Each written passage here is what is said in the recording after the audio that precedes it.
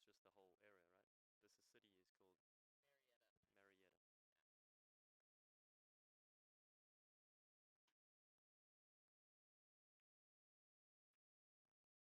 Marietta. Yeah. And Life University,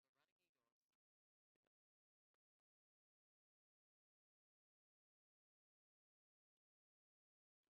Eagles. I don't know because it's so light. If they're I want to just light, make a note of the games doesn't coming up. go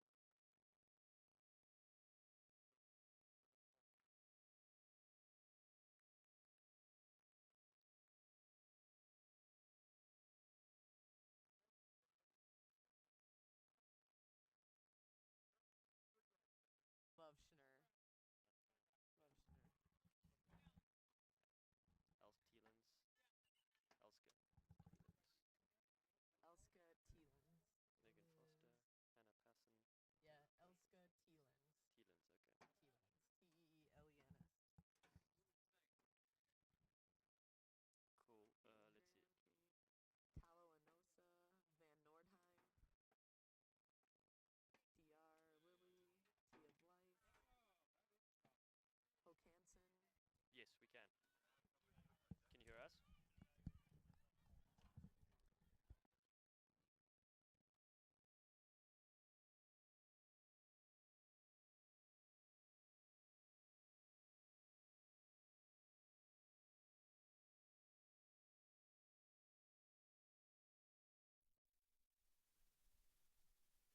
Can you hear us? Where you, Alex? Sometimes you have this situation. I can hear you guys. Yeah, but where's Where they're asking us from? Where's Laura? Oh, we can hear Alex, but we can't see him. He can't hear us. Alex, can you hear us? Great, good. I'll, so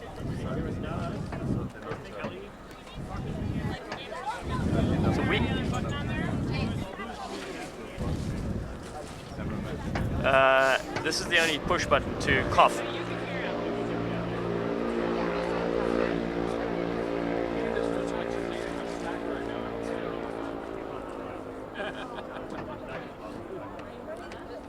are you a player or a substitution?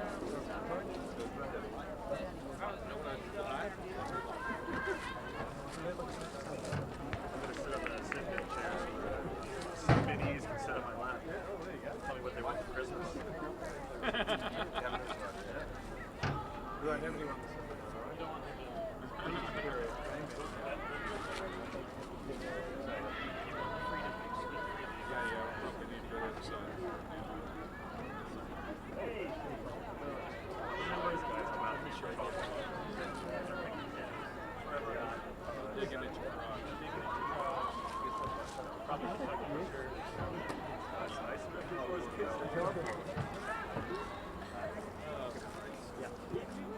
I was worried about injuries getting us off too. And then give me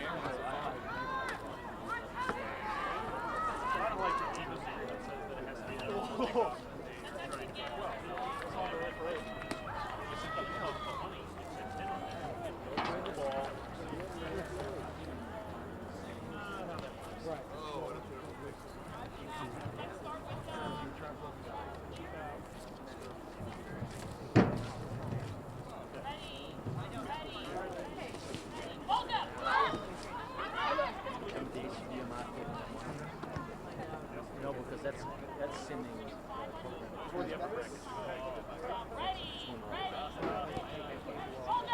Rugby fans, welcome to the 2014 Emirates Airline US Rugby WPL National Championship. We're going to kick off shortly. We're just waiting for an ambulance to arrive. And we're going to be right back with the first clash, which is going to be the San Diego Surfers against the DC Furies. So don't go away. We'll be back soon.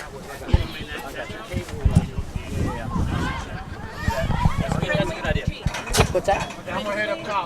Friendly, like with an F. Yeah, but with a G. So friendling. Throw you up something? With a G, so friendly instead of friendly. Does that make sense? Oh, Grendly. Grendly with a Y at the end or with a G?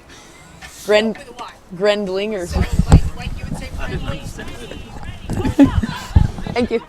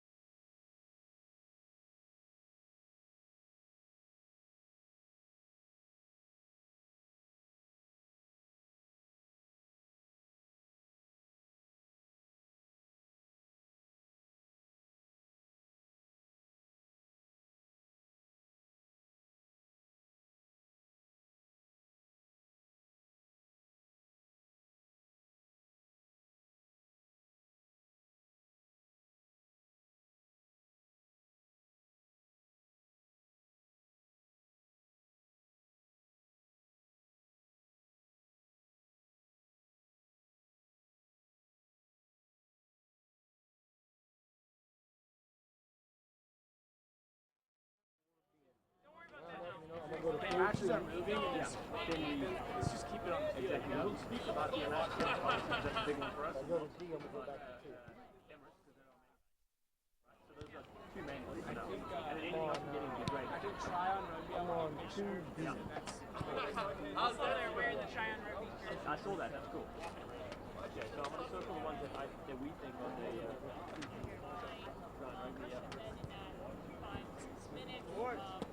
Okay, I got it. Heart rate back up.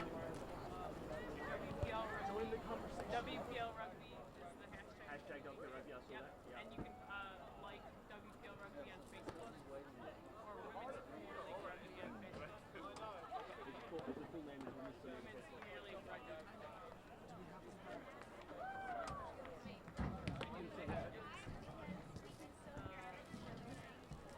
The cameras look quite balanced still.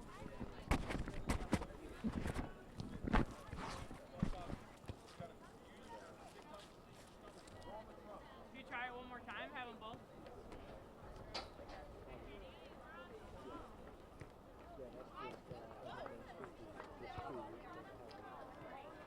Okay.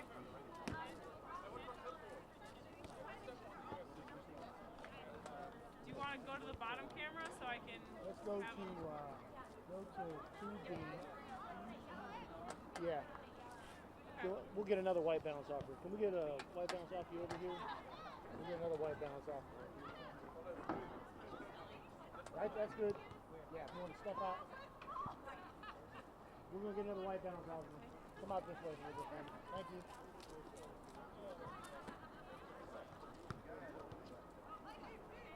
Not live, right?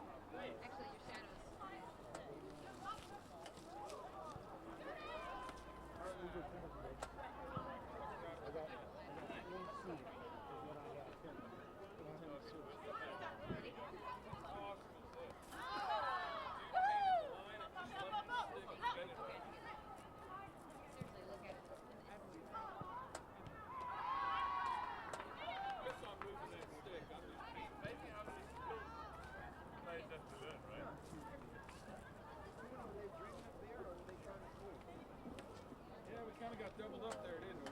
First line was like, seemed like when I was kicking earlier, you keep getting to come back and hold that between you.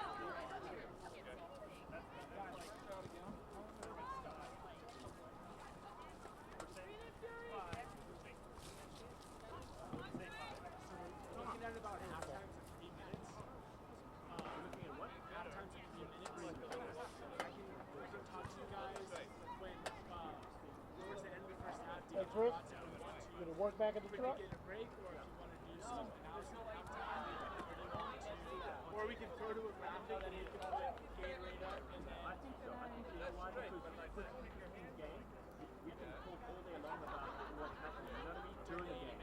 Yeah. Because during this is going quick as well. Give us a little breath to compose ourselves, get ready, and then you aren't able to highlight the keep the highlights in the end, yeah. Perfect. That's Hey, Alex. Let them know that camera down there, it's on AC power. So you can't just take it and run out. There's a battery down there. You have to take that off, put it on. I don't know if they're going to use it or not. It's just locked. Right now, we have 3 total? If they want to use that one, they can. That's mine. So it's just locked down. Yeah, I did. I wanted to wait till everything worked. And then Laura is going to, at the end of the match,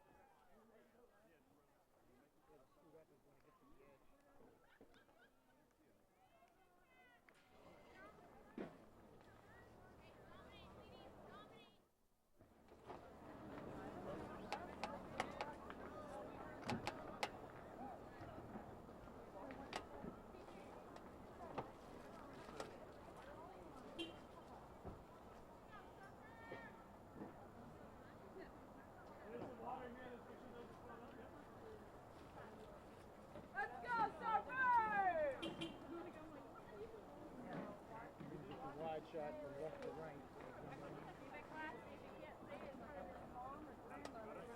See where your furthest right person is? It's probably about as wide as you probably want to be. So I'd probably be over here, and that would be on your edge.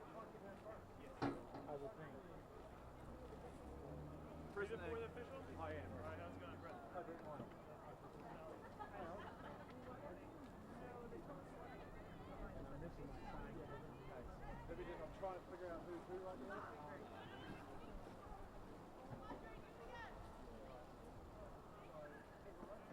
Who's it? You got video?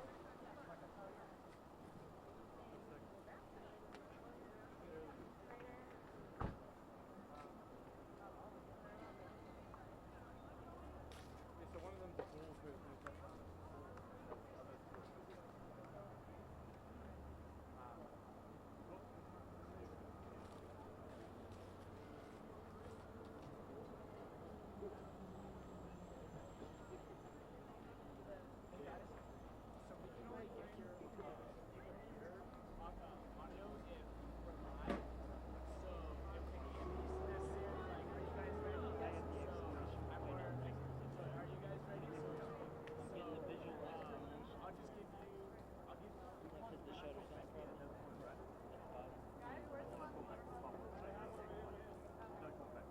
Yeah, I got mine over here. It will kill yours, but then we won't have you. Yeah, we're ready. See you good?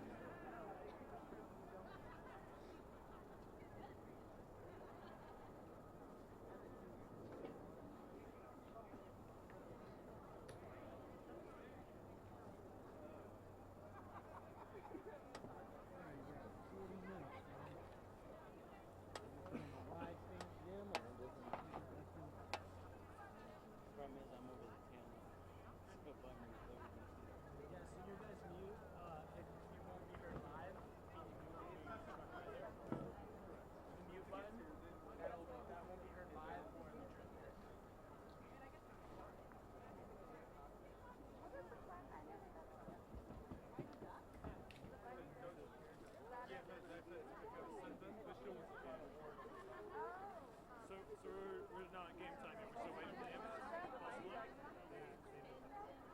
Possibly. But you came up and said 3 minutes. So we're gonna go. 3 minutes. He's late for you. Hold on a second. Sorry, James was supposed to tell me. Okay, good. Is the email here?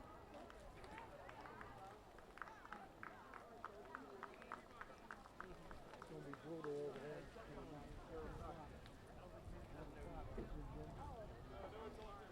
Sorry about that. Here we go, guys. I think you guys will see a graphic come up, and then we should be going.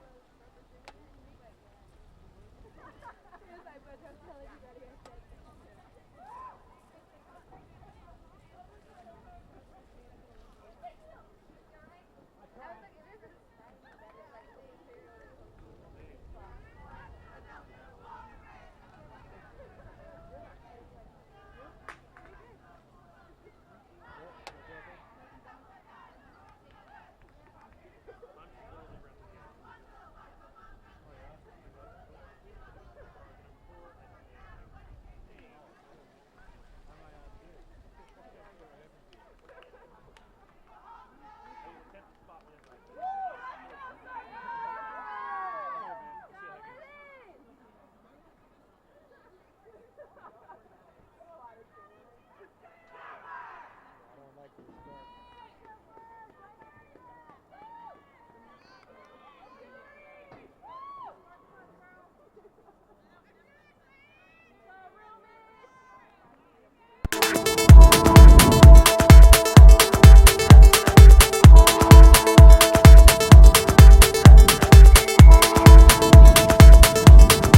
And we are here 2014 Emirates Airline USA Rugby WPL National Championship. I'm Dallin Stanford and with me is Katie Wurst.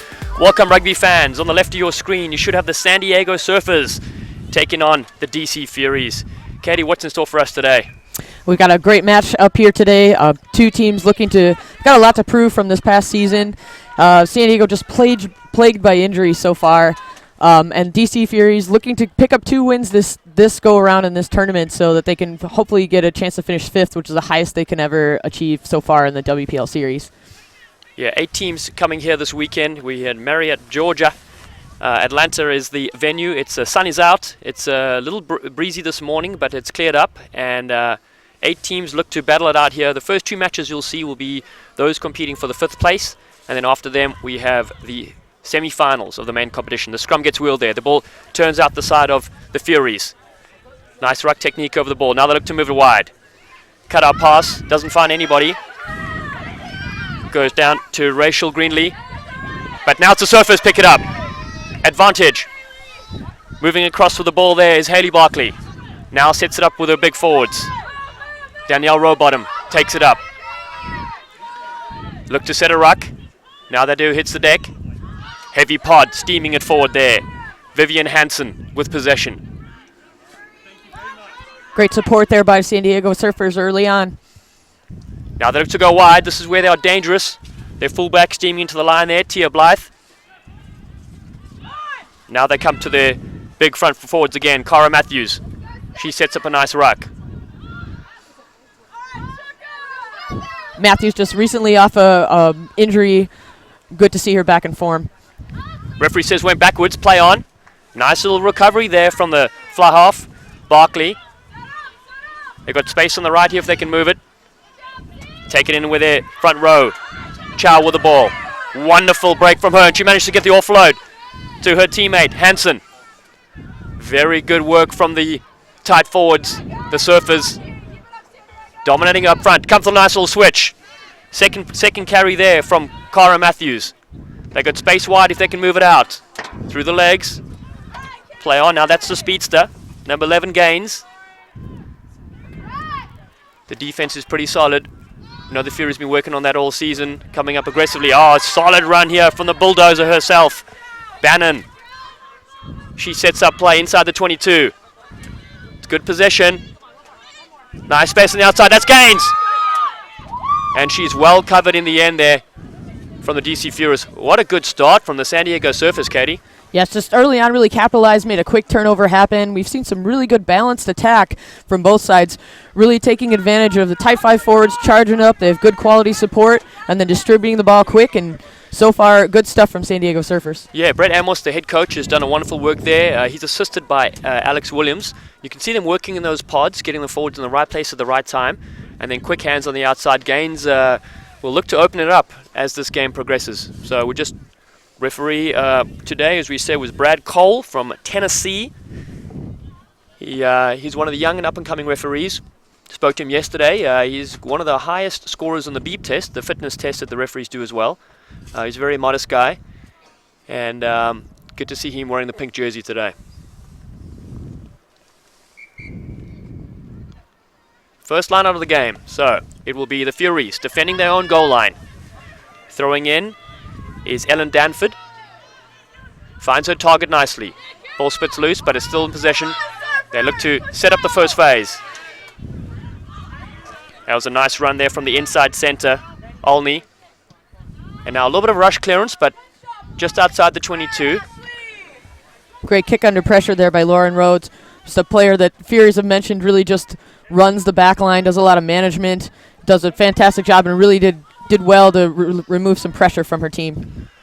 She did. We'll see what the Surfers can do here. They've got a few ladies out of the line out, so it's a 5 folks in the line out right now. Throwing in is Chin Chow. Early lift from the Furies. Now they go. Surfers possession. What will they do? They work the short side. It's a set move. Coming around the side there was Julia Anderson, the captain. Now the big forwards take it on a few more meters. Scrum off pass is a little bit wonky though. Comes off the boot. It's going to be Fury's ball. They had possession and then they knocked it on. So no advantage coming. First knock on, says referee Coles, is correct. But what about that scrum off passing? It's a couple times this ball has gone kind of the bootstraps there of Hayley Barkley from number 9, Chulo. I think just a credit to the DC Furies putting a good amount of pressure on her, not really giving her much of a time to be able to make an accurate pass. And if they keep that pressure up, they'll keep getting possession back, which they do now. So let's see how the scrum develops. Feeding in is Emily Smith from the Furies. They're on the right of your screen. It wasn't a clean set. It went down a bit. Wonderful opportunity here for both teams to play in a greater audience. This is streamed all over the United States, and they get 2 games at least, one today and one on Sunday. Katie, you've played at many of big venues like this. What's it like being out there? Well, this is just what you play for and work for all season, Dallin. You know, it's just a great opportunity to represent your team and your club and the people that have been supporting you all through your efforts to get here. And all programs really looking this is the top quality levels of matches here for women's rugby in the U.S. And we know the Eagles coaches are watching too, some of the staff, so this is a great opportunity as well to get higher honours. That scrum is wheeled, but it still managed to keep possession here from the Furies. The ball's flung out, spits loose. Great cleaning up there from the fly half. Rhodes done really well, Lauren.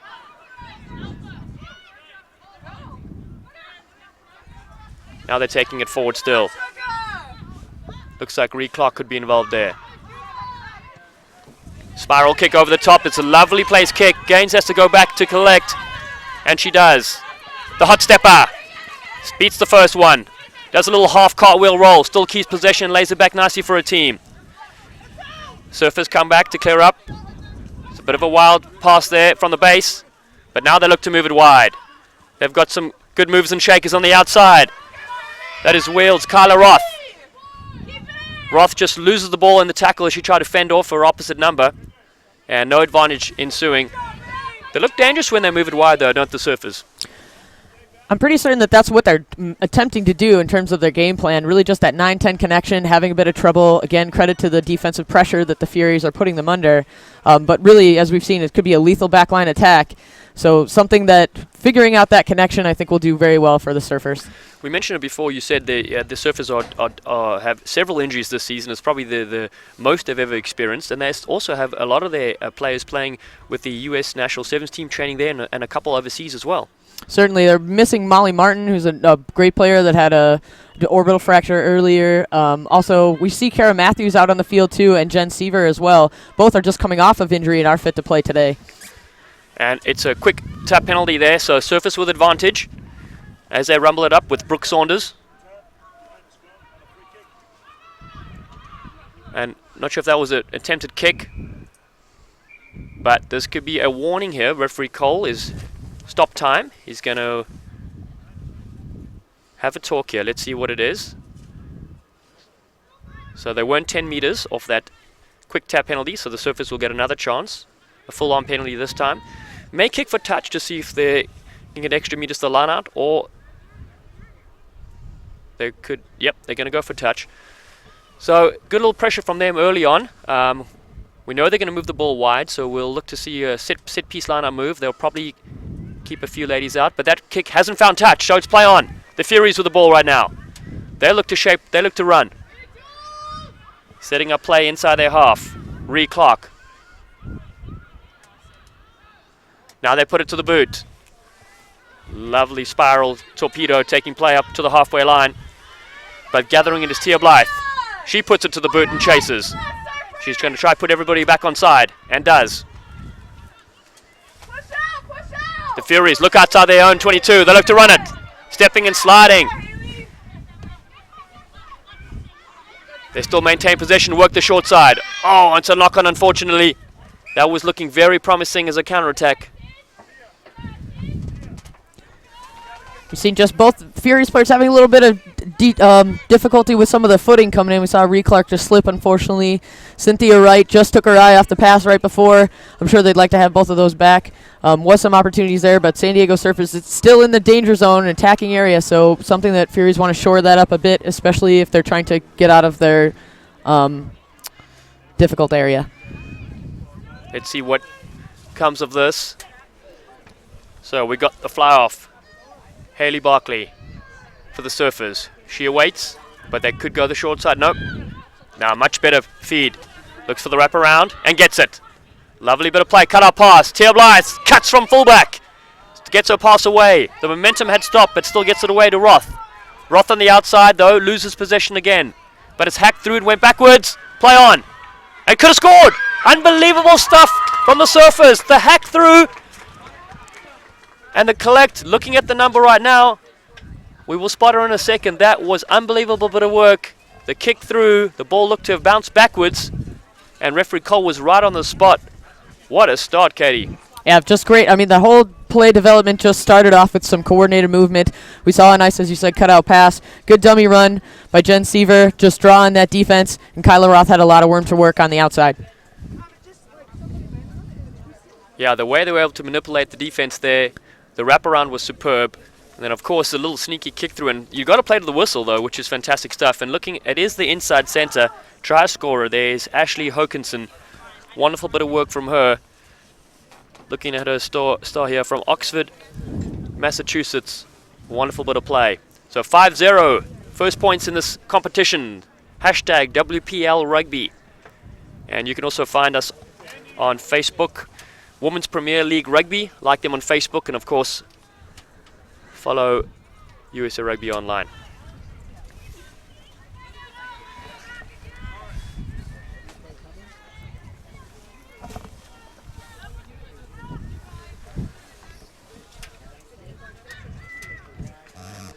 You're probably getting to watch the replay there. We can't see it on our screen, so enjoy. It was a lovely bit of work there from Hayley Barkley with a wraparound.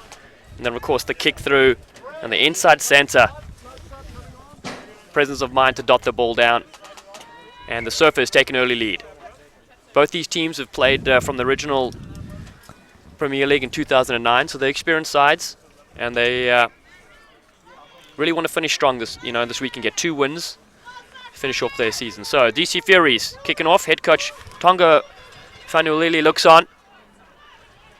And the Surfers come right back. Clark involved there. Get their big runners. Well picked up there from Chow. Oh, inside switch to the try scorer. Lovely stuff. Wonderful bit of running from Hokinson. She looks to be one of the danger players here in the back line. Now the forwards rumble it up. Cara Matthews involved. Furies attempt the counter ruck, but they're offsides. Ruck had formed. Tap and go. All offside, so they just calm things down a little bit and get things underway. We know the Furies have been working on that aggressive defense, a little bit too aggressive that time. Just a little bit of undisciplined nature there, just trying to sneak in, get an extra foot in. Just something that they probably want to clear up. Really just giving away a penalty, giving them better field position. So far we've had the bulk of possession has been towards San Diego Surfers. Just credit to them for getting on the board early and getting points. But Furies they really cleared up their launch defensively and are putting them under a great deal of pressure. And here it is, the Surfers. The line out just in front of us. Crunchy Dinosaur was the call. We could hear that clearly from here. Let's see what happens. Always love the names the teams come up with, those sort of things. It goes to the back, to the tail end. Excellent bit of work there. Now they look to move it wide. Dummy switch, offload. Oh, that was a great line there from the outside centre, Jennifer Seaver, but referee Cole said they were offsides, but in the forward pass, but the initial error was an offside. So now they take it forward. Cara Matthews. She takes 2 people to bring her down. The Gazelle. Move it to the left of your screen. Oh, shaping and going. Wonderful break. Barkley. She really is a talented ball player. Finds her outside centre, Seaver. Forwards are quick to arrive. Bannon was involved there with Hansen. Defense tries to stop them, but it's all Surfers for the first part here. The Californians. Oh, nice play. Little step, show and go. Barkley with a cut-out pass on the outside. There's space to move here. Stepping and going. Over! Wonderful bit of stuff there from Kiana Gaines. She has lit up this play with beautiful bit of footwork and strength. 2 people trying to tackle her and she's over. And it's 10-0.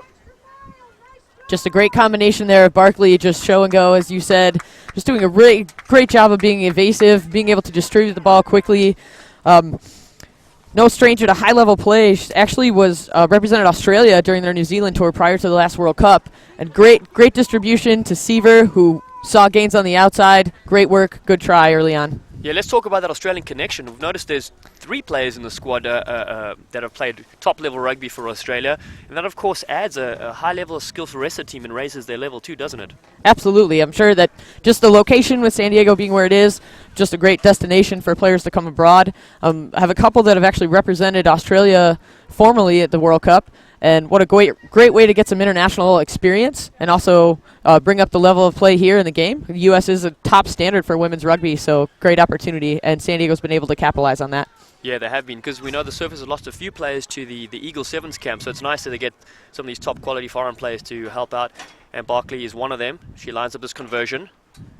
It's a nice kick, but it just stays to the right-hand side, so it's 2-0. The Surfers lead here at Life University, a wonderful campus of the Running Eagles. We're going to thank them for hosting us, and the replay is coming into your screens very soon. We won't be able to talk you through it because we can't see it right now, but that's okay. We've got to thank our camera folks for their great job in bringing you these action replays. Meanwhile, back at the action. Kickoff from the Furies. Oh, it's dropped like a hot curry.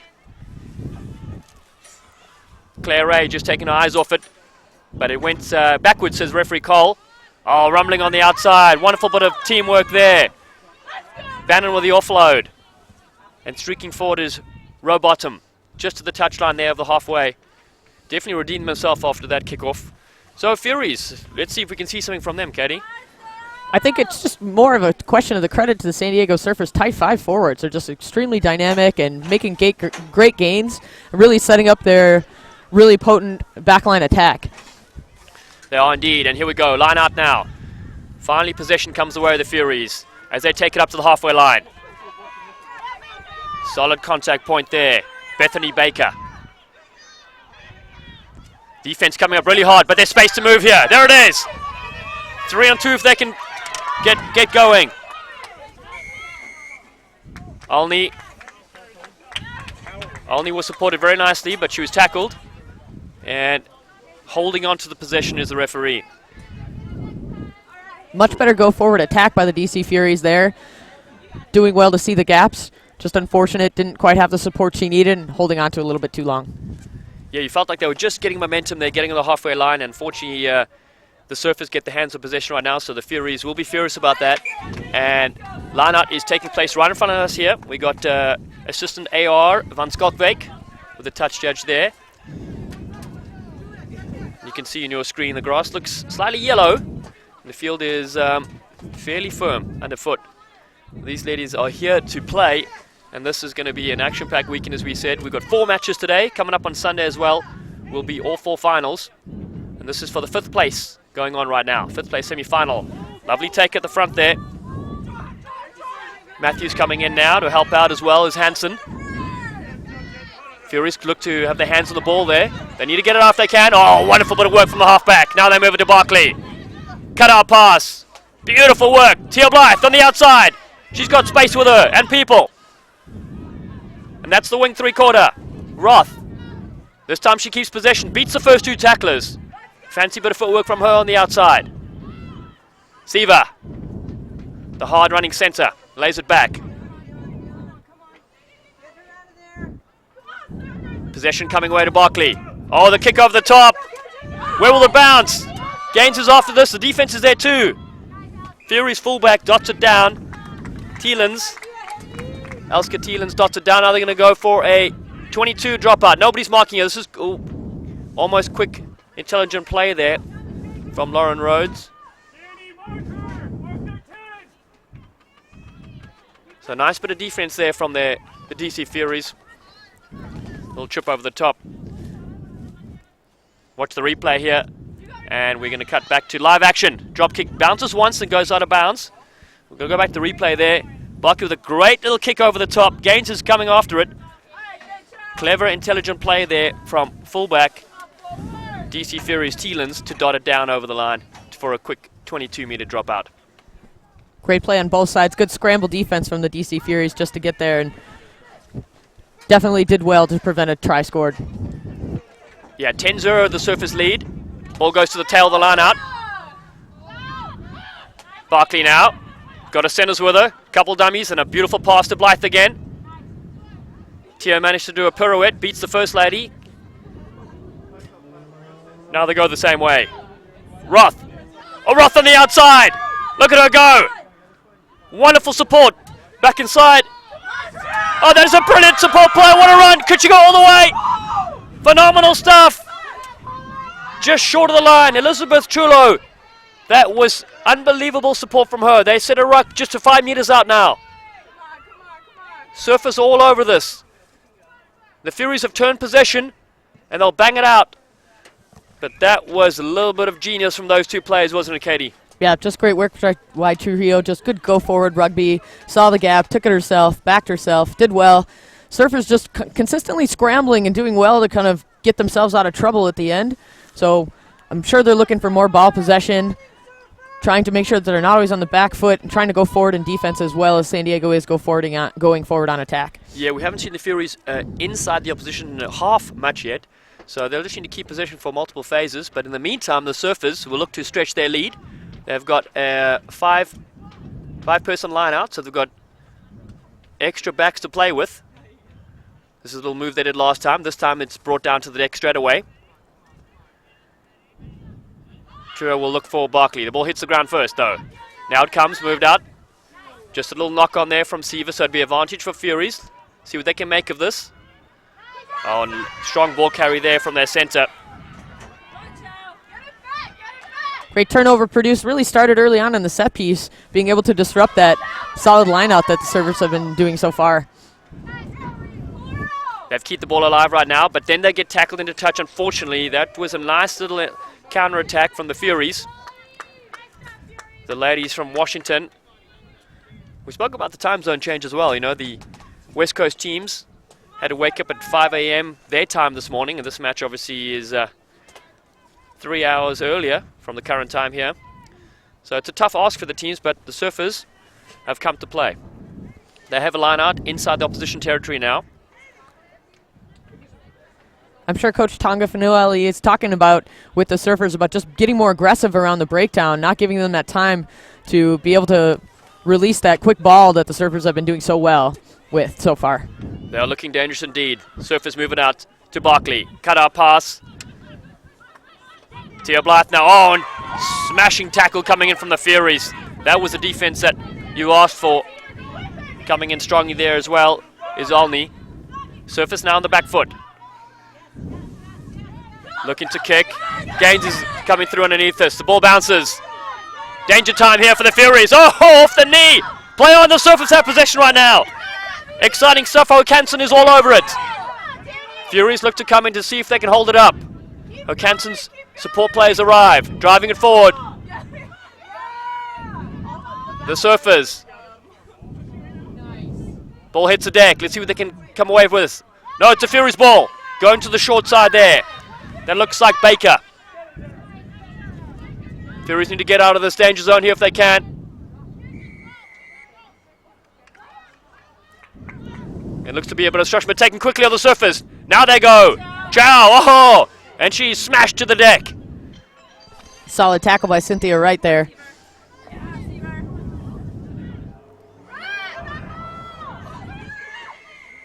Surfers are all over this. They got options left and right.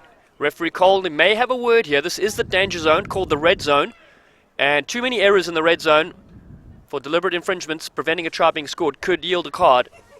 Coles is going to come back here to the mark. The man from Tennessee.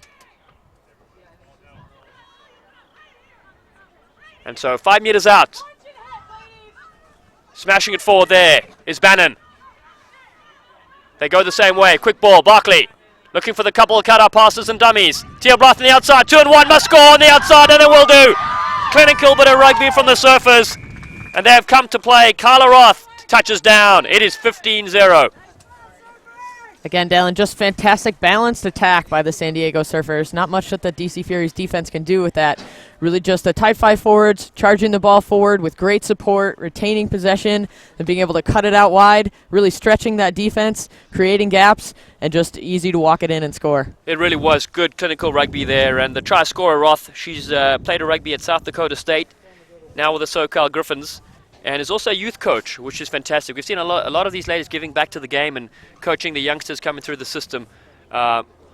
All round giving back, which is really lovely to see, isn't it? Yeah, we do have we have representation of players that play at the international level and also those that give back, and certainly we have a number of referees in the midst as well too. So many different ways that these women do contribute to the game of rugby here in the U.S. And it really is growing tremendously. As you watch the last bit of that replay there, excellent bit of work there from the fullback. And Tia Blythe, in fact, she's done some work with Play Rugby USA with us in Los Angeles. She draws her last defender and offloads to Roth for a wonderful bit of try. So it's three tries to 0, none of them converted. And this is the first game you're watching here. It's the 2014 Emirates Airline USA Rugby WPL National Championship. And we're in here in Marietta, Georgia, in this wonderful state. They call it Hot Atlanta, but it's definitely not that right now, Katie. The weather is improving as we go along here, Dale, and it's definitely heating up for the San Diego Surfers. I mean, considering the number of injuries they came in, so far they look to be really performing at strength. Oh, wonderful bit of work there from the Furies. Defend, they keep the change, they don't argue. Ellen Danford just throwing it nicely there. Genius stuff. Just Lauren Rowe, that's a fantastic bit of play. Just great hustle, good effort to retain possession for her team. Good pop off the ground. She's getting a team on the attack here. Now they're inside. And another fan coming up strongly here. Danford heavily involved in the first 2 passages of play here. Just need to hold on to the ball and keep going. Now they look to move it. Bit of space on the outside. Oh, smashing it up there is big Tiffany Smith. She had a bit of an injury scare earlier, but she's back on the field and definitely adds a bit of weight and power. Now they rumble it forward again. Jocelyn Richards involved. Cut out behind the back pass. Moving it here to the outside. Love Schnur. Oh, beats one. Still going strong. Excellent bit of work from her on the outside. They move it away. And that actually is Cynthia Wright. Looked like a number 2 on the back, but it's number 7. She is playing for all money's worth. Oh, interception! Barkley with the intercept. It was all Furies up to that point. And the Surfers may have been offsides. And Brad Cole is right on the mark. Now the Furies come back. They are very close to the try line here. They will need points to get back into this game. A penalty won't do it. Decision time here. Furies did very well to string together a number of phases. Just great poise and composure at this stage. They look to be on the front foot. It's great effort balance, and then really testing that San Diego defense. Rode moves it wide. Seaver comes up with a solid tackle. That was Hokanson actually. The counter ruck following as well. The ball is there. Kicked forward, so it's play on. The Furies have ball now. Resetting the ball is Ellen Trimel. Now they go. Look for the little dummy. Trying to spot a half gap is Rode. Recycling possession nicely. They need a bit more width if they can get it. A bit bunched right in that middle of the field area. Another penalty coming the way for the DC Furies. Not releasing the tackle player. Furies just putting the Surfers under pressure at this point and making them make some maybe misguided decisions around the breakdown. Just really great contest from both sides here in the contact. Good to see the Furies come back indeed. They've opted to go for the 3 points. So it'll be a penalty attempt. And while they line up that kick, got to mention, of course, got to thank our supporters, Emirates Airlines. Rugby fans come together with Emirates, the official airline of USA Rugby. Enjoy their award-winning service in all the lines. Actually flown Emirates to a couple of Rugby World Cups, and I must say, luxury all the way. I mean, it's unbelievable airline. We've got to thank them for their support. Got to watch a replay coming up shortly right now. Got to thank our camera folks, and there it is. The intercept. Oh, great vision and timing. Barkley really showing full house of skills here. But back to the penalty attempt. Road. Nice kick from her. It's through. And the Furies on the board. 15-3. What are the keys for the Furies? They need to keep going, right? Sure, I think appropriate that Lauren Road got those points on the board. She just really started it with that initial kickoff, dropped it right within the 10-meter mark, really sprinted on, picked up the ball, and started a great series of momentum and good phase play for the Furies. So good to get some points on the board. Game still within reach. It is indeed. Their forwards getting stuck in there, and I think you hit the nail on the head there. That was the difference with the Surfers, having possession and keep maintaining it the whole time with their forwards getting over the ball. So the Surfers. Nice kick. It's short. Ball goes down, but it's still taken from the Furies. And that was Tiffany Smith. Road puts it to the air. Tia Blythe is underneath this. Touches a fingertip, so it should be a penalty from offsides play. Picked up from her player from an offside position, but referee Cole was having a bit of Tennessee whiskey, so just missed that. Little bit of a dangerous kick there if it would have been fielded cleanly, because so far at San Diego Surfers backline, what we've seen, they're just potent in attack. But Road probably did well to make a decision to just clear it, gain some more territory as well. Yeah, it looked like she was actually signaling for her scrum off Emily Smith to go to the right-hand side, and then all of a sudden came to her. She wasn't set up. But ball's turned out to the Furies' way. Now they have an opportunity here. See what they can make of it. Ball comes out cleanly. Road attacks. She takes it to the line. Trying to find her centre. And this time it's stolen from Barkley. So the Surfers come away with it. Cleaning up there is their halfback. Elizabeth Trio. Matthews now over the ball. Barkley, good skills. She bangs it over the top. Ball bounces and rolls forward. Lots of pressure here from the fullback. Thielens, she steps. She gets tackled and pulled to the deck. Tantalizingly close to the touchline. Her support arrives just in time to maintain possession, but not rolling away.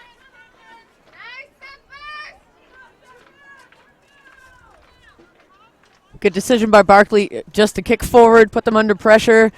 Then Furies tried to field it as well as they could, didn't really have the support, not rolling away. Now I've got a penalty in position here, and San Diego Surfers in a real dangerous territory.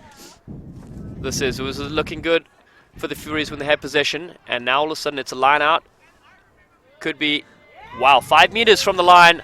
That was a special kick from the talented ball player, Hayley Barkley. And Chow will get this ball. And the Surfers will look to extend their lead here. Dangerous times. We've had a really interesting battle in the set piece so far here with the lineouts.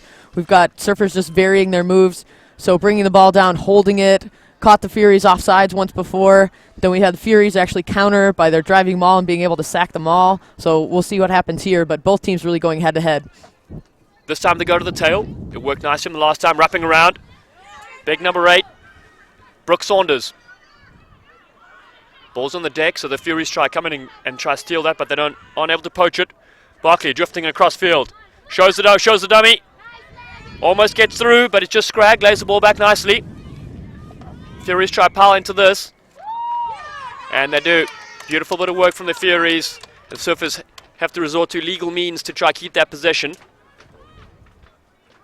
That defense really coming through and helping them out, Katie. Yeah, Barkley drifted a little bit sideways, and really the Furies were able to punish at that point, but just really committed, able to scramble, work together, and make that tackle. Marjorie Oli with a kick. It didn't find touch, did it? And the assistant referee is on the spot there, Peabody. And knocked forward. Now again, in my mind, that should be a penalty against the San Diego Surfers because it was knocked forward to a player in an offside position on their own team. So the result, though, is going to be it's going to be Fury's ball. It'll be good to see if they could run this out here.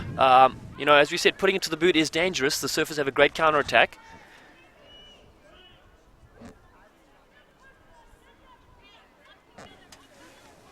So the Furies, half-back, a lot rest on Lauren Rhodes' shoulders.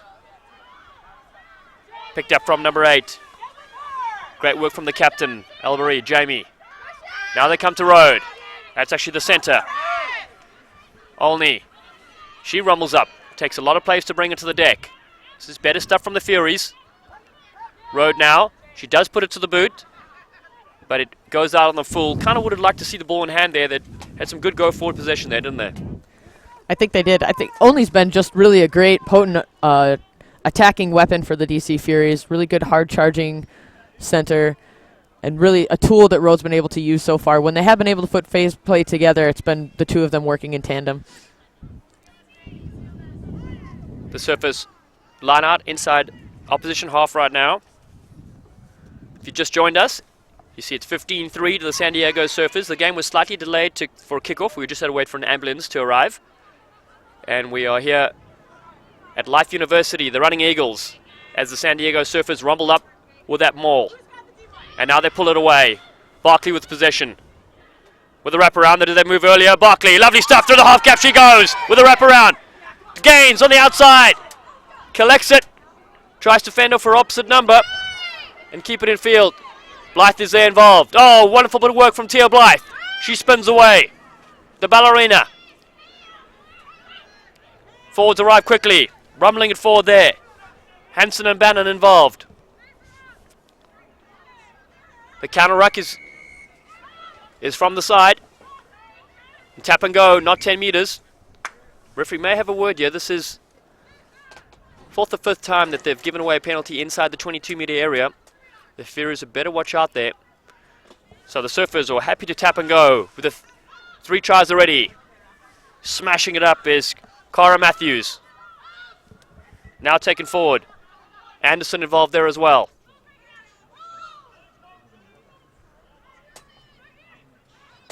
Just slow ball here. Picked up from Matthews again. They're very close to the try line. And referee Cole's going to have a chat to Mr. Van Skalkbeek on the sideline there. And held up is the call, so it's going to be a 5-meter scrum to the San Diego Surfers. Whew, dangerous stuff there for the Furies. I think tight 5 forwards at that point just wanted to take it on their own. Maybe would have been better to distribute the ball wide. Had a lot more space, would have been able to spread the field. But good effort. Wanted to give it a go and reward themselves. Didn't quite work out, and they've got another opportunity right now. We watch the replay. Be tricky to see from this angle here, but dives over and a good defense there from the Furies to get underneath it. So we're back live. Ball about to come out at the base here. Nice. Whoa, cut out pass. Misses everybody. Having to clean up there. It's the inside centre, Ashley O'Canson. Try scorer from earlier. And the Furies want to like to hold this up if they can.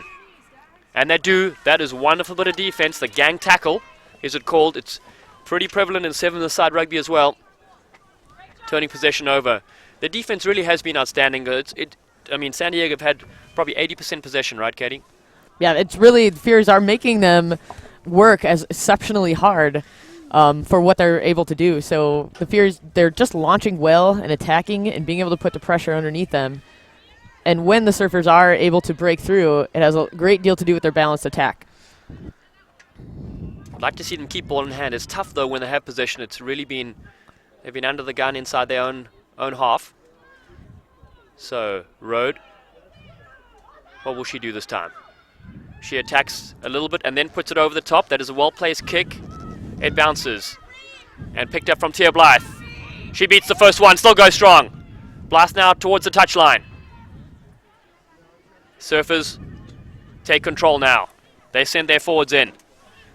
Brooke Saunders into the next pod. Just working the pod play.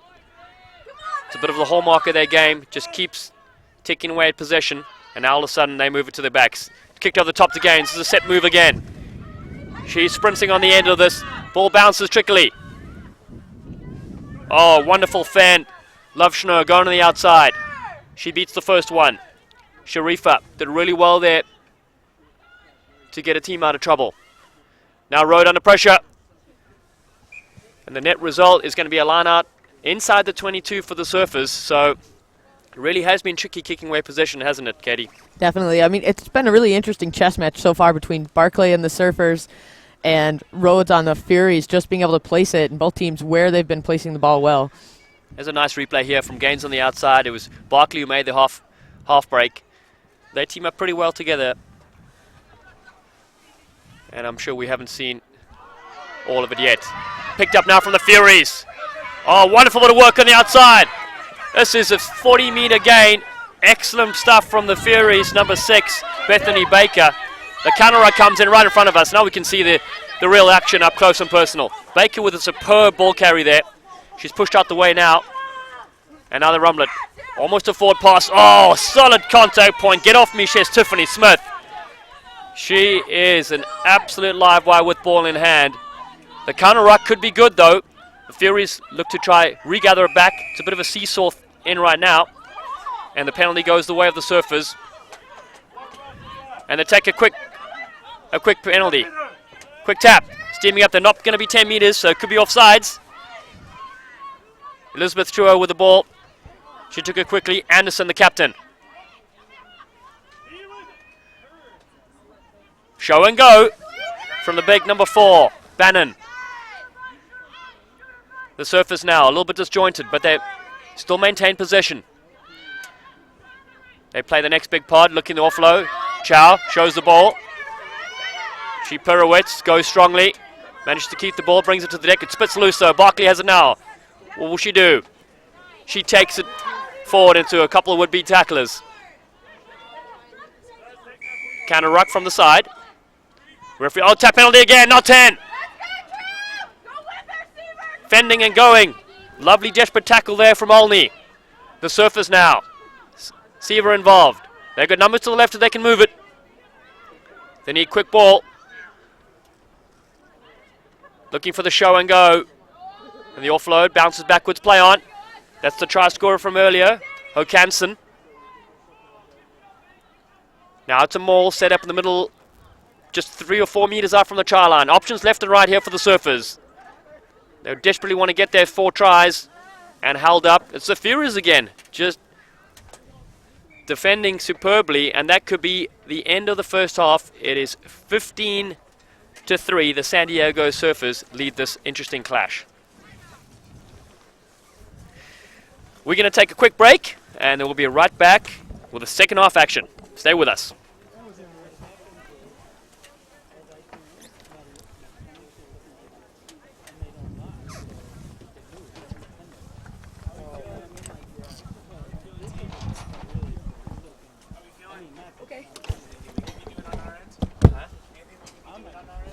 No, you guys are good. You now see replays. We couldn't see the first replays, you know? Initially. It was black. Yeah, and we couldn't talk to you either, so without, you know?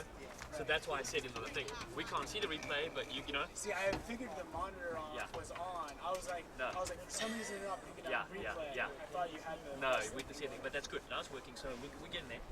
And what we'll have for Sunday, which will be good, is this document on this document. You know what I'm saying? Because you don't know the starters, because we're looking over here, it's tough to get the information because you did a really good work on this. So we'll use this and we'll try and number them for Sunday, which will be good because then we can have everything at our fingertips. And also, just because of how busy Chicago was, Oh, no.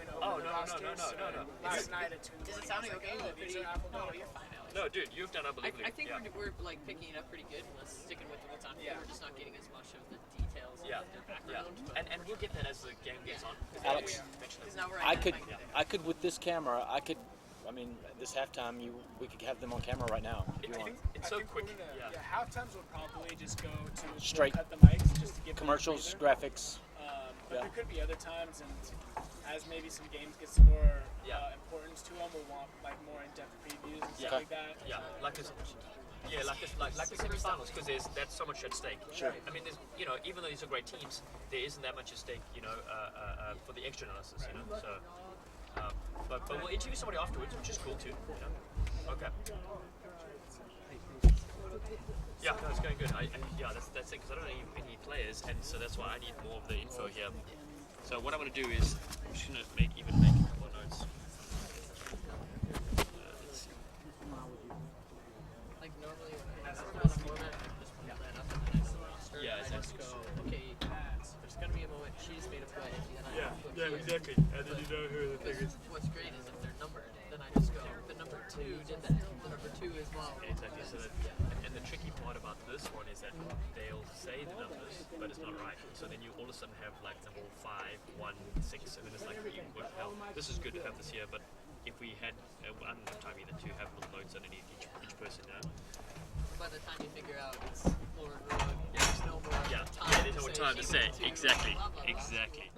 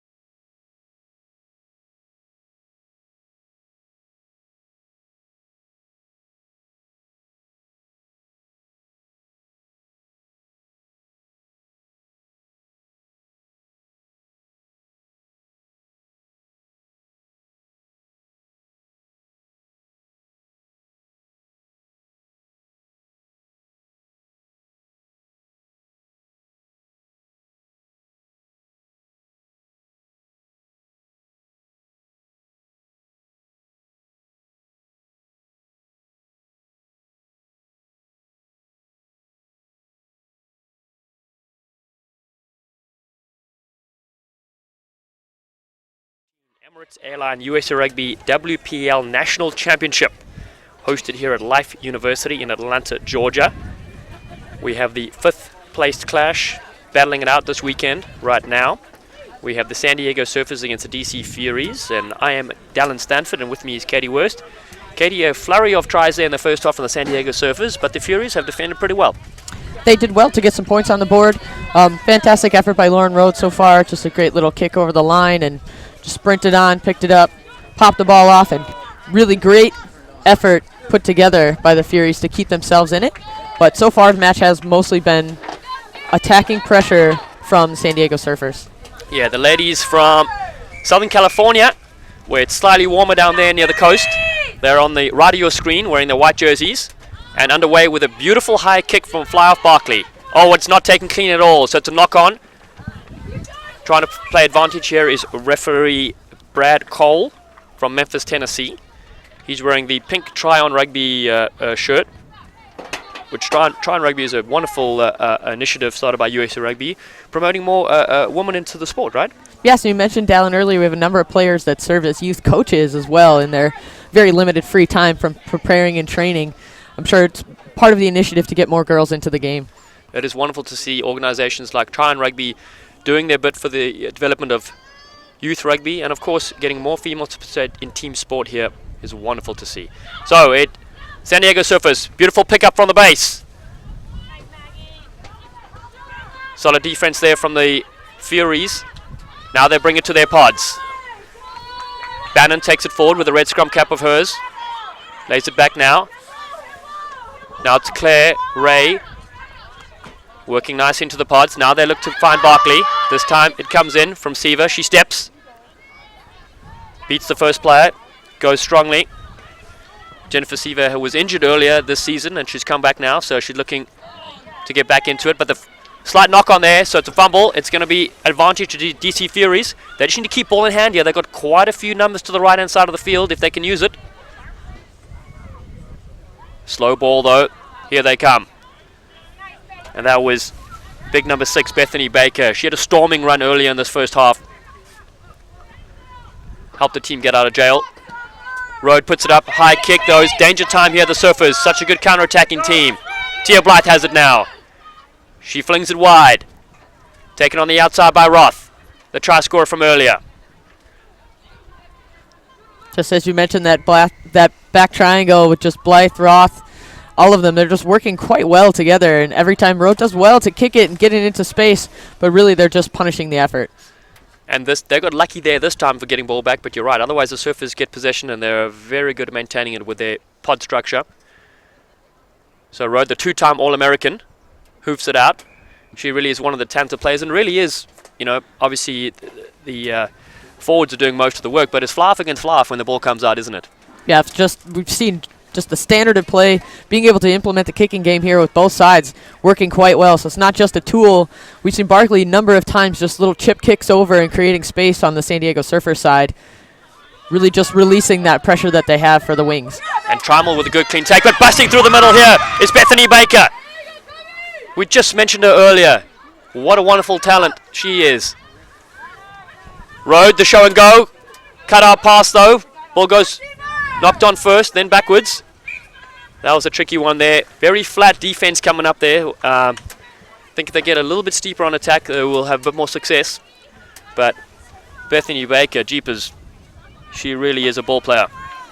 Baker originally from Scuffletown, Kentucky, and has previous playing experience for Williams College. I'm sure if you're tuning in from there. Very proud of her efforts so far today in the game. Yeah, she really has done some wonderful work, and on a team that hasn't had much possession. So San Diego, speaking of which, they've got those 3 tries unconverted. And they'll look to try finish 5th here if they can. Coming down the short side, Trilo. Elizabeth busting through. Tries to keep it in field and does. And then all of a sudden the big forwards pull her out. So the Furies should grab the ball here. Take a quick one if they can. May get a chance to watch a replay here if there's time. No time. They set up quickly. The Furies want to play. They want to up the tempo here. They want to keep attacking like they're doing. Fake to the front, goes to the back, taken by the Surfers. Bannon manages to get a claws in the way there. Now they're steaming forward. Saunders. They come here to the narrow side. It's prop on prop. Vivian Hansen. Barkley. Oh, this time the switch does come in. But solid tackle coming in from Cynthia Wright. She's another great flanker. Picked up at the bootstraps. Now moving into Siva in the centres.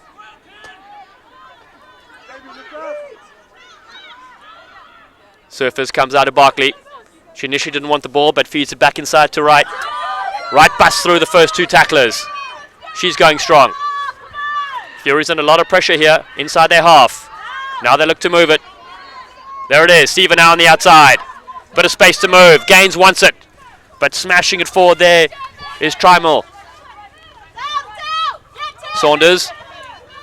Ball spits backwards, but picked up from the Furies. Great steal there.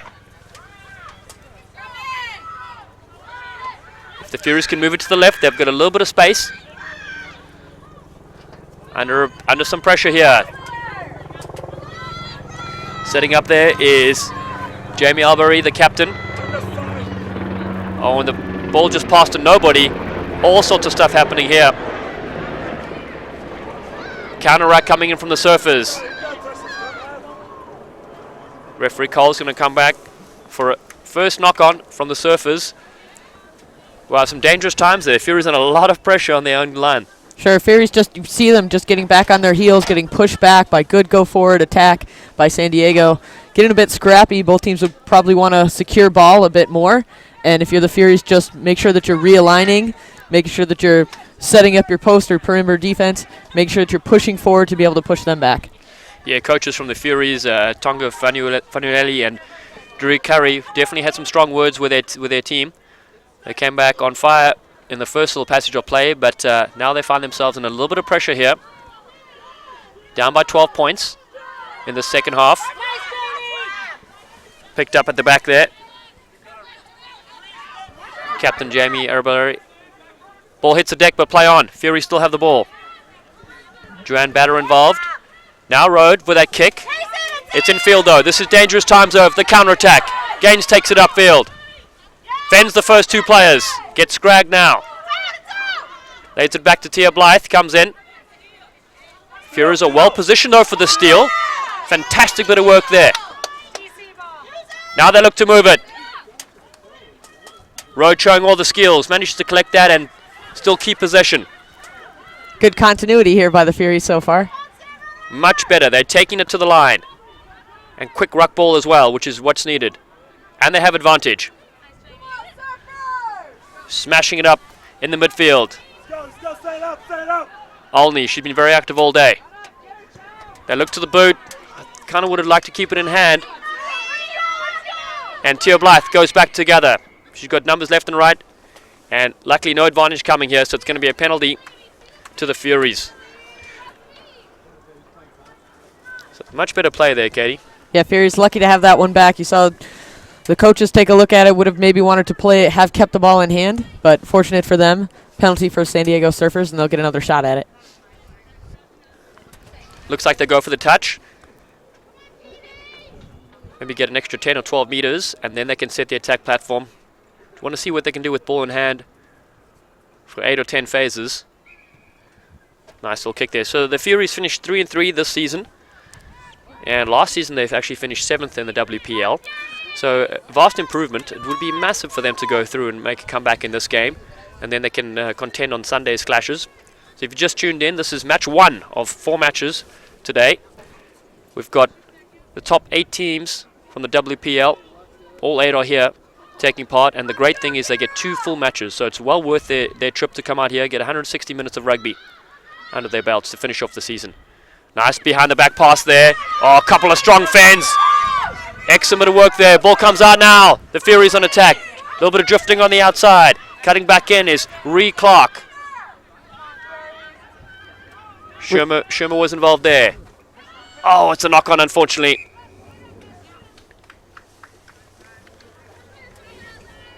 Ree Clark did well to split the 2 defenders and maintain possession of the ball.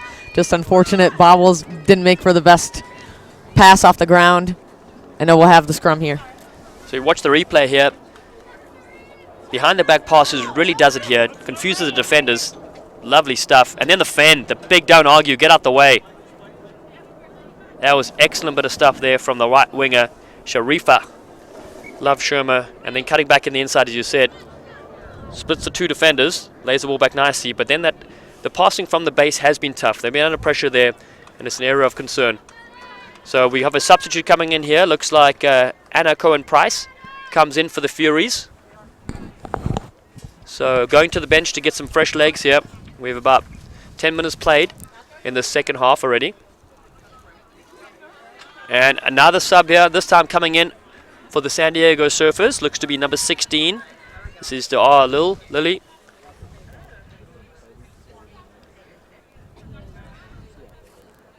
Both sides making accurate decisions at this point to just rejuvenate their sides. It's been just hotly contested at all the breakdowns, a lot of contact going on. We see potentially there's likely some medical attention being paid to the San Diego Surfers player that just subbed off. Just a great contest here at this high level of play for Women's Premier League Rugby. Yeah, you're right. It looks like she took a clash to the side of the head there. Unfortunately, hope she's okay. I'm sure her families and friends will be concerned. We've got the good medical staff attending to her right now. So Barkley now shows and goes, beats the first defender, takes play outside the 22. And taken quickly, but not totally offsides are the Furies, so Surfers will have advantage here. Now they move it to that replacement. Just flaunting on the touchline, and she did put a boot onto that. That was the super sub coming in there. We said Lily doing well.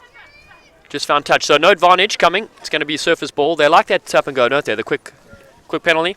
Absolutely. I think Surfers, really the story has just been their ability to capitalize on quick ball and when to maintain possession and draw in the defense. But they're consistently forcing the Furies to be on the back foot. And here's Bannon. She sets it up. There's that nice, accurate kick for the corner. Barkley showing all her skills. Learned her rugby in Australia, and now she's with the Surfers in San Diego. Blythe comes in, makes a nice tackle. And that's the fend. Sharika. She really is a solid ball player. The Furies under all sorts of pressure. Road has to clear the lines and does nicely with a spiral kick. What a great clearance kick from her. Speaking of great plays, the Atlanta Sevens is coming up very soon, and the US get to host the leg of the Women's World Series. There are 6 stops on the World Series now for the women. With Dubai, Brazil, USA, Canada, England, and the Netherlands. Now, tickets have gone on sale today, so check out usarugby.org. And of course, we have a / Atlanta Sevens. You can just Google Atlanta Sevens as well. We'll take you to our page. Make sure you go to that exciting event, the Women's World Series. Back to the action now. The Surfers look to attack. What set move have they got here? Oh, nice short ball there, but just a flat pass. I like to call it flat, not forward. Just a bit off on the timing there, which has gone so well for the Surfers most of today. But you saw they were looking for the loop around, which they did twice successfully earlier, and that time was a nice little creative option. Their centres have run really well today. Hokanson and Siva. Really been tough to contain. Furies, let's see if they keep ball in hand.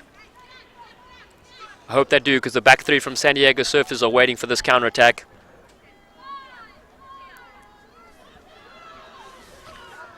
Great deal of pressure there by the San Diego Surfers in that scrum. And they may have turned possession over, and they did. Quick tap. There they go. Bannon. The Gazelle. Feeds it off to Tiffany Smith. Smith is really tough to bring to the deck. She rolls a couple of times and places it back now.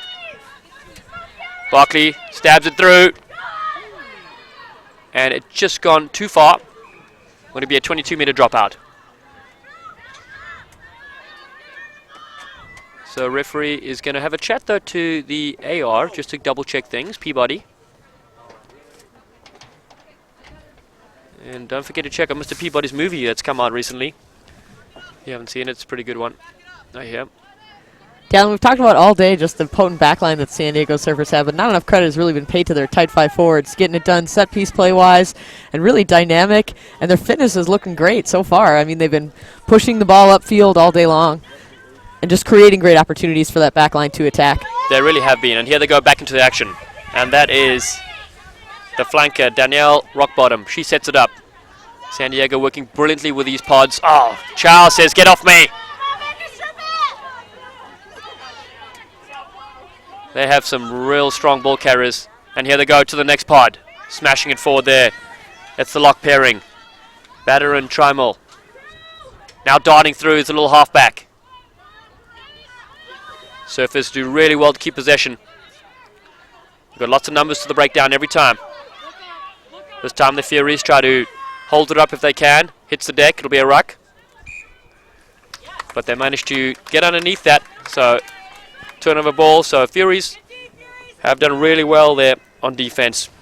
We might get a little look at the replay here. Has been tricky at times though, trying to try to break the line, and here we see another stab kick coming through from Barkley. Just a little bit too much weight on that. If it stayed a bit closer, it could have a real chance for wing 3/4 to gather that. But yeah, the tight 5 have been very impressive, and the tricky part is, as we said, if they haven't had as many injuries, they could be contending for the top 4 semi-finals today, but they find themselves here at this 5th place clash. Certainly just the effort that it takes to contain those tight 5 efforts of pushing forward has really opened up the field for Barkley to just test the game. A nice little attack there from the Furies. Wonderful bit of work there from their halfback Emily Smith, but then the interception coming in from the Surfers. Ball's knocked backwards, so it's hit touch. It's going to be a Furies line right in front of us here. And Ellen Danford, the hooker. She goes to the back. Tap back beautifully. The Furies maintain possession. The ladies from Washington. Smashing it forward. Oh, lovely half break, and finds the offload too. Might have been intercepted there. Snaffled away. Cynthia Wright had a great strong carry. And the ball's come on the Fury side. Furies did well to maintain possession of that ball. Really fought hard through that counter ruck. Ball is still there. A lot of San Diego Surfer players around. But you're right, the Furies doing brilliantly to keep the ball alive. Oh, but now it's scooped up from the Surfers, who may have been in an offside position and have. Furies aren't done. They're down by 12 points, but they're playing a lot of rugby in the last 10 minutes here. They're going to smack it downfield for touch and then see what they can do. Momentum shifted a bit in terms of penalties that have been awarded. It was all first half. It was mostly the Furies just getting really frustrated about on the breakdown. Now we see the Surfers making similar mistakes. Yeah, Hokanson there with a take, and now Roth on the outside. Wonderful bit of work from her. Takes play up to the halfway line. That missed touch finder could be very costly, because now all of a sudden the Surfers have the possession and Furies have to tie themselves out defending, and they get the penalty for it as well. Hands in at the ruck is the call.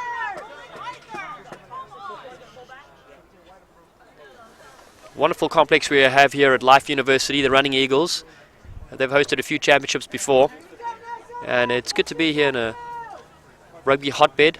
Dan Payne is in charge of the rugby program here, and he's done a brilliant work with their team. We'll see Tui Osborne later, the coach, the Atlanta side. And Paul Emmerich was involved here for a little while too, wasn't he, Katie? Just really, as you said. Also, we see Rosalind Chow later on is the coach of the women's program here, which has been a more recent development into the Family of the Life University program. Rosalind, what a great player she was in her day too, eh? She's still actually rostered. Will be playing here for the Quins coming up she early. is? Oh, brilliant. Fantastic stuff. Yeah, I've seen a lot in the sevens, and she's one of the skilled players out there, I tell you what. So the lineout is now turned into a maul, and the Surfers rumble it up. That's Chow. She's been a live wire. Down the touchline they go. Surfers with wonderful possession, looking for the next pod. And it's picked up from Jocelyn Richards, Vassar College, where she played a rugby. Smashing it up now. Ellen Trimel. Barkley now, cutting across field. Oh, lovely pass. Finds Tia Blythe. There's nowhere to go though. The defense is all around her. Now the forwards arrive. Waiting for support here. It's the loose trio. Matthews involved. Now they got the short side, there's space to move, and she'll go through all the way! Like a sleek little eel on the outside. Try time, Elizabeth Trujillo, wonderful stuff. Trujillo just all day really has been a major component of movement for the ball, and right now just earned that the whole way. Anything that's gone right for the Surfers, she's been at the base of it and did a fantastic job for her team. At this point, probably cementing the position that Surfers have. They really have taken control of this match. They have indeed, and that was excellent stuff there. And of course the loose trio heavily involved. Rockbottom, Anderson and Saunders. So you watch the replay coming to you soon. Maintaining possession, row bottom. And the support there, every single time there's a ruck, there's so many players around the ball. And Elizabeth Trio, we'll see the replay here. And there's the end of it, and she picks it up. What a sturdy, balanced runner she is. Diving over, getting the 4th try for her team. And they're up 20 points to 3. The Surfers. Their fans will be celebrating back home. That's if they're up yet. 3-hour time change. Kick is to the left. So, still 20 minutes to go in this game. So, a bit of time here for the Furies to come back. But they'll have to keep ball in hand, won't they, Katie? Certainly. I think really the concern for the San Diego Surfers coming in was the injury report that they had, and they've done quite well to counteract that. A number of players have stepped up into different roles. Kick isn't 10 meters, so it'll be a scrum option on the halfway line. The Surfers will take.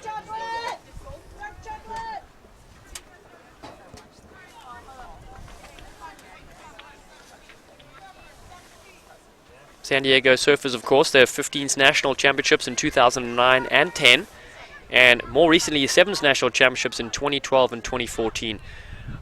Really are a talented club, doing some great work in 15s as well as 7s, and their program is definitely increasing. As we said, we've had some great Eagles play for them that aren't available right now, so it's also good for the other players to get a chance to develop. As we see, they've got to move to the right hand side of the field. Trio, the try scorer. She takes him on herself. Sets up play inside the half.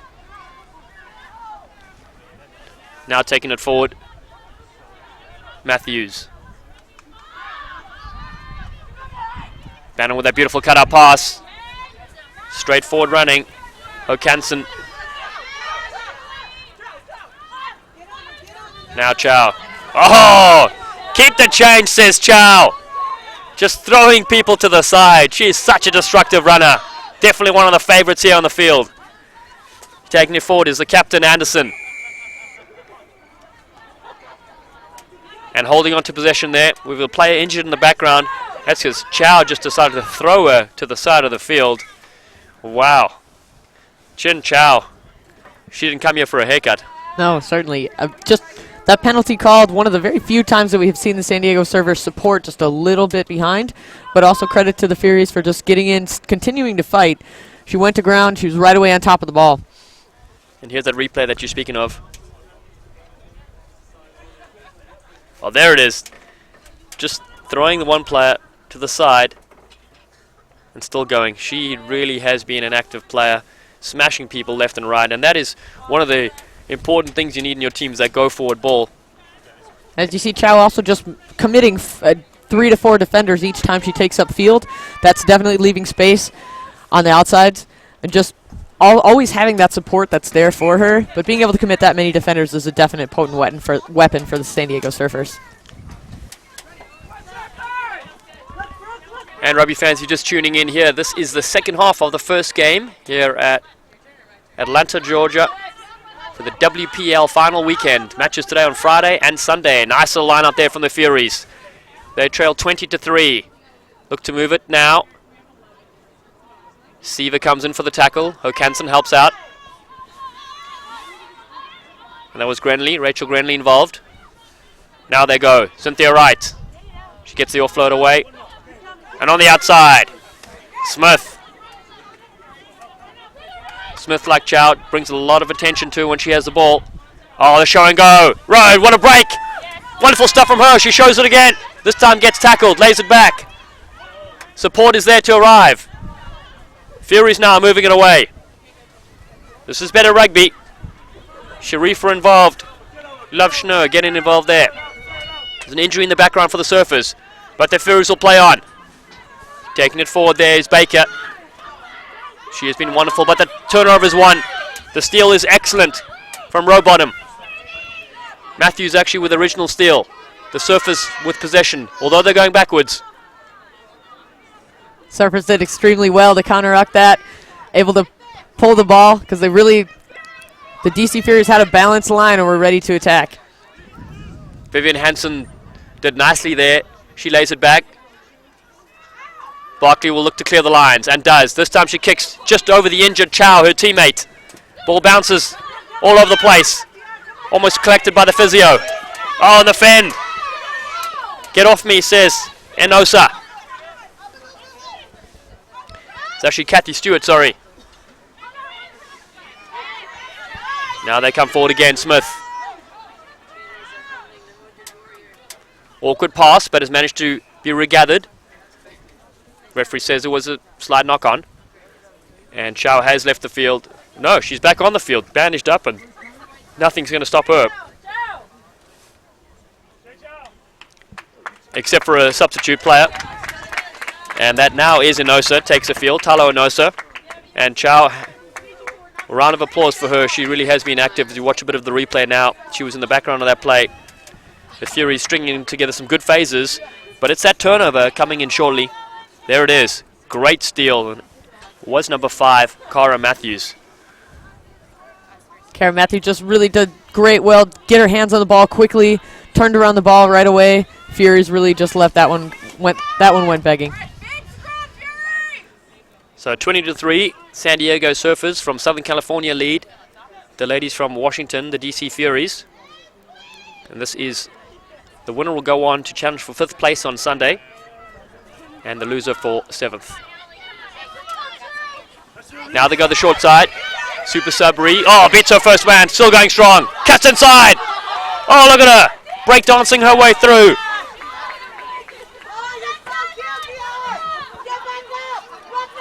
Surfer still with possession.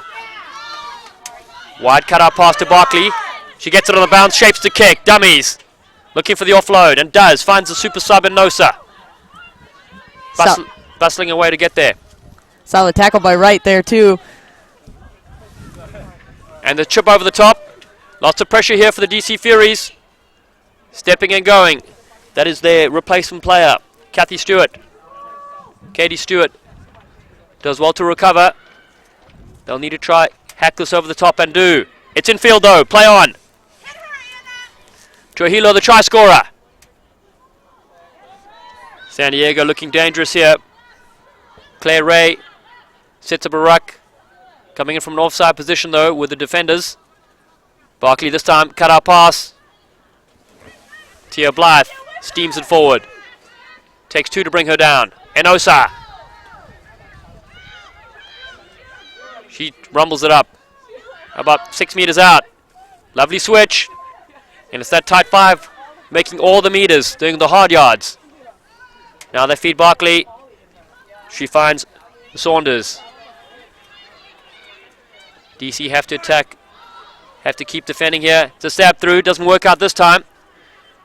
Sometimes Barkley putting it to the boot too many times. And the Furies have come up with possession here. But it's a charge down kick. The ball's gone backwards. Moment of pandemonium on the touchline there.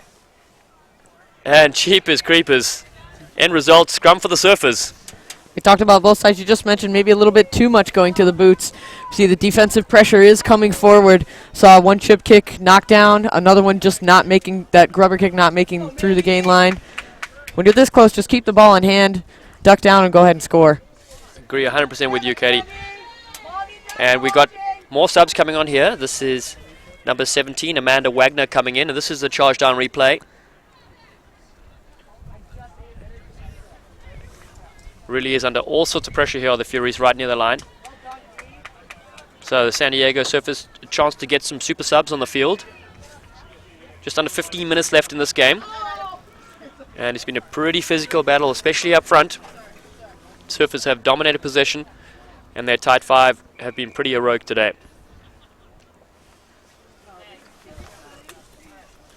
one of the nice things about this competition too is that on Sunday the loser of the next game will take on the loser of this game, and the winner takes on the winner. So it's kind of teams with similar strength taking on each other in that final game, which really is a good way to finish, isn't it? Yeah, there's just a number of matches here that are really all about the pride in the game and making sure that you can best yourself for the season. If you talk about the DC Furies, one of the things that they mentioned is getting a quality finish at this tournament so they can use it as a platform for recruitment for the next season. And it really is all about that. And then these players here, they get a chance to play in front of a lot of fans and the international audience. Cut out pass, Blythe now on the outside. They get to that replacement. She's dangerous, tough to bring down, going for the line, and could she be over? And is. Wow, wonderful bit of work. And that was Dar Lilly. She really has been dangerous with the ball in hand. The super sub coming off and making an immediate impact. What a try. DR Lilly just doing a fantastic job stepping in to Gaines's position, I believe, and has just been knocking at the door most of the time that she's been in, and good to get herself on the board right away. Yeah, and she's played for ISF Sevens over the summer in LA. We watched the replay, and it's this cut-out pass here which does a lot of work to stretch the defense. Wonderful hands, and here she's still a lot of work to do. One-on-one, skins the opposite number, and gets over. She's played rugby in China, New Zealand, and Tahiti. Has really traveled all over with the ISF program. That is a wonderful tackle program that is started by Stuart Crone in Los Angeles. And I know they have a couple of documentaries out as well about off the field and on the field battles that a lot of these teens have to go through, and how rugby is really a unifying factor for them. So wonderful stuff from the ICF program, and of course the product over here. I know they'll be cheering in Southern California for it's good to see, isn't it? Yeah, the interesting was in the National Sevens Championship Series, the ISF program was kind of one that came onto the scene and did quite well, and the San Diego Surfers actually are the reigning champion in that era. A number of those players really stick to the Sevens code, and a few have made the transition over to the WPL. You could see it just with the backline prowess that they have in this program. It really is the 7 skills translating nicely onto the 15s field, and the conversion just to the side. So it is 5 tries, 25-3, 10 minutes to go, and we're here at the 2014 Emirates Airline USA Rugby WPL National Championships, hashtag WPL Rugby, and catch us online as well, the Women's Premier League Rugby on Facebook. Of course, usarugby.org has all the stats and details and updates for us as well. And thanks for tuning in here on beautiful Friday in Marietta, Georgia, as the Surfers look to take charge in the last 10 minutes of the game. That's a high bombing kick coming up here. Oh, straight through like a homesick mole. Hits the ground, and all of a sudden it is more possession for the Surfers. Just you saw a series of phases, just again, fantastic support by your tight 5 forwards going forward, really drawing in the defense, and then a booming kick, very difficult to handle. Yeah, Katie Stewart was underneath that, and very tricky with a lot of pressure coming on, and of course a national audience tuning in as well. Adds to the hype, the drama, the excitement. Following this game, we're going to have also against New York. Do we still like the fly half?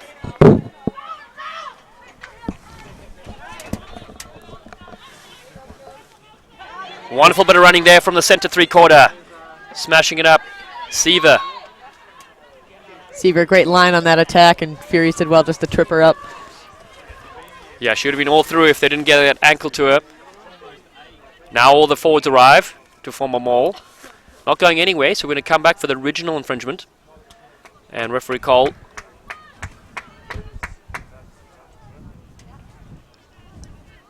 See, the sideline's very active here, looking to make a couple of substitutions. It's a long weekend of rugby played.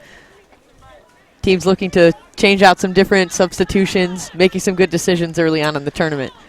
You're right there, Katie, and especially the later games, we'll see what a big impact the super subs have, as I like to call them, coming off and making a difference. And especially rugby in the modern day game. Nice kick for the touchline, and is 5 meters out. Wow. Barkley showing all the skills she has with the educated right boot of hers. But those subs are tactically very important, obviously in 7s, but here in 15s too. We've got some fresh legs coming in right now, 19 and 22 for the Furies.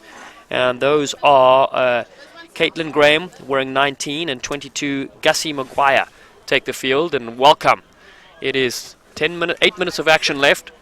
The Furies will see if they can get their first try of this game, while the San Diego Surfers would like to punch in another one. They've been solid in the set pieces today. Have the Surfers. They go to the back, the tail. They set up a maul right now. And driving forward, rumbling. Only 2 or 3 meters out right now. Ball collapse. Are they over the line? And they could be. Yes. Referee call on the spot. Another try for the Surfers. And their forwards are loving it. That is just reward for a wonderful bit of play by the Tide 5. Absolutely. I mean, they're just dangerous in loose play, but really haven't given as much credit to their set piece work. Their lineouts, just Furies, don't really have an answer for it. They've tried many different tactics, taking it down, mauling it in, being able to pause to call them off sides, just really working that angle of the set piece play, and they've done well and earned their try scored this round. That really has been the difference in today's game, with being that Tide 5. They've got a loose trio, they're very active as well, and of course, very nice to have their hard running backs like they do. Good Australian influence into this team. We spoke about that earlier, and that skill level has definitely spread itself across this whole team. This could be the first successful kick here. Let's see. Barclay, there we go. Straight through the middle this time. And it is 32-3 should be the score here. The Surfers in absolute command here with only 6 minutes left. Life University. Watching the replay here right at the back. They set it up really well. Now driving forward, and you can't collapse them all. Fury struggling to contain this. And it's only a matter of power and strength and time, and they get over. Just so quick to build that maul. The binding was tight, and they're really just communicating and moving forward. And every forward loves a good try scored off of a driving line out. And they do. And here's that ICF play we spoke about earlier. The try scorer from the previous play, setting it up in field now. And also get in there as well.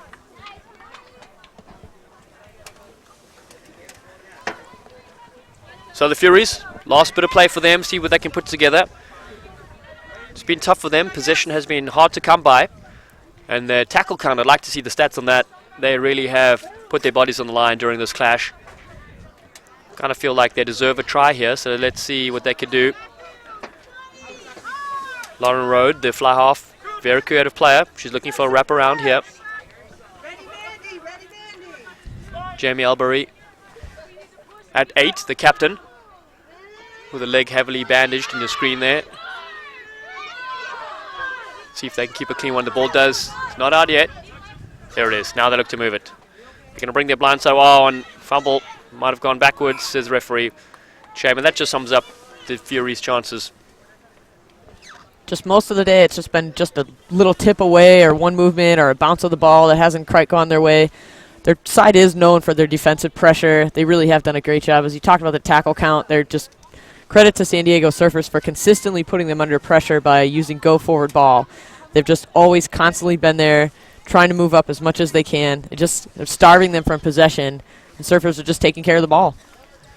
They have indeed, and have such a wonderful defensive line to the Surfers as well. And when they have the ball in hand, oh, it's tough to get it away. So Surfers here look to close out this game.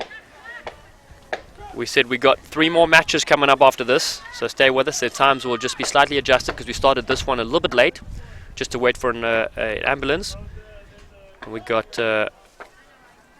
Orsu against New York. We got the Amazons against Berkeley and Glendale against the Harlequins. 3 exciting clashes. And then on Sunday, 4 more matches as well. So find us online on Twitter, hashtag WPL Rugby. The ball goes backwards. Barclay cleans up and sets her centre up for a run. Hokanson, try scorer from earlier. Ball still with the Surfers right now. Row bottom getting involved as well.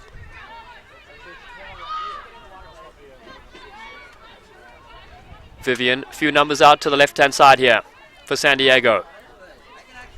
You see Fury's defensive alignment still pointing out who they got. They're launching forward. Good pressure to force the knock-on. Yeah, a lot of pressure there, especially on the halfback. The try scorer, Choheo, putting the ball to the deck was Barkley. So the Furies, a couple more chances for them.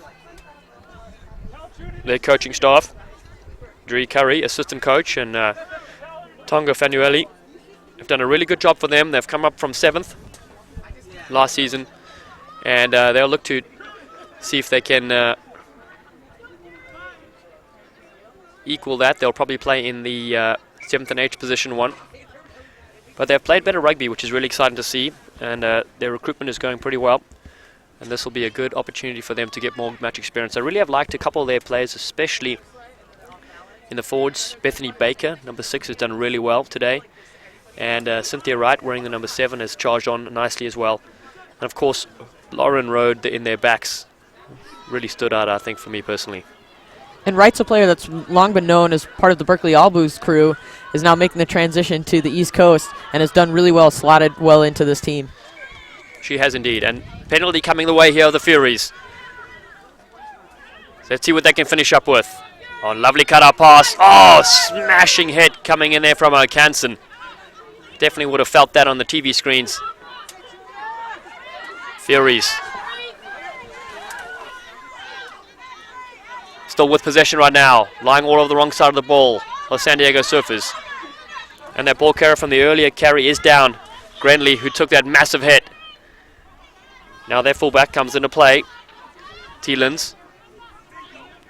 They're a player down. Unfortunately, having to go to the boot. It's Lauren Road, giving away possession now to the Surfers, who pick it up. Tia Blythe. She sets up a ruck inside the 22. But the ball spun the way of the Furies. Great stuff. That's just what they needed. Now they smash it up with their forwards. Joanne Bader. Offsides. Playing the ball with their hands inside a ruck, which you can't do. The crowd willing them on here. They want the Furies to score if they can. They're going to go for the touch line and do. Setting up a line out. It's got to be in the last minute of play.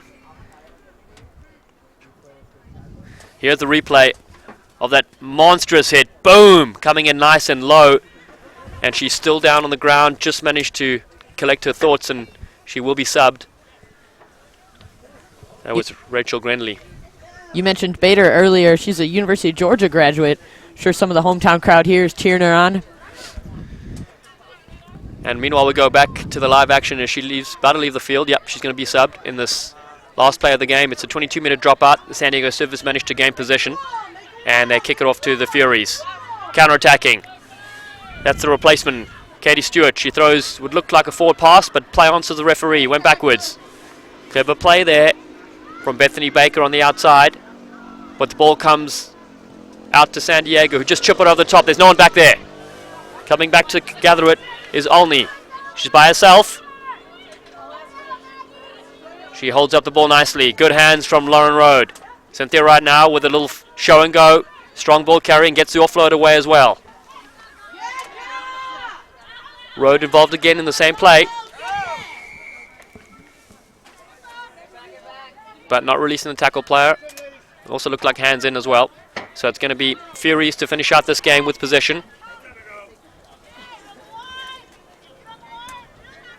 They tap and go. This is better from them. Good decision to keep the ball in play in the waning seconds. Behind the back pass, couple of dummy runners. Now they go wide. Defense is equal to the toss. No, fending straight through. That's the replacement player, Stewart. Excellent stuff from her. Managed to get through 3 players. Ball's bouncing backwards there. Jocelyn Richards. Flat attack here. There it is. Now they got space. Right on the outside. Oh, the fend! Get off me, she says. Lovely stuff from her. Placing it back nicely. That's one of their super subs. Steckler. Sonia Steckler was involved there. Caitlin Graham. They need support with each ball carry. Well, it's well played there. Picked up, placed the ball on the ground, then got it to her feet. Clever reading of the laws.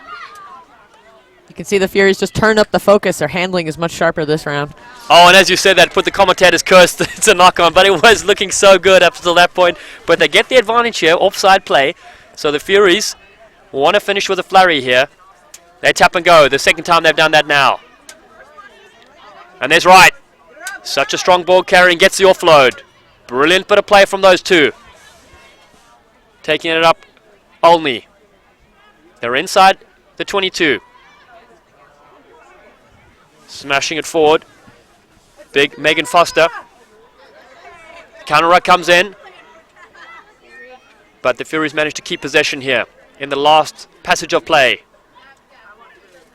Going wide, there is a bit of space. Trying to get the offload and does. Cutting back in field. Solid running from the outside. Looks like Gussie Maguire involved as well. Now this is better stuff from the Furies. If only they started the game like this. Here they go. On the outside, Road. Showing and going. She gets tackled though. Lays it back nicely. 5 or 6 meters out. And the knock-on coming in. And that is one bit of defense. The San Diego Surfers will take this first game 32 points to 3 against the DC Furies. And what an absolute start for this wonderful weekend, Katie. Just the Furies just short of that end goal. Number of phases they put together. Good effort to finish out. You can see that every athlete here just really takes every minute and opportunity to play great quality rugby all weekend long. We're going to have some highlights coming very soon. So there really was an exciting clash to get us off underway. We have 3 matches coming off after this, so stay with us for the highlights. And then, of course, hopefully a quick interview with San Diego Surfers fly half, Haley Barkley.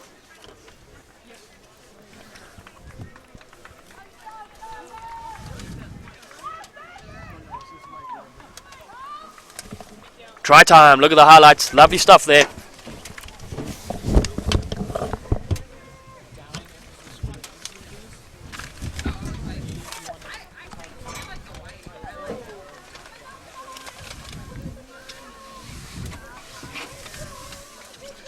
You see Barkley, just a number of different efforts to slice through defenders here, passing to Gaines. Does well to pick up the ball. But consists of defensive pressure by the Furies as well.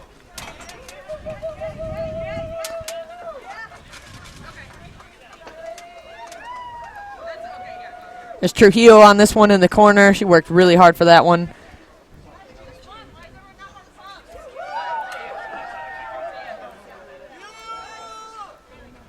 Great movement through the hands. Just a lot of potent weapons there for the San Diego Surfers. This is an excellent effort here on this driving maul off the line out.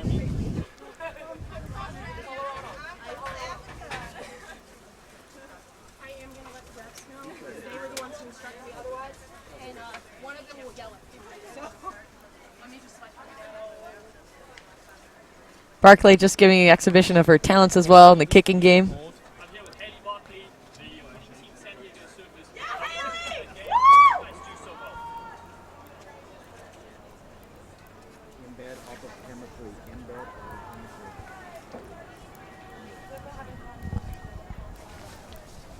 It looked like you guys scored a lot of tries. Talk us through some of your skills. You used to play with the Australian national team, right?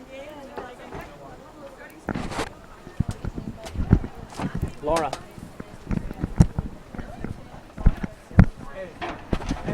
And one more question, American rugby, is it on the rise? So are they live right now or no?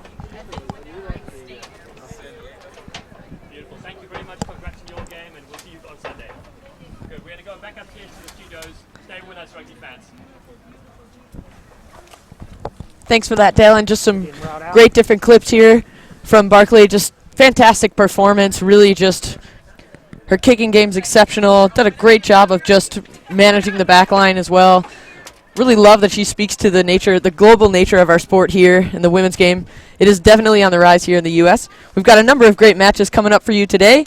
We have Orsu and New York up next around 11:45. We've been pushed back just a little bit time-wise, so stay tuned in here all day, and we'll be back shortly. Okay,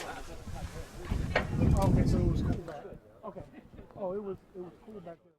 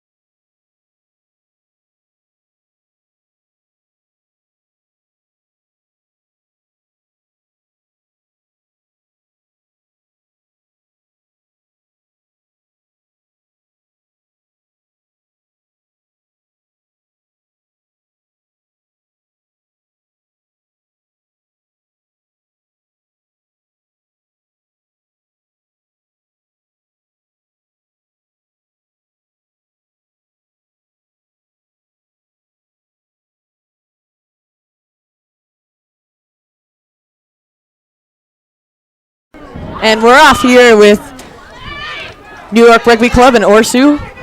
Early match early on.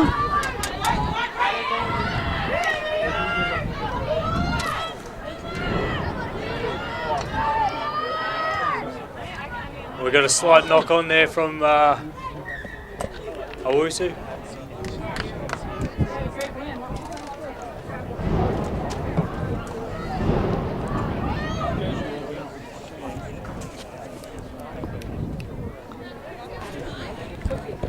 Get an early scrum here. If you've just tuned in, we've got Oregon Rugby Sports Union, also known as ORSU, in the red and the blue jerseys. We've got the white in orange and navy.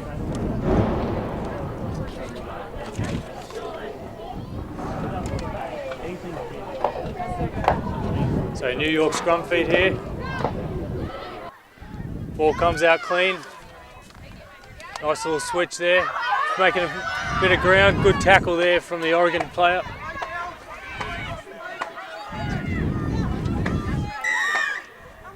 Oh, ref seen something he doesn't like. It looks like it's off the feet from the Oregon player. Quick tap here from the New York team.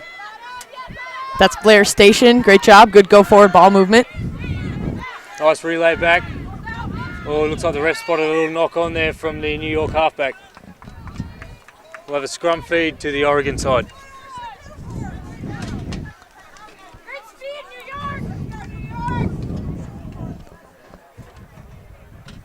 First couple of scrums are going to be crucial here.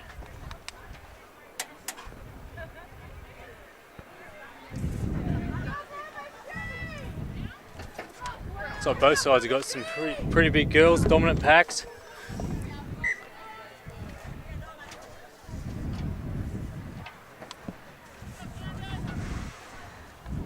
Orsu's returning from the club's Rugby League competition after its 2014 Division I champion. So they've definitely earned their promotion here to this league, and they fit in quite well.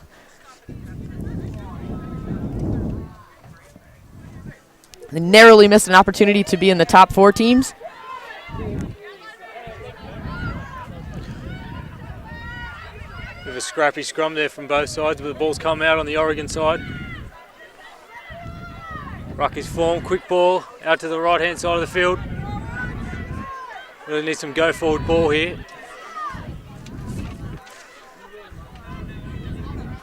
Looks like they're rumbling up through the forwards, just trying to get over the advantage line. Big contact there from the New York team.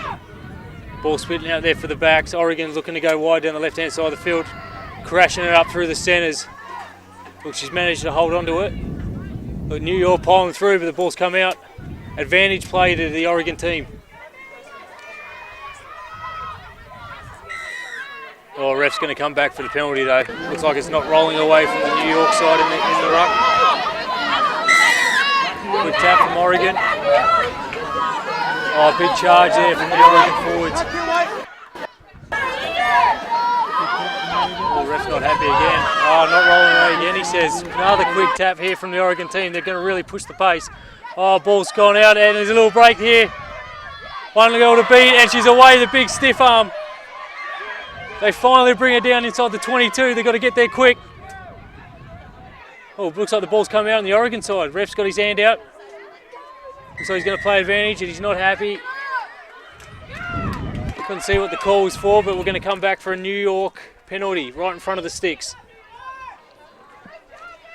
What do you think, Kay? Do they go for 3? I think if you've got points afforded for you at this opportunity, you see them calling to the sidelines looking for a decision. They're looking for that tee, especially with the close competition we've had so far. A great deal of contact. Any points that you're offered, definitely put them up. There's a 12 with a big stiff arm. Her opposite numbers just finally dragged her down. Great, good go forward movement by Caitlin Ruggiero there. And there's the ball spilling out the back. It's where the penalty is enforced. So first chance for points for the New York side. It's Mary McCarthy to take the kick. And it's good. New York take a 3-0 lead. 35 minutes to go in the first half. Come on, New York! Head coach Will Snapes in his first season here. He'll be pleased to get an early 3-point lead.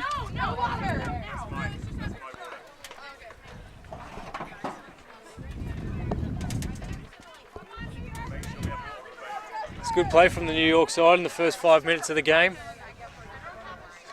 So we'll have a kick-off from the Oregon team. Nice high kick-off there. Good take there from New York.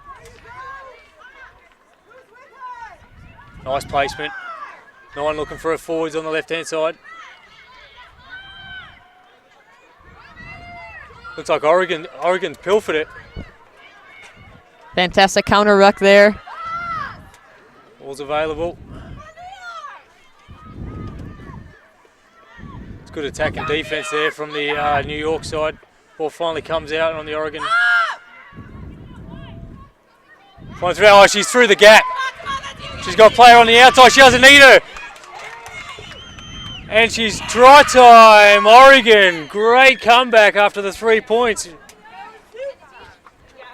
Great stuff from the 12. Spotted the gap and she put on the burners and went through. Taking the score, Oregon 5, New York 3 with a kick to come.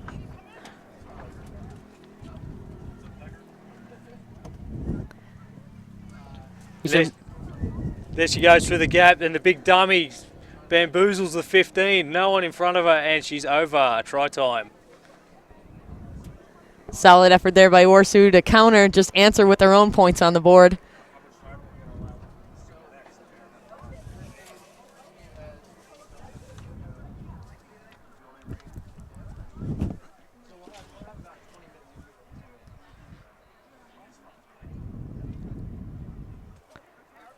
Steadies for the kick. It's a nice low trajectory, looks good, and it's over. Taking the score, Oregon 7, New York 3. Good reply back from the Oregon team straight after the penalty from the New York side. That's 7 minutes into the first half here.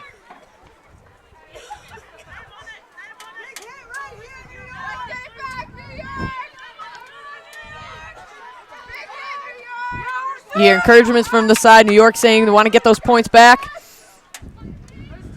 Good take there from Oregon. Oh, finally bring it down. Big hit. Little scrum half in there, scouring for the ball. She goes out the right-hand side. Oh, loose play. 12 again. Good meters made there. Oregon trying to set it up again. Good tackling from the New York side behind the advantage line. Ball comes out Oregon way again. Going through the hands. Again trying to get out of the advantage line. Ball comes out again. Oh, the big fan, and she's way down the left-hand side of the field.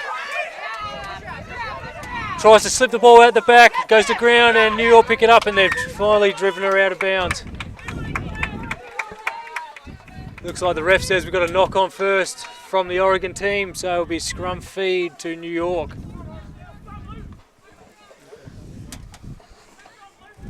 Good attacking play there from the Oregon side. Just using the forwards up there to crash it up. Looking for the space and the big fan, there it is, and she's through the gap. She just needed that support player to maybe cut back inside. She tries to slip the ball out the back, unfortunately it goes forward. Just solid effort there by Adrian Acosta. A really critical player for this Orsu team.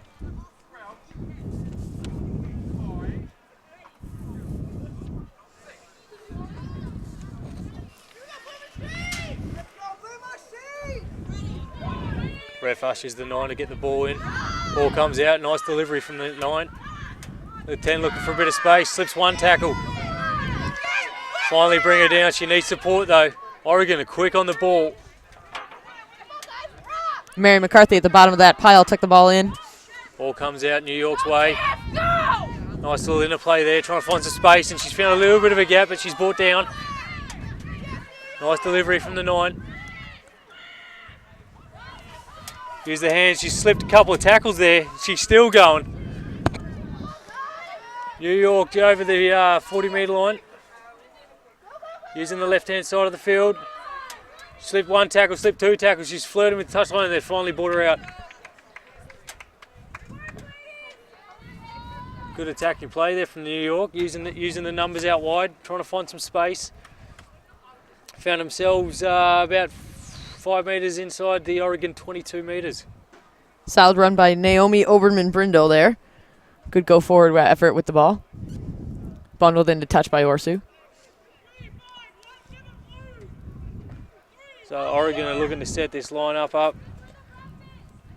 Trying to get a kick out of their own 22, get out of the danger zone. Oh, the dummy switch there. Oh, she's off one.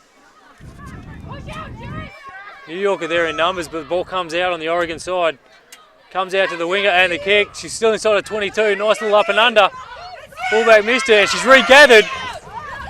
Oh, ball just touched the line. That's unfortunate for the winger. She did a very good job there with the little chip and chase. And the regather, that was unlucky. Fantastic effort there by Jackie Lewis, as you said, the winger. Really great display of athleticism.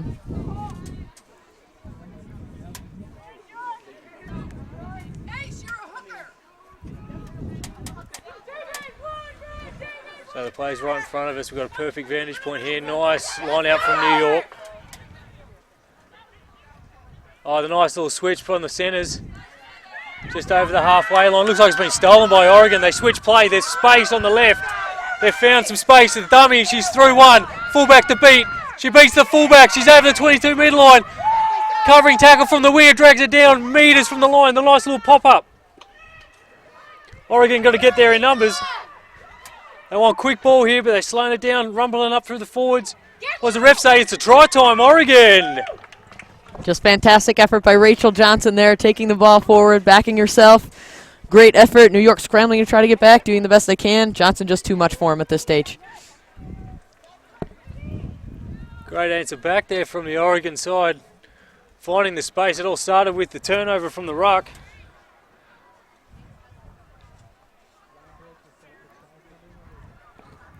There's the steal. You see Johnson taking the ball forward, just splitting the defense. Great little evasive maneuver there. Excellent pace. New York making the best effort to get there. Recycling the ball quick. Great solid support by Orsu.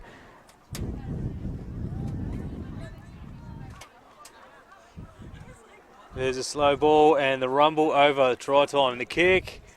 It's good. Taking the score. Oregon 14. New York 3 points. That's Jessica Shipley to finish it off for him, to convert the try. With 13 minutes into the first half here. New York are going to want to answer back pretty soon.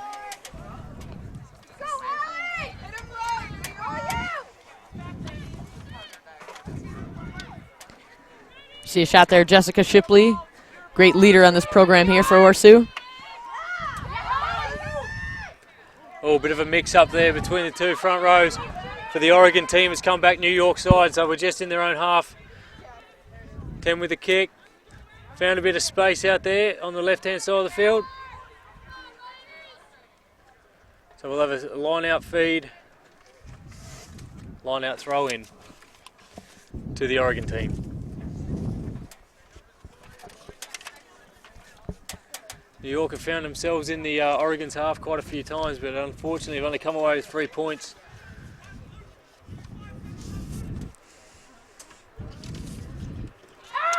Good line out from both teams. Oregon's come away with the ball. Looks like they're going to try and find some space out wide. Oh, the finish. She's beating the centre. One girl to beat. Beats her. Finds a winger outside on the left. That's Simons combining with Lewis. Just some excellent effort there by Orsu. Good unselfish distribution and solid go-forward play. So hitting it up through the forwards again, the Oregon team. Back towards the centre of the field. Ball comes out quick. Nine's taking a little dart herself. Runs into solid New York defence there.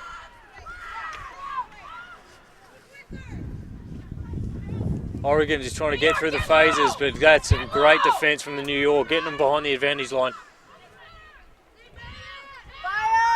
We'll get a little cutout pass, a little show and go.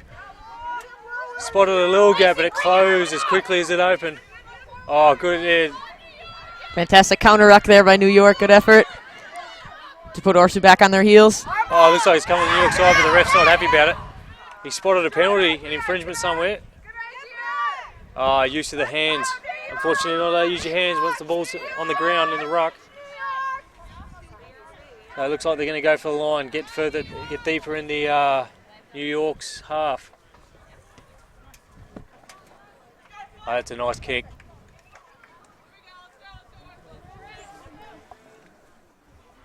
Got a replay coming up here. That's Anna Simons.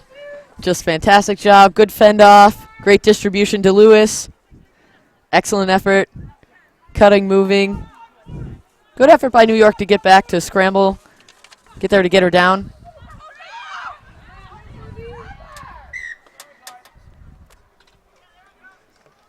Not straight, says the referee. So it looks like we're going to have another line out. New York's opted for it. Bit of a waste of territory from the Oregon team. We've got Jamie Nelson to take the throw.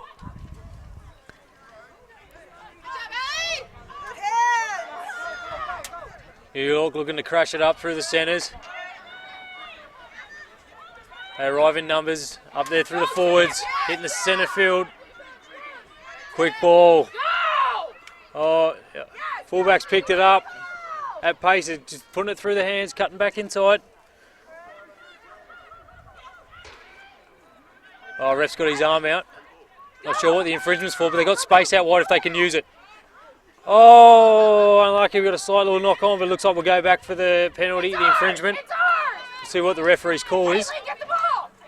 Ruggiero probably wanted to hold on to that ball and just had a second thought to think about the Orsu player that was stepping in the passing lane. Tried to hold on to it. So it looks like the ref's called diving into the ruck or off the feet. So players have to stay on their feet if they enter the ruck, if not resulting in a penalty, as you've seen.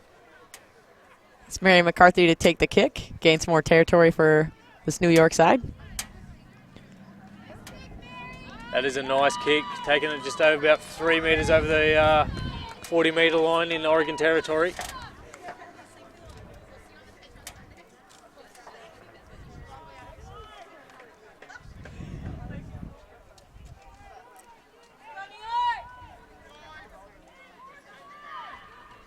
A lot of movement for the Orsu side. Nice clean line out there from New York. Oh, nice run there from the New York number 8. Ball comes out.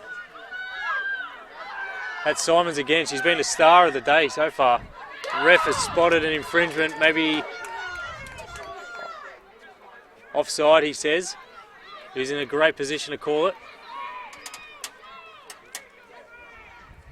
So it looks like we're going to go. New York's going to go for the line.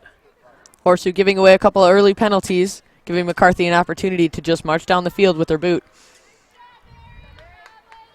Nice kick. We're about 15 metres out from the Oregon try line here. Great attacking position for New York. Just to pin some points back.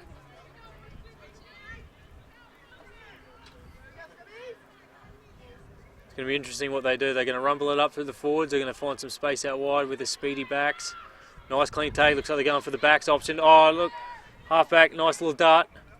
Hits the 10. Oh, she's through one. They finally grab her. Still about 15 metres out. They're going to go to the left-hand side through the forwards.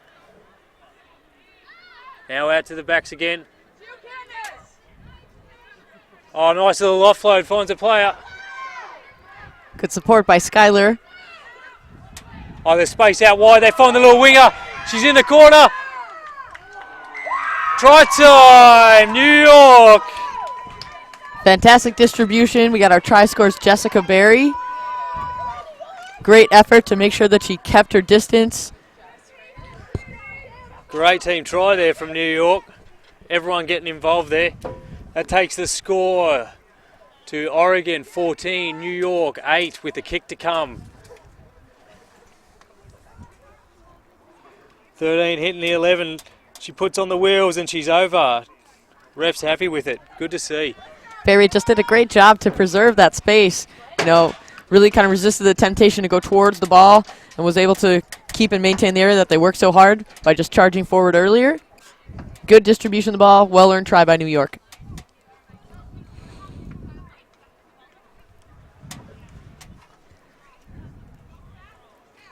McCarthy to take the kick.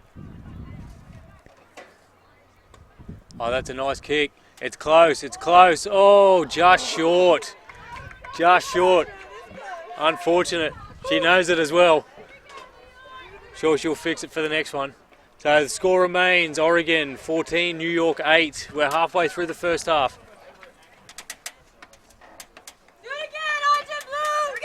That was great enterprising play from the New York side. New York has been a club that's been kind of in a rebuilding phase. They've brought on a new coach, Will Snape. I think things are improving. They're showing some really great progress so far early in this match. Nice clean take there from New York. Looking for the forwards again, rumbling it up. Just want to suck in the defence and try and find some space out wide.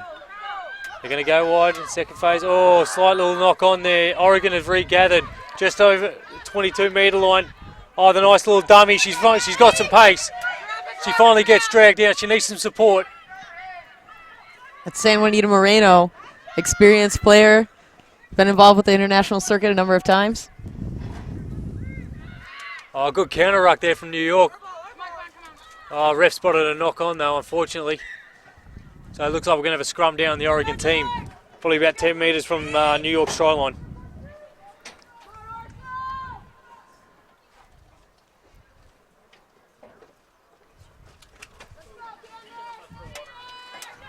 Mentioned a bit about some international experience. There's a number of players. Coach Beckett Royce is actually a former World Cup Eagle too, along with San Juanita, who was an Eagle from 2007 to 2012. Great deal of experience here on this side. A good balance of older experienced athletes with some new players coming out of youth and collegiate programs here in the ORSU program.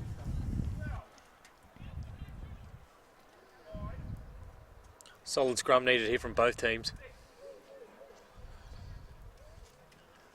Ref ushers the ball in. Oh, New York trying to turn him. Oh, ref's got his arm out for the Oregon team. Pulling around, he says.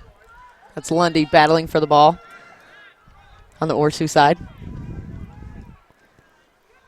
Not really an expert in the front row, so couldn't tell you exactly what the penalty was for, but ref wasn't happy with it, so I got a penalty to Oregon. A quick tap there. Gonna rumble it up through the forwards again. Trying to suck some defence in. Good defence there from New York. Inches from the line. They're trying to just drive it over. Ref's right there. What does he say? He says held up. Good work from the New York team to get under the ball to stop the 5-pointer. Starting that go forward was Captain Teawana Hochi. New York did well to get underneath it, hold it up, save the try. So we're going to have another scrum here to Oregon team, probably in a better attacking position than the last scrum that they had. Looks like all the backs are lined out to the right-hand side.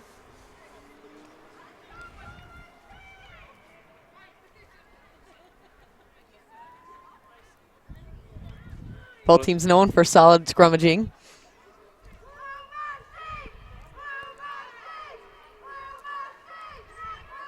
A lot of movement by both sides. She's been caught at the back. Number 8.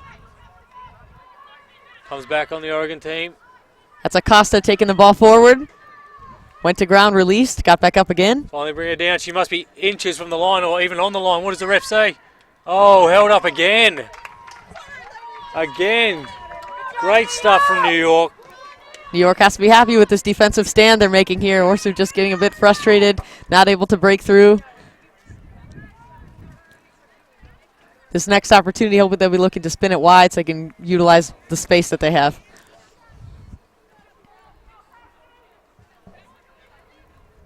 It's great work from the New York forwards to disrupt that scrum, so not allowing the Oregon team to get some clean ball out.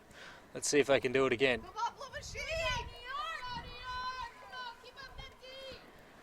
I'm certain scrummaging is an area that New York's been working on and developing, getting a number of new collegiate players that have come through.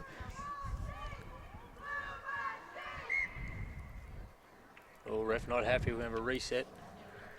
Hooker Jamie Nelson's one that's really been competing for a number of years, and this is going to be one of her final matches I'm sure she's just living for these opportunities to make these goal line stands. And Oberman Brindle, another great experienced player that's shown a lot of promise for this New York side. The score bug is not working.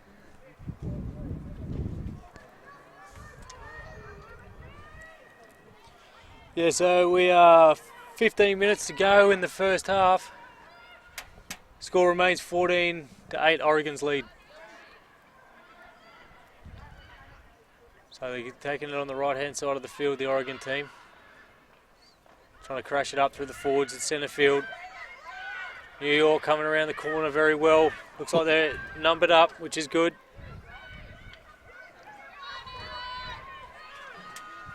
Ball finally comes out there. Oregon side. Moreno taking the ball forward. Lundy quick to get there to distribute. Little scrum half going for a dart down the left-hand side. She's quickly taken down. Forwards arrive there in numbers, which is good. Oh, it's like a little fake kick there, trying to bamboozle the defence. Lewis with some fancy footwork. And that's Captain Tewana Hochi taking the ball forward. Ball comes out, looks like they got numbers out wide. Cuts back in. Quick ball needed. Finally comes out. They're going to come back to the switch play to the left-hand side. Looks like they found some space. Simon's out to Lewis. Lewis charging forward. Lewis getting through a couple tackles there. It was good to see. Oh, try time, Oregon. So it looks like it was just too much pressure there from the Oregon team on the New York side. Finally over for the 5-pointer that they were looking for. Taking the score, Oregon 19, New York 8. Kick to come.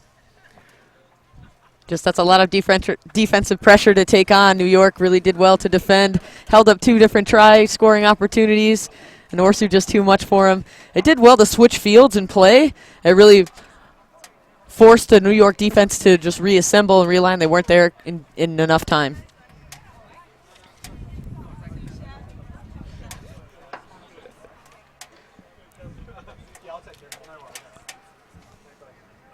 That's Shipley to take the kick. Oh, just wide down the left-hand post. So the score remains Oregon 19, New York 8. 12 minutes left in the first half of this game. New York are going to want to be the next ones to score, so it doesn't get away. There's a little cut back inside. Fends off 1, fends off 2. She finally brought down, and then it's all forwards. Try time. Looks like the captain, Hochi, right there. Oh, massive charge there from the captain. Ball finally comes out, Oregon side, just over the 40. She's over the 40-metre line, just one girl to beat, just over the halfway. Johnson, such a hard runner, just exceeding that gain line. Moreno wide on the outside. Ball comes back, Oregon side. Good defence there from New York, getting them behind the vantage line. Ball comes out quick. Through the hands they go to the captain.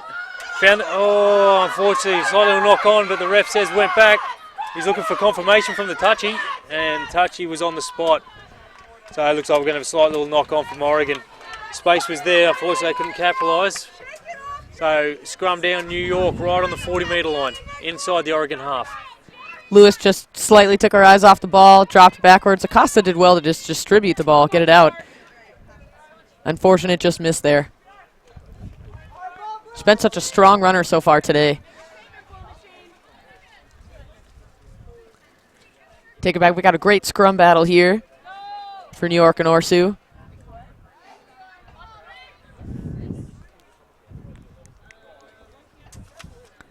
I think New York's going to start building the phases. They just retain the ball for a bit longer, for more passages of play, just to suck some defence in and find some space out wide. They're very dangerous with ball in hand. Station to McCarthy. Hit the winger out the back. Nice inside insert by Jessica Berry. Oh, ref doesn't like it, so we're going to have a penalty to Oregon. Oh. Little bit of discussion down there from the New York side. Means a lot to the girls. They're fired up for this one. So they're going to go for touch. Oh, bounces just out. About 5 metres inside the New York half. Let's go, New York! Here we go, New York!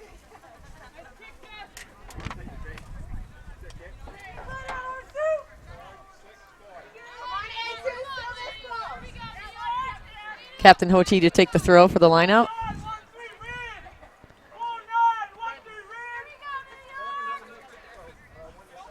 Oh, New York have pilfered that one. Nice steal by Adria Orr. Trying to find some space out the left-hand side for the New York. Oh, she tried to run around. Great covering tackle there from Oregon. Oh, ref sent a penalty. Does it look like not releasing the player, the tackle player did not release the ball carrier? Both sides giving away some unnecessary penalties. It was excellent go-forward momentum by Roslyn. So we've got about a 5 metre gain there, so we're taking play into the Oregon half. New York throw into the line out.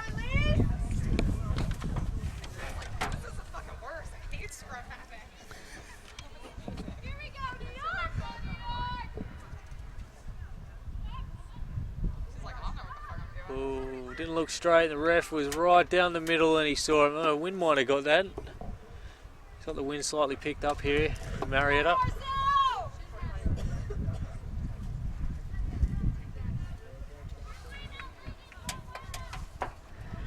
We're just getting word that we're having a little bit of a technical difficulty with the scoreboard graphic here on your screen. We'll make sure to keep you updated. We've got about 8 minutes left in the half. The score is 19-8.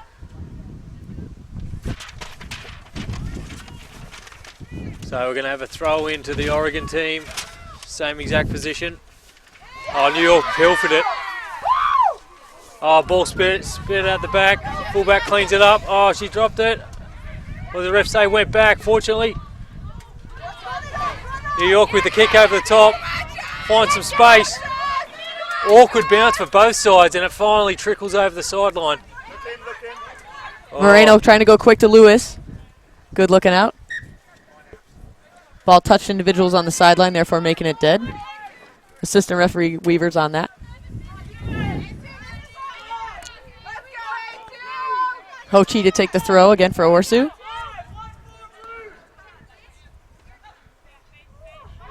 Both teams getting up. It finally comes back to the Oregon side.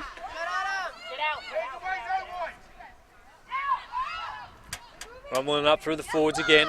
That's Acosta once more. Doing Yeoman's work carrying the ball forward. Going out to the backs, going out to the right-hand side. Trying to find some space. Oh, unfortunately couldn't find a player. Went back, says the referee. Oregon retained the ball just over the halfway line in New York territory. Through the hands. Oh, slight little knock on. New York have gathered it up here. Need to get there in numbers and exploit the space out here on the right-hand side of the field. Hands will do it. Hands will do it to the winger. Up to the 10. She beats one. Inside pass. Goes to hand. 3 players tackle her. Quick ball needed here for New York. New York up through the forwards again. Nice little interplay there. Trying to find some space out down the left-hand side for him. Great cutout pass there by Fahy. She beats one tackle. Oregon have... Looks like referee's seen something he doesn't like.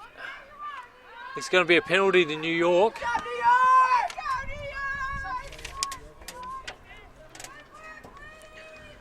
Good distribution there by Station. Excellent work by McCarthy, taking it upfield. Barry in support. Quick little offload. Fantastic continuity by the New York side. Again, distribution by Station, taking it up. Beautiful phases here by New York.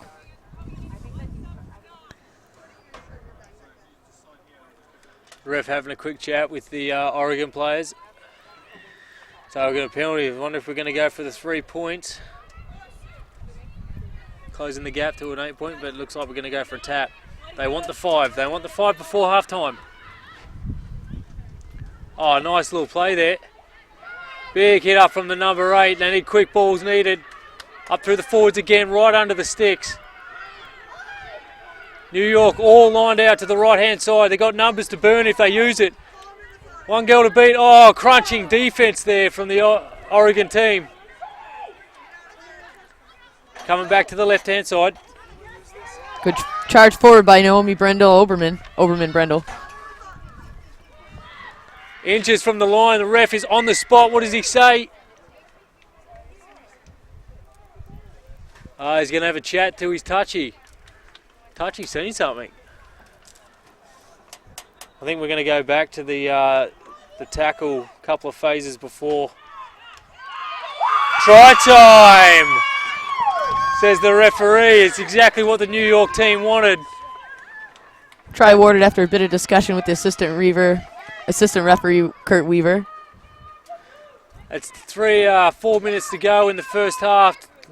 That try takes a score. Oregon 19, New York 13 with the kick to come. Crucial kick here. Crucial.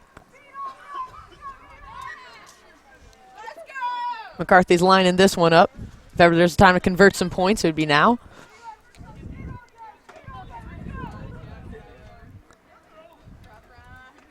Much needed 2 here for the New York side.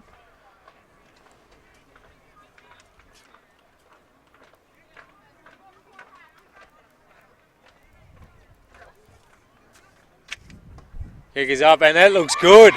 That looks good for McCarthy. So that takes the score. Oregon 19, New York 15. 4-point game, ladies and gentlemen.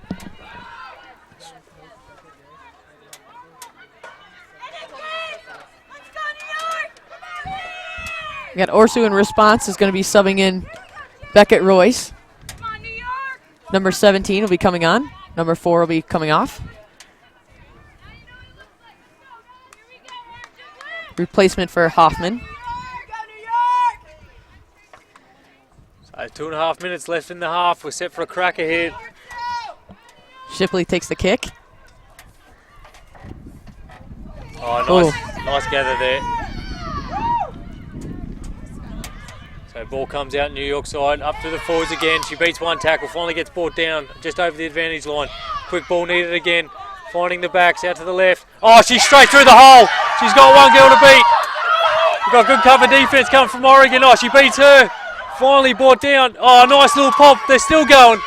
New York, they got the tails up. Hitting the fullback down the right-hand side. Good little interplay. She needs support, though. She needs players with her. Jessica Berry in on there for support. Humphrey made the early break. About 10 meters out from the Oregon line. Ball comes out quick. Go through the hands. Oh, ball. What does the ref say? He's unfortunately spotted a knock on from the New York side. Great play from the New York team, though. Just a fantastic line break by Humphrey there. Good work with ball distribution. We see here Humphrey just striding forward. You see Beckett Royce trying to chase her down. We've got Lewis there too. Trying to make the double tackle, but good support there by Roslyn as well. And then Barry to try to finish it off. Just a great team effort by Orsu. Definitely. New York are really got to keep the pressure on with this scrum. 1 minute to go in the half. They want to keep Oregon down here.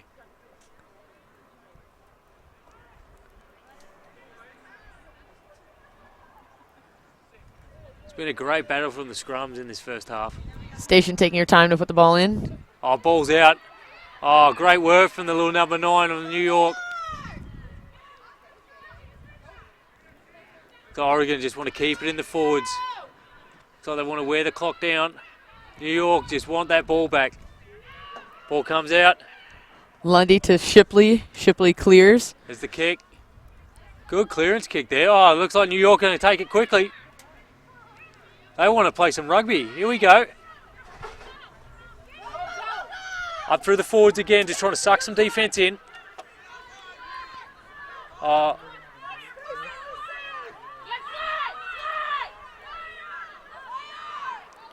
Oregon have got the ball back. Lundy did well to take the ball back. Look, New York just coming through that ruck. You can see the determination on the girls' face. They really want this ball. Time's up in the half. Just going to rumble it up through the forwards. Well, it looks like, no, they're going to go out to the backs. Quick hands. Oh, nice strength shown there from the Oregon player. Just good leg drive to get a couple extra meters. Nice defensive pressure by New York. It's good attack and defense. Getting them behind the advantage line. Oh, big clash there. Oh, the 9 having a little dart. She's looking for support. She finds the support. One girl to beat, the big Finn. She's getting brought down just on the 40-metre line. Needs some support from the Oregon players. Oh, ref says play on. New York's come away with it. Let's go, girls. Here's the little winger. Oh, nice tackle there from the Oregon opposing player. Oh, topsy-turvy stuff, folks. Looks like Oregon's got the ball again.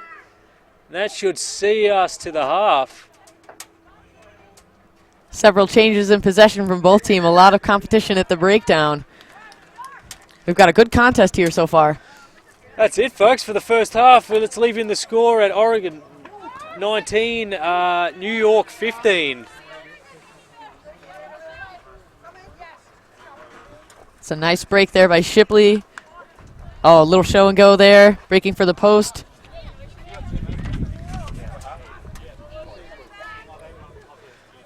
It's been great play from both sides. A lot of big hits, a lot of line breaks, big fins. Acosta's been active all day long, either in support or charging forward, earning her team a number of meters. The stride just showing how dangerous this New York side can be when they build the phases. That's Barry and Lewis both just giving New York defense fits at this stage. Doing a fantastic job, always active, making sure to preserve their space and doing a great job.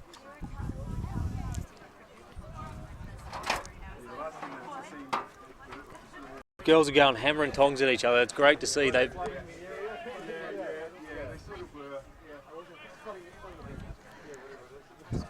And we see here the score, 19 New York, 15 for Orsu.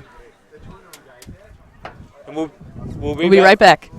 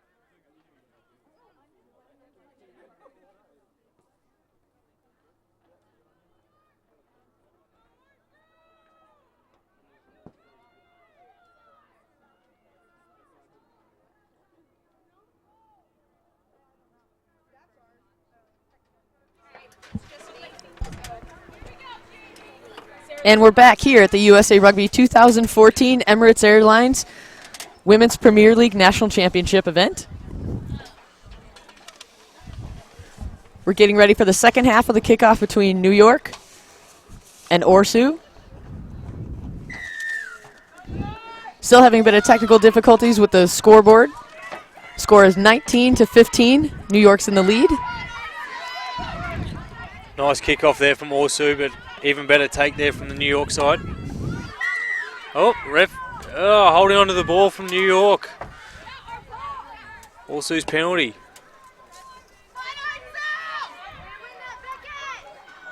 Looking to get some valuable meters here at the start of the second half. Shipley, a great kick to put her team in good position. So they've taken play just inside the New York's 22-metre line. Very good attacking position for Orsu in this 1 minute into the first half. Oh, sorry, second half.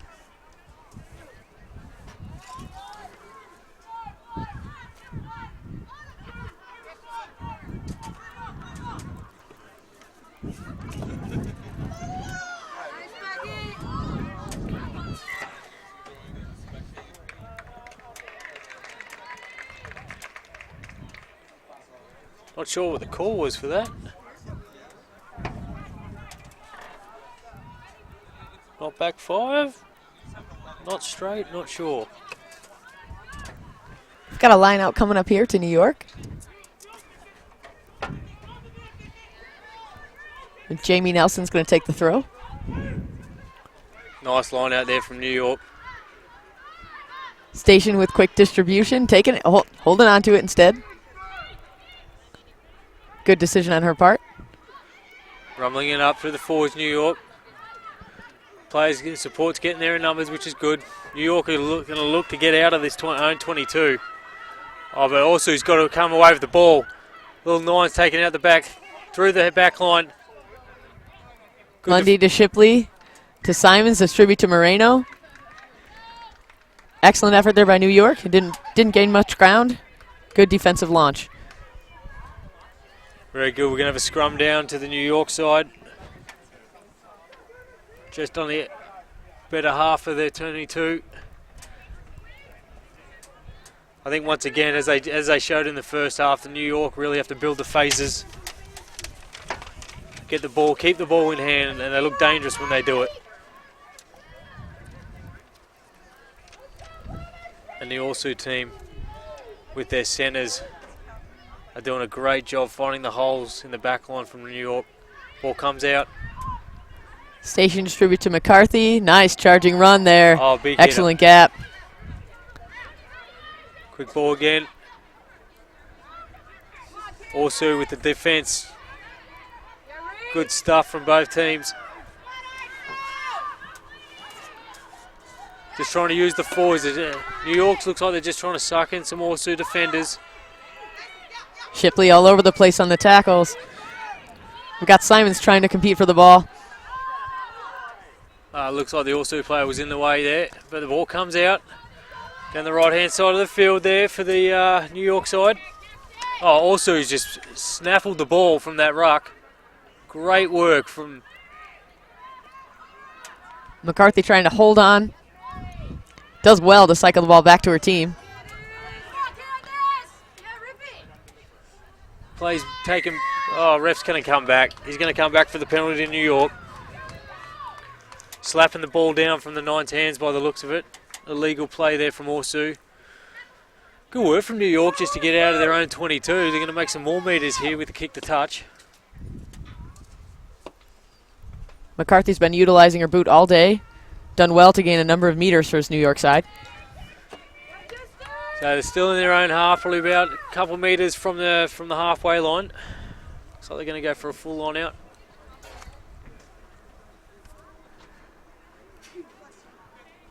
There's the big run from the New York centers.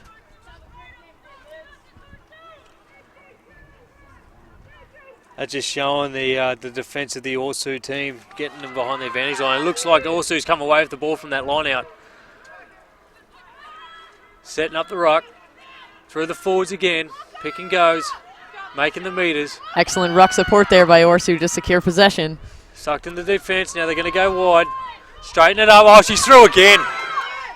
Simon's always dangerous in the open field. She's still going over the 22. Looking for support. Found Moreno. Moreno's finally brought down. Orsu need quick ball. They've rumbled it up through the forwards. That's Johnson quick to pick up the ball. They've all lined up to the left. They all want a bit of the action. Ref's right there. Ball's loose on the ground. Let's see who comes away. The ref's got his arm out. Advantage to Orsu. Ball spits out the back for Orsu. Scrappy play there, but the ref will come back for the penalty. New York just getting a little aggressive on that last distribution. Lundy not able to get it off, but penalty goes back to Orsu. We'll see what Simon's been doing all day so far. She's just finding the holes. Great little offload to Moreno. Johnson quick to pick the ball up, gaining a couple extra meters, commit some defenders from the New York side. So also looking for the 3 points here. Just trying to get that scoreboard ticking over. Solid decision here. A closely contested match we have right away, and if points are afforded to you, it's best to take them. See if she can convert on this kick.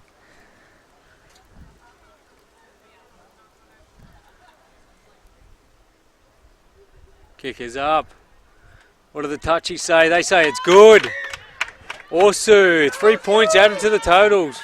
So we're going to have Orsu 22 points, New York 15, 7 minutes into the second half. McCarthy quick to get up to the line. Look, she's found some space. Oh, great little play there from the New York side. Caught the Orsu team napping. Excellent hustle by New York. Really quick to convert after those points were scored. Oh, we've got loose ball on the ground. Touchy's got no, the ref's got his hand out. Looks like we're going to have a knock on there from New York. Enterprising play there from New York side. They're here to play rugby. They want a quick game.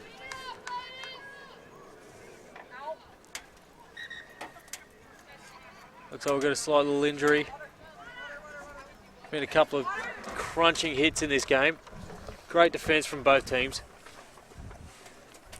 Looks like New York are just going to regather here.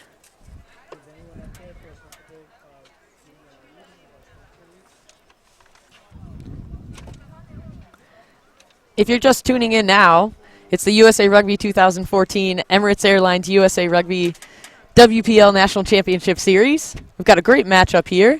I'm Katie Wurst, here with Brendan Thomas. It's great to be here. Great sunny day here in Atlanta, Georgia.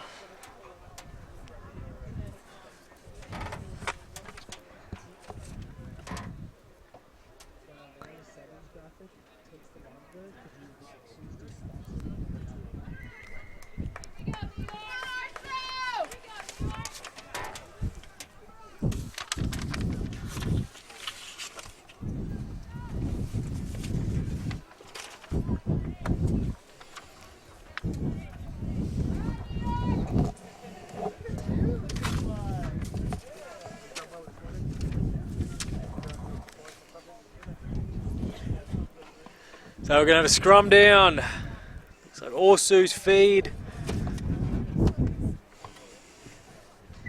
Oh, ref not happy with it. So we'll go again.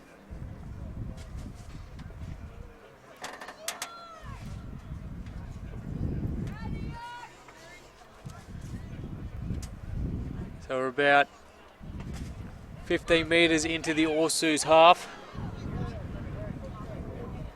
First half was great show there from both scrums. I think New York maybe had the edge on there, a couple of scrums. So see if they can repeat it in the second half. So, Tama, what do you think has been the key to success for both sides here in this match? I definitely think if New York just keep the ball in hand, they've been able in the first half, they were able to, build the phases, suck the defence in, and then finally find some space out wide, and that's been successful for them. And then the 12-13 combination of Moreno and Simons in the Orsu team, they're just finding the holes. In the back line, it's definitely the go-to players for today. And Simons, just as you mentioned, an unfortunate knock on there will lead to a scrum here for New York. I might have jinxed her just then. Unfortunately, she'll get back on it. So She has been exceptional all day so far. Attack, she's just a lethal weapon. Defensively, she's vastly improved. If you talk to their coaching staff, Beckett Royce really particularly mentions her efforts in improving your defensive skills. Oh, she's through the gap. She needs some support. Looks like she's just over the 22-metre line. Ball spits out the back. Up through the big number 8. Oh, good recycled ball there. Ball needs to go wide. Good hands. Setting it up again. They've got to be patient here. New York, Orsu just trying to disrupt the ruck. Looks like they've come through. Oh, ref seen something. He wasn't happy with the ruck, so we're going to have a scrum down to New York. New York in great attacking position. Looks like they're about 5 to 10 metres out from the Orsu's try line. All the backs lined out to the right-hand side.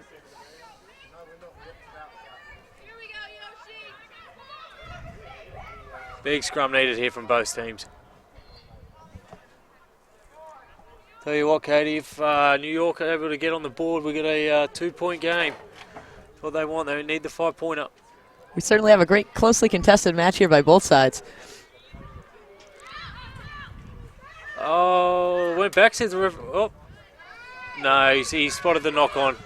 So, Orsu's come away with the ball. He's going to play advantage. Station did well to field it to try to ship it on, but referee Scott Green picked it up quickly. Oh, also going wide through Moreno. She's beaten 1, she's beaten 2, she's still going. Great skills from the 13. Sets up the ruck. They're going to go through the hands again, out to the left-hand side. They've got numbers if they use it. Oh, there's Simons again. One girl to beat. This is the fend. Oh, good covering tackle from the little New York number 9. But New York also have still got it. Solid support there from Orsu. That's a captain. Ho Chi picking it up, gaining a couple of meters. Lundy distribution out to Shipley. Shipley charging forward. Good defensive pressure by New York. So ball coming out to the left-hand side through the hands. Just wants to take it up. Got to get set again. Oh, ref seen something. Not rolling away from the New York. Moreno working to try to tap it and go. Keeping quick ball in effect. Opts to take the kick option instead. Want to get a few more meters, get some advantage from the penalty. I'm impressed with the 13. Oh, doesn't find touch. Oh, it finally does. With a nice little bounce in. Been very impressed with the 13 from Orsu Moreno. She's wanted to play the game at a fast pace. She's found some holes. Same with the 12. There's a 12 Simons again. Nice little offload. Finally brought down. Quick balls needed there from the Orsu team. Unfortunately, wasn't to be. So we'll have a line out. 5 metres inside the New York team, half. So Moreno, an experienced player, also serves as the assistant backs coach here. Probably one of the more vocal leaders of this Orsu program. As we mentioned, has some international experience as a U.S. Eagle. So 11 minutes into the second half, score remains at Orsu 22, New York 15. The way the game's been going, I'm sure there's definitely some more points on offer here for both sides.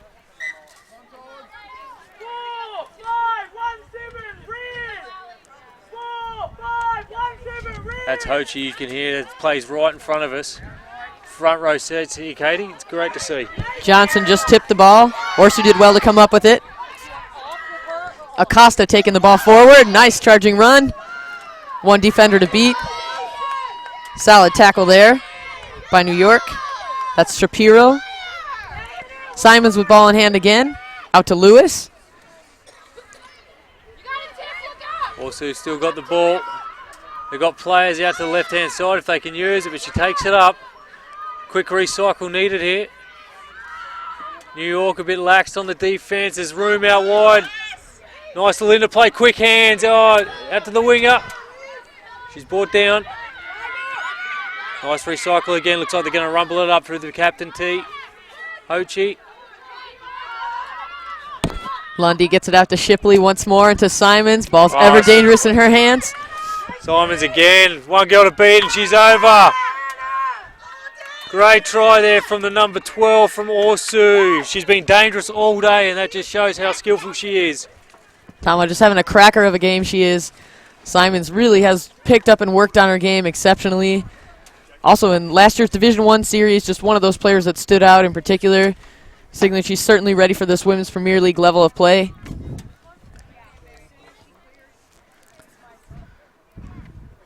About to see the dangerous impact this number 12 Simons can have. Look, straight off the left foot. One girl to beat, then the big fend and no one in front of her, and then she is over. That takes the score to Orsu 27, New York 15 with the kick to come. Simons just great evasive maneuver. Kick is up. Oh, just short. Touchy's flag, stay down, so score remaining. Orsu 27, New York 15. 26 minutes left to go in this second half.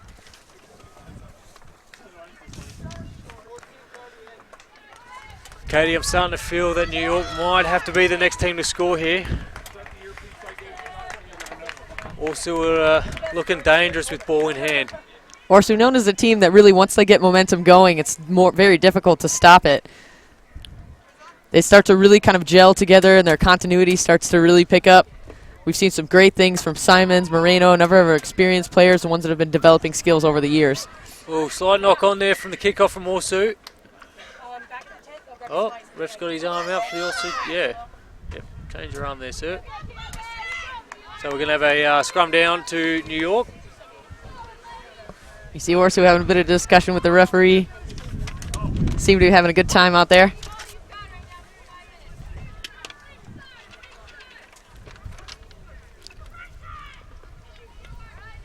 Neither team really has the edge in scrummaging so far. It's been pretty equally matched. This is a great opportunity for the New York side just to build into the phases, get some confidence up, and then find some space as they did in the first half. They're just going to get back into that rhythm.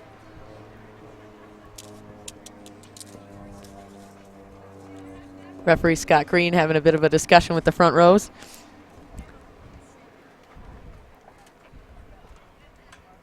Quite a solid game from the referee so far. Great officiating here.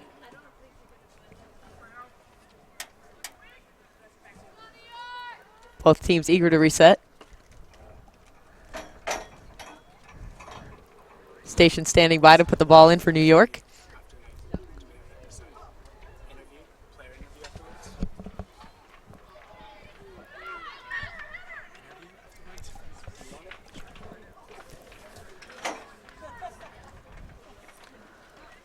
So scrum set again.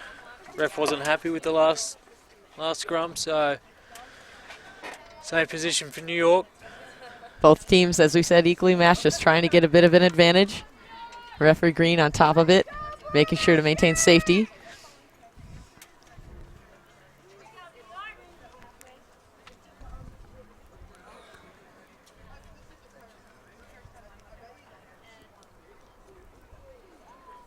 station and put the ball in.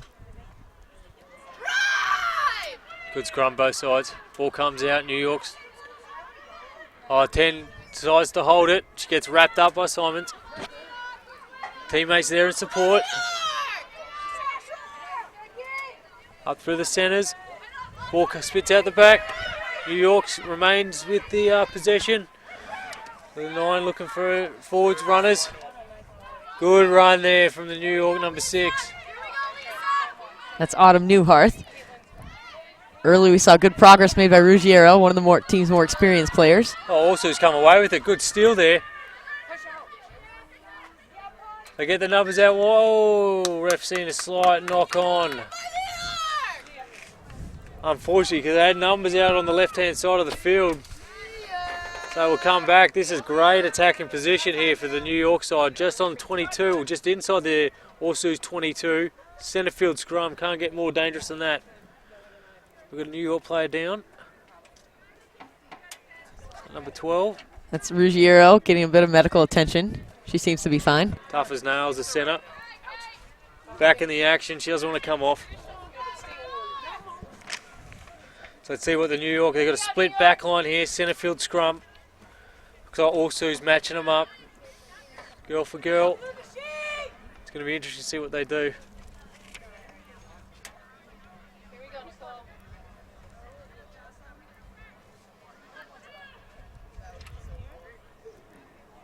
And great contest there at the scrum. Oh, ball comes out. They hit the left-hand side. Ball goes to ground. 13 picks it up. She cuts back inside. She's still on her feet. Humphrey charging forward, gaining a great deal of ground for New York. Ball out to the left again. That's Lee taking the ball up. Oh, also just too powerful at the ruck time. Marino, great stuff. Gets the ball out. They got some space out on the left-hand side of the field. Oh, the kick through. No one's home. They want that to stay in. Oh, Touchy's got his flag up, unfortunately. But great work from the Orsu team. Moreno so quick to turn that ball over and going forward. Probably did well to get the ball out of bounds. Seeing as their scrum half, Lundy is actually down right now getting medical attention.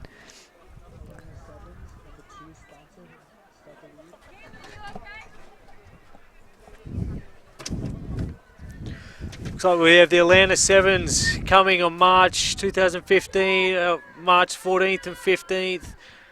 Should be a great, if you're in the Atlanta area during March 14th and 15th, come out and check it out. You have some world-class rugby. Tickets are going on sale today.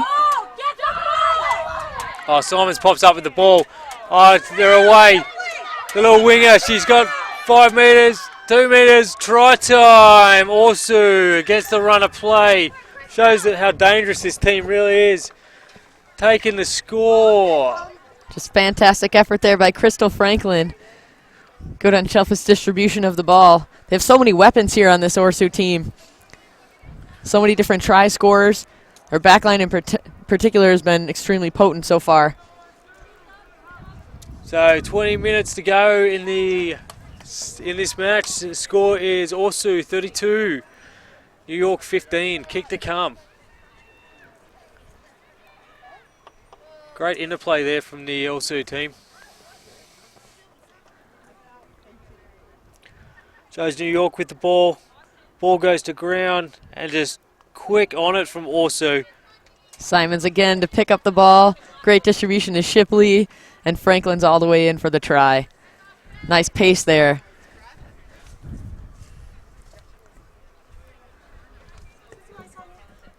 Nice kick, unfortunately just sails across the face of the goal, so the score does remain at Orsu 32, New York 15. 19 minutes to go in this game.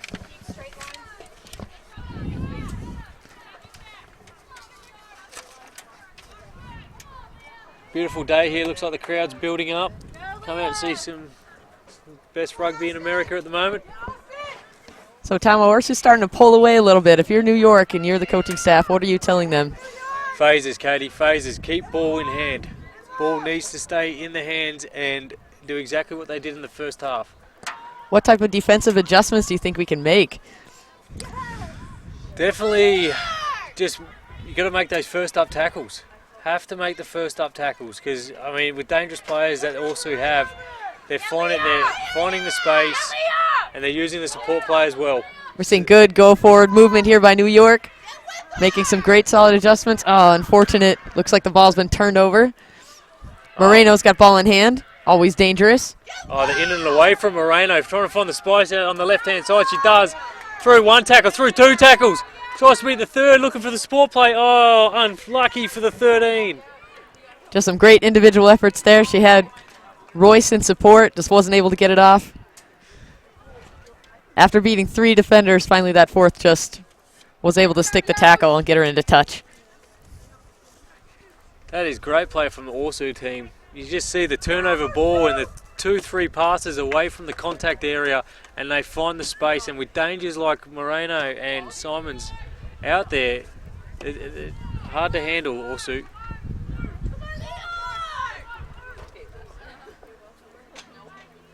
Line out there, oh, pinch by New York.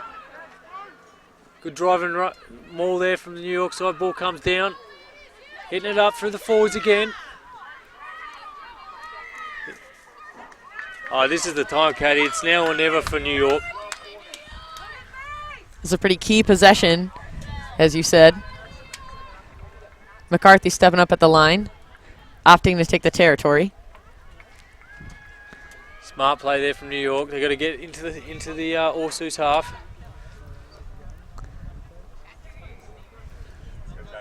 Take another look here. Quick tackle, Simon's in. Hoti as well. The ball just shoots out. Moreno picks up the ball. Good distribution by Royce. Royce also follows in support. You can see her there. Just a great individual effort coming up here by Moreno. That's 1, 2, and 3 defenders. The third one got a hold of her. Bundled into touch. So we're on the 40-metre line.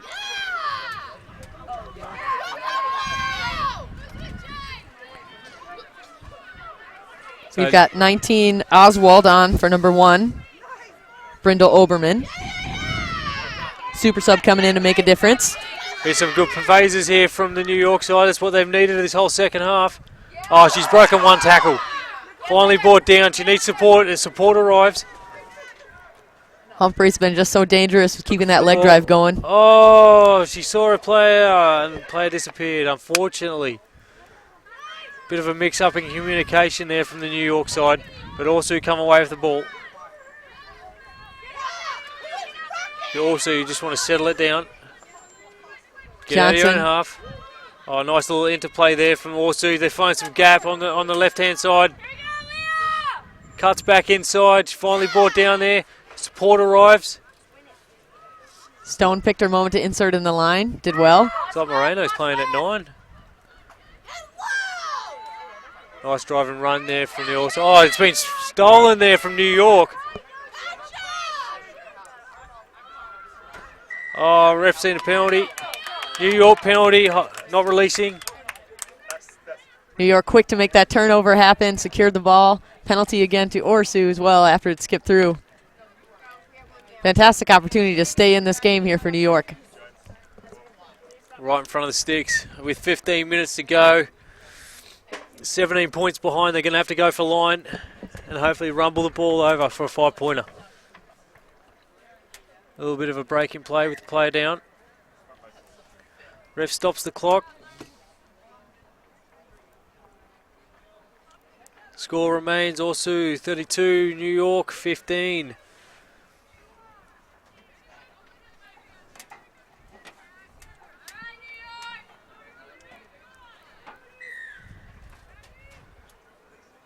So looks like they're going to go for a tap. Station surveying the play right now. Orsu's defense is ready. You can see him. There's the tap. Going to go out to the left-hand side. Oh, nice little run around. Oh, ball goes to ground. Refs, unfortunately, he spotted a knock on. Just a bit of a fumble, maybe a miscue on that preset play. It worked so well on the other end earlier in the match. Maybe a bit of fatigue setting in at this stage. It's been a really closely contested match so far. both teams just continuously fighting it out. It's good to see New York trying some new things. Ball's just got his go to hand. Looks like Marino has moved over to 9 in the scrum half position. We saw Lundy earlier getting some medical attention, probably made that adjustment. Here comes a chance from the New York bench. Great tackle by Station on Royce. Didn't give her much space to work with. There's a clearing kick from Orsu, taking the play at 10 metres out of their own 22, from their own 22-metre line. Shipley does well to relieve some of that pressure.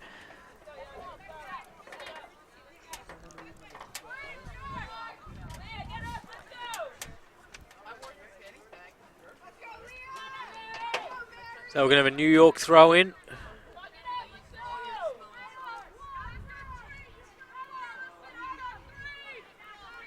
There we go. Oh, come out on the Orsu right. She had it, then she lost it. So we got Orsu setting the ruck. Good defensive line there from the New York. Oh, looks like they're going to go wide. They found her out wide. That's you, Jackie. That's you. Oh, good defense there from New York. Good covering defense, so they're giving themselves an opportunity with the line out just over the 40-metre line. 13 minutes to go and counting. Orsu 32, New York 15. KDF say it's a big ask from New York from here, but it can happen. Couple of tries, couple of quick tries. Certainly, Tom, one of the best things about this event is just how quickly the momentum can shift in a game. If you're New York right now, you're just trying to figure out how you can keep ball away from this Orsu side. They just have such a potent attack. We'll have a reset of the line out. Orsu's just been one of the regions that really has experienced a growth and influx of youth and high school rugby, which we're starting to see a lot of the athletes give back as coaches, as we've talked about before.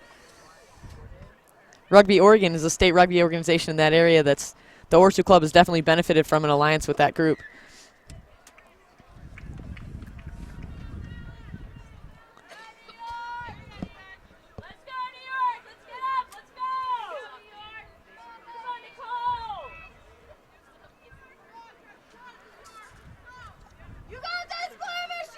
So it wasn't straight, so we'll have a scrum feed to the Orsu team.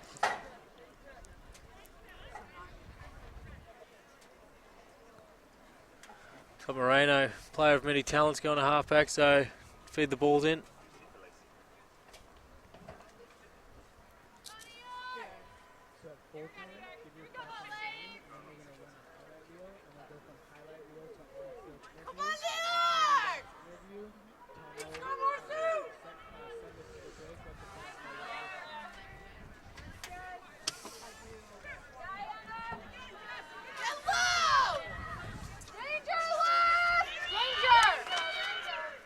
Marino, quick feed off the base of the ruck. New York doing well to press forward, putting a lot of defensive pressure.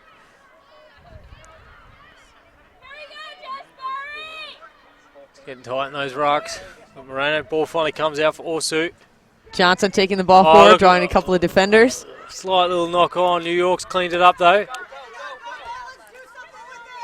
No, trying to play advantage, but none taken there from New York, so we'll come back from the knock-on from Orsu. Scrum feed, New York.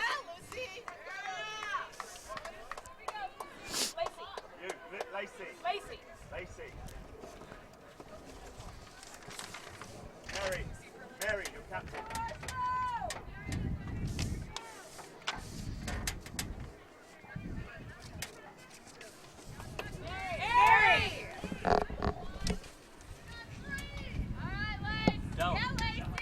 Got a couple of substitutions here from New York.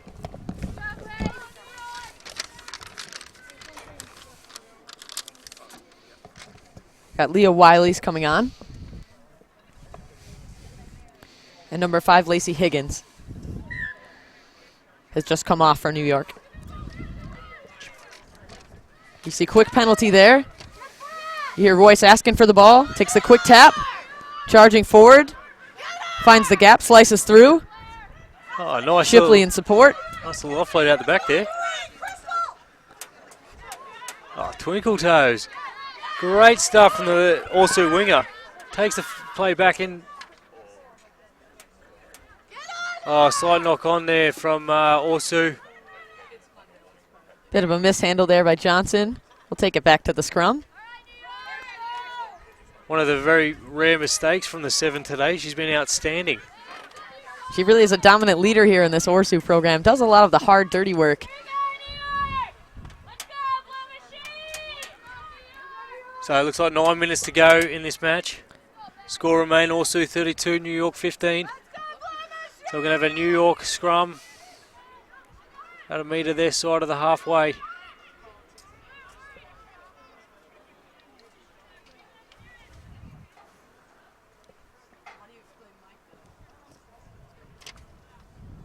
A lot of conversation around the scrum here. Both teams just battling it out. Referee Green wants certain conduct to take place. He's making sure it's known.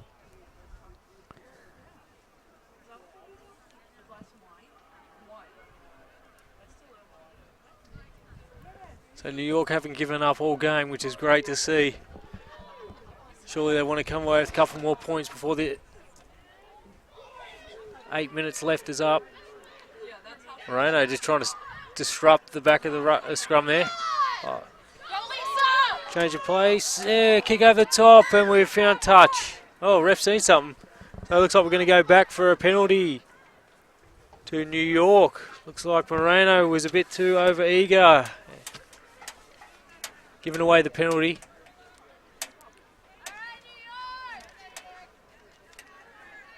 New York's happy to get that possession back.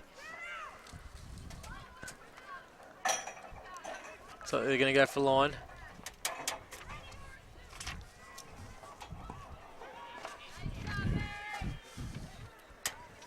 Oh, great work there from Orsu.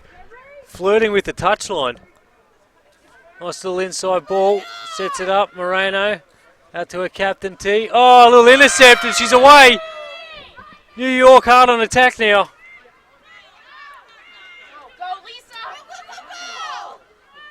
Up through the centres. She's still going. Metres from the line. Inches now. Try time! New York, great to see. Fantastic effort there by New York. Humphrey just been dangerous all day, just consistently driving her legs, getting those extra meters. She did a fantastic job. That is great work from the New York side. That just shows their guts and determination. They're never given up on this. With 6.5 minutes to go, that takes the score. Orsu 32. Orsu 32, New York 20. Saw just a little snippet there of the try being scored. This is a great skill to keep the ball in play there.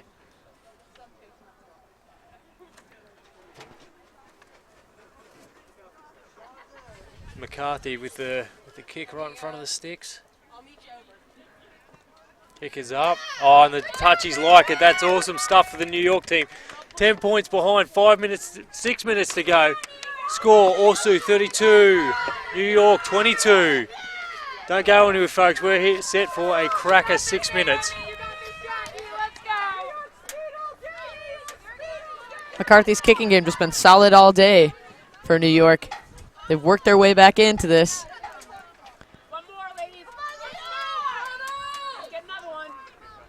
Both teams have got to play some smart rugby here. Oh. Ball finally dribbles over the 10-metre line. Ball stays in play. Looks like Orsu's regathered it. It's going to be interesting to see what their game plan is. They're going to slow it down, keep the ball in the forwards. That's what they do up through the captain T. Takes 3 girls to bring her down. She's been barnstorming all day. Moreno getting there. Ball goes out wide. You can sense some solid composure here from the Orsu side. Big hit there from the New York defense. Oh, and it's forced the turnover. That's great work. Great work.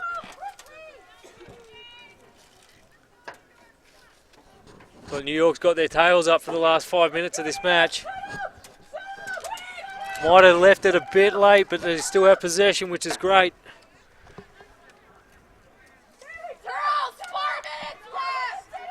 Closing in on 4 minutes left of this match here. Orsu's leading New York 32-22.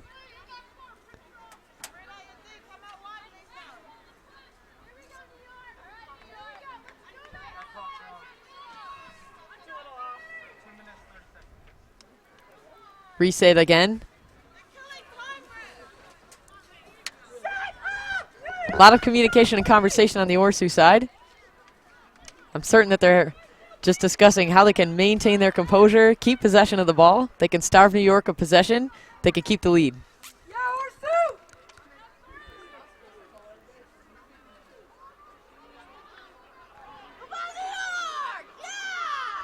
Even scrum there from both sides. Trying to smash it up through the centres, but she's got taken by Simons. Ball's there, presented for the 9. Good tackle by Beckett Royce. Up through the forwards again. At the left-hand side. Oh, ball's gone loose. Ref said it went back. Also coming through. New York. Also just taking the ball. Ochi, captain, just acting as a leader, taking the ball upfield. So also just over the 40-metre line. Moreno thought she saw a hole. Still go forward ball for Orsu. Nice pass there from the captain. It's good defence here from New York, not letting Orsu making any metres. So they're going to rumble it up. Trying to take some time off the clock. It's just over 2.5 minutes left to go in the game. Oh, she's through the gap. One girl to beat. She spins out of that tackle. Dragged down from the line and she's over. That's Franklin with her second try of the day. Just a fantastic job. Great little spin move, able to fend off that defender. That's got to be the nail in the coffin here for New York. Definitely, that's taking the score. Also 37, New York 22. 2 minutes left to go in the match, and that is, I'd have to say, game. Kick to come. I think that's where Orsu's got a lot of their points from turnover ball and just exploiting the outside and finding the gaps, and there's been a couple with great interplay showing the skills, and they've been managed to find the points. Doesn't seem like New York just wasn't able to get into the rhythm. Shipley to attempt the kick.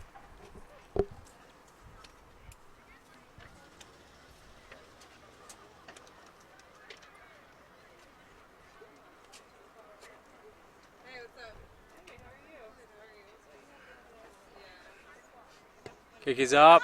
It's on target. Oh, whoa, hit the crossbar. Unlucky.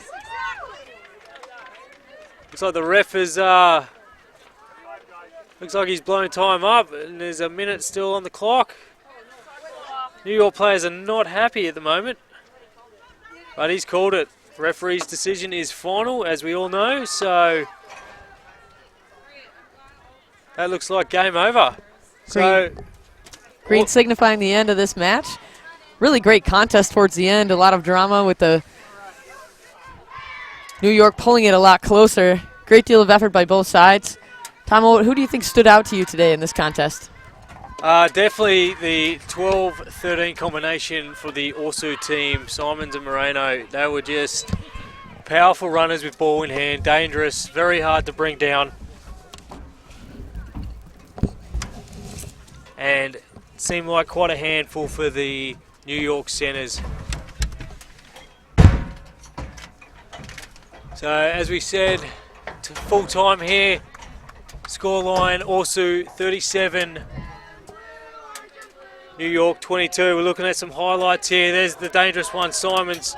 This is her own try with the big fend. And there we go, try time. It's great play by both teams today. But has to be a winner, and that was Orsu. And this just shows how quickly they were on the ball. Change of play, through the hands, finding the pace out wide and over. Not to take anything away from the New York side. Unfortunately, they just weren't able to get into the phases in the second half. They did a great job to come back in the first half, and they weren't able to just find their rhythm. So whoever's to play this Orsu team on Sunday is going to have their hands full, that's for sure. Showing some more highlights. There's a dangerous little winger. Looks like this is the last try of the match.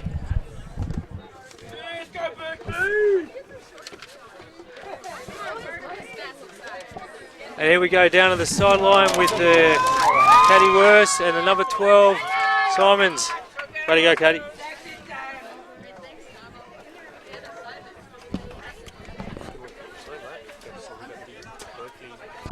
Well, I think we came into it with a lot of heart. It's the end of the season. We've had injuries take a toll on our roster and our numbers, and so we had a lot of players really stepping up from the bench, even starting and really putting forth their effort that we've been building as a team unit. So, you know, all credit to New York. They're a really scrappy side. They've won a national title. You know, they're never going to be an easy match. So it was really just, I think, Great, thanks. hungry. This contest in particular, New York kind of crept in a little bit more. What did you have conversation with each other about sort of what to do to counter? Yeah, we definitely had to tighten up our discipline on the penalties. So we made some adjustments there. I think you did a great job keeping your composure. An excellent match today. Thanks a great deal, Anna. Thank you so much. We'll take it back to you, Tom. Thanks, Caddy. Well, thanks for watching, guys. We're going to stay tuned. We're just going to go to a short break, and we'll be back with the Berkeley All Blues and the Twin City Amazons. Thank you. I think it went fine. Okay, You can't hear I can't hear anything she's saying. Yeah. So I'm like, I was literally just reading her lips. And I'm like, did you stop talking? Because I can hear. Because it just sounds like. You couldn't hear the girl? I can't hear her. Okay. Oh yeah, you got the headphones on.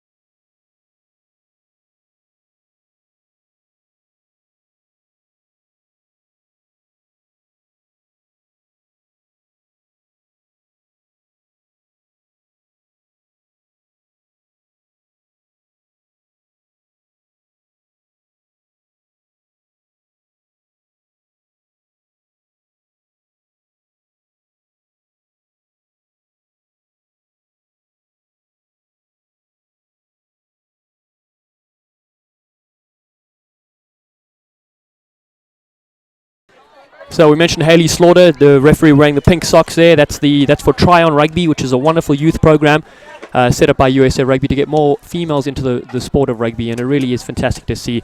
So she'll take charge of this. Get a first look at the scrum down here.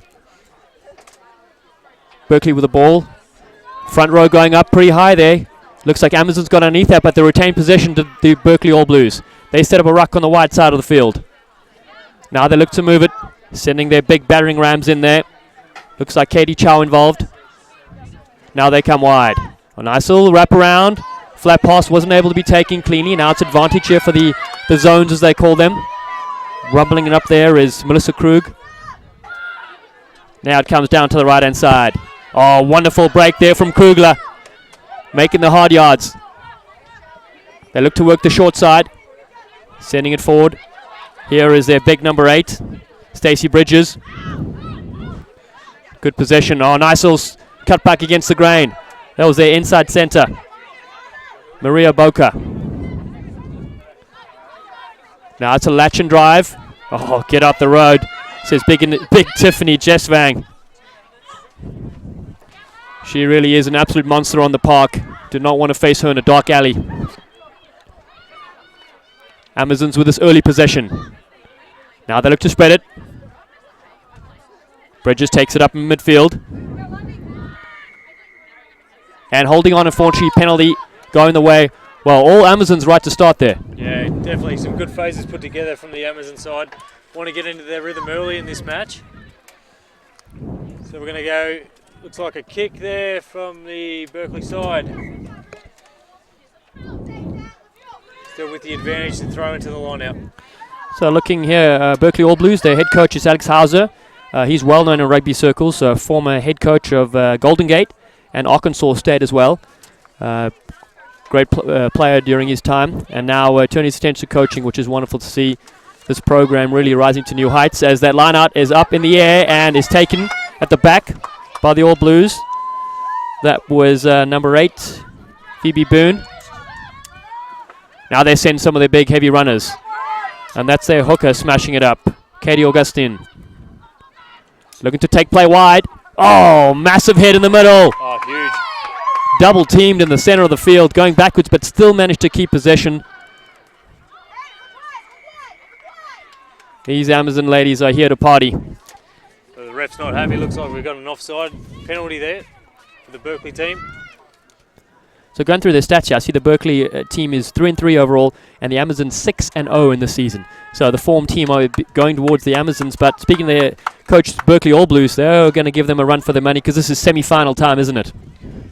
That's exactly right. So everything's on the line for the to play in the big dance on Sunday, coming up in a couple of days. So you watch these girls, you're going to leave nothing on the field. This lineout is won nicely at the back, in the middle. Here it comes. Now they keep moving it. That's Chow. Chow rumbles forward, met with solid contact. They wrap around the same way. Augustine, she's been active early. And now it's a kick over the top. Bounce it awkwardly, taken cleanly, and just smash back through. But this could be the counter-attack coming in here. Sarah Davis, she can go. Oh, nice covering tackle there. That was great style and technique in the cover tackle. Davis, she loves cats, and she can definitely move. Just working the phases now. The All Blues, a little bit of space to the left if they can suck in these initial defenders. And the defense comes flying in, almost more aggressive than the offense. It's good attacking defense there from the Amazons. Oh, huge run in from the midfield there. Jill Whitfield. Oh, ref's seen it indiscretion. Oh. Not rolling away? Looks like it from the hand signal. I couldn't quite get an eye on that. I was just watching Whitfield just monster some defenders, the former hockey star. She's a big unit, isn't she? She's a big girl. She knows how to use it as well, so... Looks like the Amazons has got with the penalty. Looking like they're going for line. Just over the halfway into Berkeley's half. So this is the replay here with the kick through. As Davis coming in, this is a beautiful tackle. Is it? Yeah, it's a woman on woman 15, the fullback taking that cleanly. Amazon have won the line out, meanwhile back to live action. Let's see them work the phases. Taking it in there is Zabishi. So they're going to rumble it up through the forwards here. Just trying to suck in some defenders. Space on the right-hand side if they can see it. Just keep working the same way. Looks like part of their tactics. Forwards keep wrapping around that side. Good headway made in the middle there. Oh, stolen. Berkeley over the top, into the ruck and stolen. Oh, ref's going to come back. She's going to have a chat. She's not happy about something. Looks like not releasing on the ground. So it looks like it'll be a penalty to the Amazons by the looks of it. Yeah, looks like Katie Chow just caught in the wrong end over there. Former college rugby player from Cal.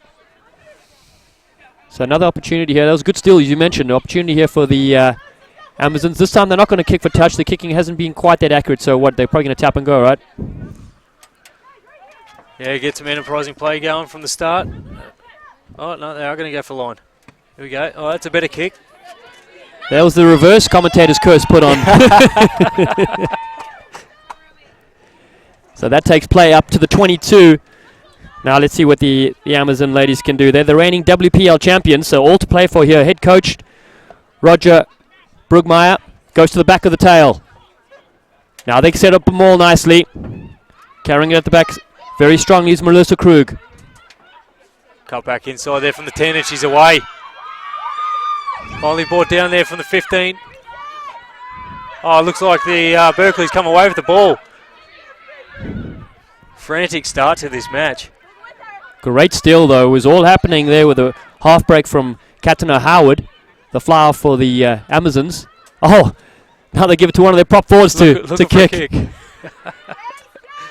Yeah, sees the counter now. The Amazons are very good at this counter attack. Smashing it up there is Janice Vonda. They've got a couple of former and current Eagles in both these squads, but mainly in the Amazon team. Some impressive stats. We'll go through those in a little bit. But smashing up there is Alicia Gilberg, 26-year-old. Good defense there from the Berkeley side around the ruck, getting the A, Bs and Cs set early. Just counter-attacking that. Oh, spotted the shooter there, the number 10.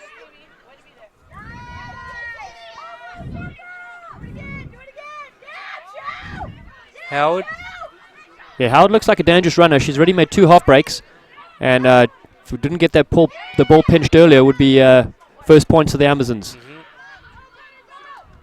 Smashing it up here with Rachel Moss. Just using this right-hand side again. Oh, she's through. One girl to beat the cover tackle.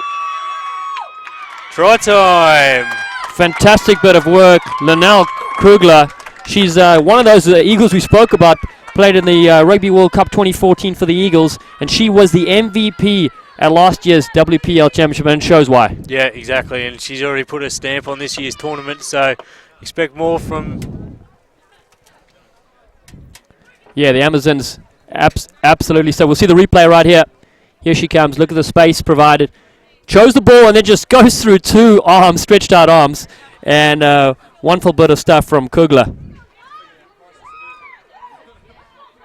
Yeah, there's several former Eagles and current Eagles in this team, as we spoke about. A couple on the outside backs. We got Sylvia Bratton, who was also in the squad. And then up front, we had one of the speed wingsters as well, captain 15s and 7s, Kayleen Lindstrom. Looks like the kick sailed out past the left-hand side, so score still remains. Amazons 5, Berkeley 0. And those who just joined us here, we're now at the very interesting games. These are the semi-finals in the WPL Rugby Championship, hosted by USA Rugby here at Life University in Atlanta, Georgia. Nice high kick from the All Blues. Amazons with that early lead. Bulking run from big number 4, Tiffany Jestvang, the 2-time All-American from Minnesota Duluth. Now they take it forward. Krug is heavily involved. Good set up there from the Amazons. Just a couple of phases through the forwards and try and find some space out wide. Oh, ref seen looks like a forward pass there.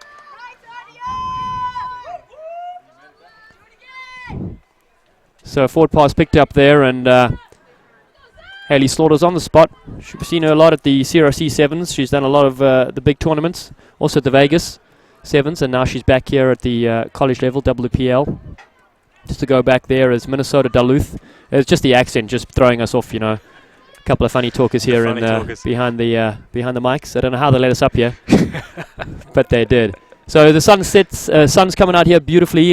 We thought it was going to be quite cold, but it's warmed up pretty well here, and the surface is pretty good here. This is your local field, right? It is. Yeah, had a lot of great games on this pitch here.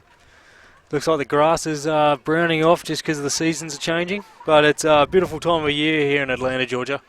Yeah, I got to have a. Tui Osborne took me up to Dan Payne and their office up at the top there at the campus. Beautiful setup they got here at Life University, and another training field at the top there as well. Yep. That's where we do most of our training, up the top, and leave the bottom field for game day. So, yep. Back to the scrum here, all Blues now. Let's see if they can make something of this. Goes to the back, picked up from 8th man. That was Stacey Bridges. Bridges also one of the Eagles. Lovely offload in the tackle. Melissa Krug. Only brought down, nice little offload there. Oh, the hook is finding some space.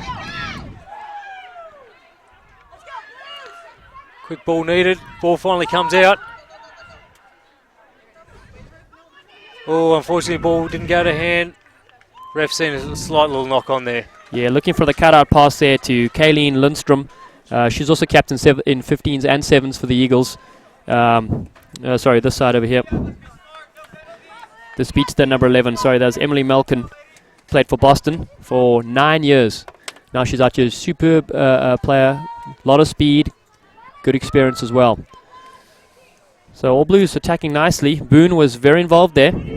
USA 15s and played her college rugby at UC Santa Barbara. She's the 8th man for the Berkeley All Blues. Amazons look to relieve their line. They're up by 5. Oh, penalty. Looks like the Berkeley team were pulling the scrum down. Hayley Slaughter on that right away. So a great opportunity here for the Amazons just to get out of their own 22. Get out of the danger zone. And that kick wasn't the greatest kick. It was a tough angle for her to work with, but only gains 2 or 3 meters. At least they still keep possession though.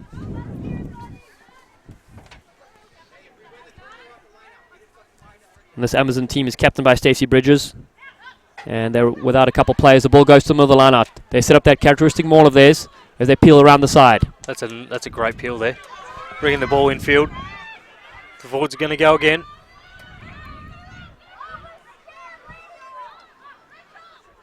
Just trying to suck the defenders in here. Created a lot of space to the right side of the field right now. If their backs could swing back to this side, could be some opportunities here. They take play to the far side of the field. Heavily involved there is Rachel Lynch. And could be a turnover, and it is. The All Blues have possession, and legally as well. We got an offside call here from the referee. Is it in kicking range, or do they go for line? I think they'll probably go for touch. Here we go.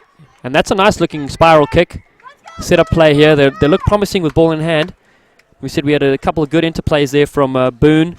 Globison Lamb was involved as well. And then the hooker, Augustine. See what they can do.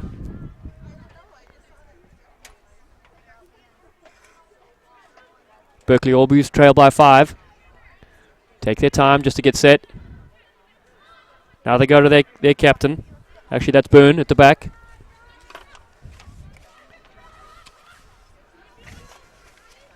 The maul's held up but coming back. Now they attack. Running across field looking for that little switch. Oh, massive hit. And that was BC. Got taken in that hit. Looks like she's turned the ball over. Oh no, penalty to Berkeley. Probably leaving their feet, but they tap and they go quickly. Now they move it. Augustine. Almost looked like a massive hit coming in there, but placed nicely onto the deck. Alison Byrne. Nice little offload. Just got to keep some continuity going here. Now they move it to the right. Bryson with the offload. Good couple of phases here from the Berkeley team. Oh, Bryson spots a halfback. There she goes, cutting through like a knife through butter. Room out to the left if they use it.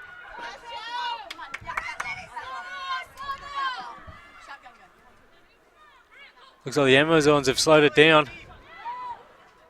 They're rumbling very close to the line. They could be over there. Maybe a metre or two short. Inches. They're going to go through the forwards again. Just rumbling up to the right-hand side.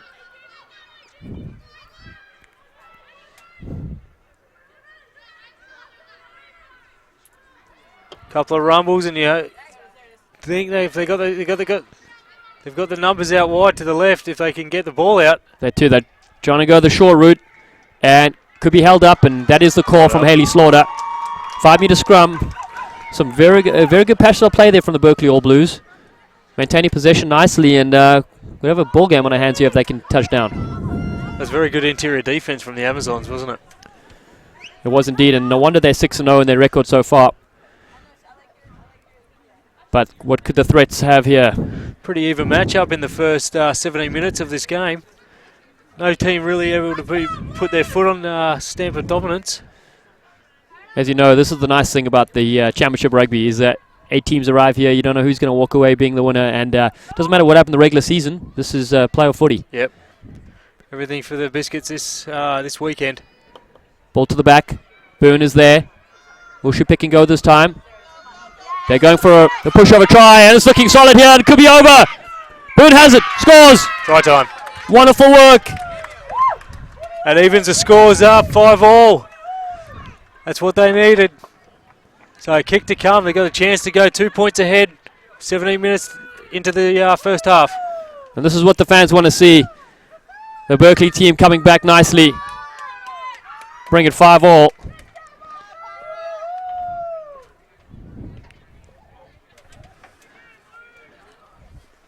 And this is could be a fairly straightforward kick coming up here. We watch the replay here. Just getting lower than the opposition. Wonderful drive they got going on here.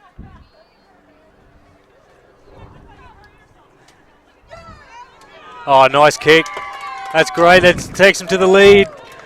Berkeley 7, leading the Amazons 5. 22 minutes left in this first half. What a great score there from them to come back into this game. If you just joined us here, we're at the 2014 Emirates Airline USA Rugby WPL Championship. It's quite a mouthful, but a lot of exciting rugby going on right now. Use the hashtag WPL Rugby. And of course, you can find the Women's Premier League Rugby on Facebook as well. USA Rugby is doing all the highlights. Also, your Scrum of Connection has got all the stats going on there as well. Katie Chow takes this one cleanly. Some of the forwards get over the ball right now. Dot Moti. Oh, huge. Massive hit. Good attack and defense there from the Amazons.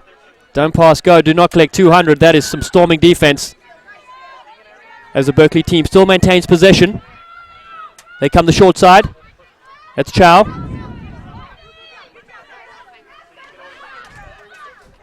Now they move it. Smashing it up. Francis Warewind. So they're going to get some forwards running off the 10 there. Defense is shooting up very quickly. Oh, loose ball. Got a penalty here. Not releasing the attacking player. That was good work from the Berkeley All Blues. They wanted a lot of pressure there, and Ruth Bryson, the reality TV fan, she got hit hard there, but managed to hold on to possession. She need to get a little bit steeper on attack, and as you said, get some more forwards running off the 10. So she'll look to find touch close towards our commentary booth. Oh, it hits. One bounce. Looks like the Shane Warne wrongin' right there. I don't think many folks here in the States will get the cricket reference, but you had me, Tomo. So line out right in front of us. This will be a good indication to see how straight this throw is. We're basically in the tunnel, which is good camera work from our team. It was a beautiful throw, just bumbled through the back there, but the All Blues managed to retain possession. Getting over this now. Baccarillo has the feed. Now they look to set some of the big heavies. Alison Byrne takes it up. Former San Diego Surfer. Now they work the short side again. Dot Moti from Princeton. Got a bit of space here though, left if they can move it. You saw it open up. Katie Chow. Oh, Katie Chow just running through the pack there. Still got the numbers if they want it. Oh, wow. Huge hit. Cheapers creepers. Two can tango. That was massive. That's what the fans come to see. Absolutely. That was phenomenal stuff. Great attack, and then the defense just thundering and shutting it down. But the All Blues have maintained composure, still have possession. Looking for some runners. Beats the first play. Still goes strong, Alison Byrne. Space on the left-hand side if they can exploit it. You're right, they're sucking the defenders nicely now. But has the Amazons taken that? Could have the turnover. Looks like it. Oh, ref says so as well, so it looks like we'll have a scrum down to the Amazons. Wow, that was a massive That was tackle. huge. If we have a chance to see the highlights, that would definitely go up on the reel. And here it is. Perfect form and everything. Look, leg drive, picking the leg up, off balance. And guess who that was? The try scorer, Kugler from earlier, the Amazon sensation. And now they look to move it wide. This is just the rest of the highlights. Almost getting a Sonny Bill Williams pass out of that tackle. While they attend to an injury there, we might as well just quickly talk about the Atlanta Sevens coming up soon. That is part of the Women's World Series. And it is happening again here in the US. So a wonderful leg of the tournament. And really a lot of fans should go out and then get their tickets online, I believe, on USA Rugby. And you can just hashtag Atlanta Sevens if you need to find more information about that. But you can go to, give us the website there, Tomo. It's usarugby.org/Atlanta Sevens. It's on March 14th and 15th at the Fifth Third Bank Stadium at Kennesaw State University, which is a great venue. Yeah, beautiful stuff. Well, we look forward to being there later this year. And meanwhile, coming away with it, the Zons. Steaming forward there is their 8th man, Bridges. Oh, penalty there to the Amazons, not rolling away. They were getting a bit eager there in the rucks. Yeah, exactly. The All Blues just getting trapped on the wrong side. And now a chance for the Amazons to relieve a bit of pressure.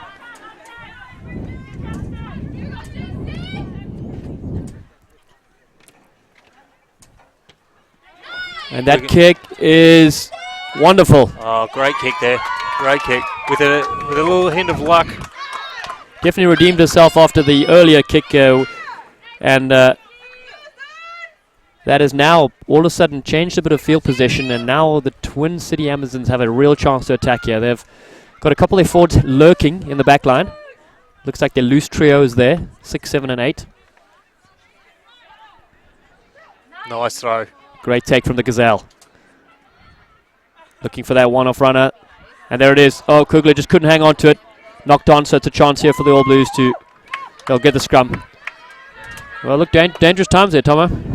Yeah, that definitely looked like a nice little planned move that they had going on. Unfortunately, ball couldn't go to hand, so Old Blues just escapes. So they've scrum feed to the Berkeley All Blues, just inside their own 22-metre line. Yeah, the All Blues, they lost in the WPL final to this team last year, so this is more than just a semi-final clash. It's a rematch of last year's final, and you can see how tense it is, and this is going to go down to the wire. We won't be able to tell until the 80th minute. A lot of passion in this game so far. 16 minutes left, score still remains Berkeley 7, the Amazons 5. Berkeley looked to try get out of the end zone there. That's Chow. Very active ball player. Clearance kick coming up shortly. Oh, it looks like it's been turned by the Amazons. Wonderful bit of defense from them. Bodies are flying into those rucks. Looks like they're trying to get them all started.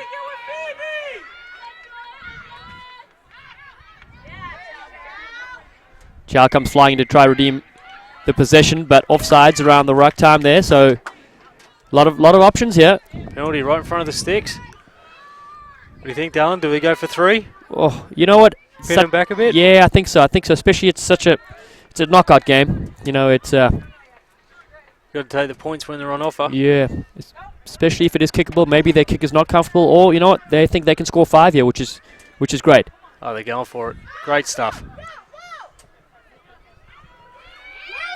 Yeah, Kruger again. Heavily involved. No, we'll get over the corner. Right time. Champagne Rugby. We've been waiting for the skills, and they've come out today. The Amazon ladies have shown and impressed.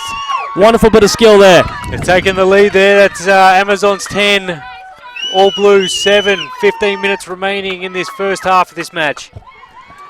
Well, that was great. Watch the replay here. They deny the kick at Poles. Offloading in the tackle is what the key is into this move. Leaning backwards, passing the ball nicely. And the wraparound there, of course. And that was big number 3, Alicia Gilbert, 26-year-old, touching down for her team. What a vital score in this game. You see the common denominator in that play as well was the number 7, Kugler, with the offload. Huge part of today's match. And you can see why she was named an MVP. This kick Looks very nice, but just to the right. Shaves the right hand upright. That leaves the score remained at Amazons 10, All Blues 7. 14 minutes remaining. Definitely an exciting first half here. And the... We've had everything so far, haven't we? We have indeed. Just going through here, looking at the assistant coaches, Kim O'Brien, John Reed, and Teresa Taylor have done a wonderful job with this Amazon team. Rumbling forward, there's the try scorer. Now they look to work the same side. Gilbert involved, Anna Brown getting some work done on the forwards. Just flirting with the touchline there. Now they've got some good width. If they can bring it to their backs. Just setting it with their pods. Patient build up. Now they look to Howard. She likes to have a crack herself. All Blues have got that covered. They got the very good defensive line set. Bridges, the battering ram. Now they go. It's the tank. Oh, nice little offload. Very good stuff. Interplay from the forwards. That's a try scorer from earlier. Kugler involved as well. Very impressed though with Anna Brown's offload. Oh, they're still going. Oh, they've been stolen there from the Berkeley All Blues. That's the third time they've done it in this game. Looking for the kick, and she was hesitant. Need to get that ball out of the danger zone. Having a run herself outside the 22. Could be trouble here. They've got numbers if they can move it. But a bit of static play. Cutting back in field. Lovely stuff. Oh, look at her go. Like a sleek racing snake. Fends the first one. Gets hammered from behind. Sets up play over the halfway line.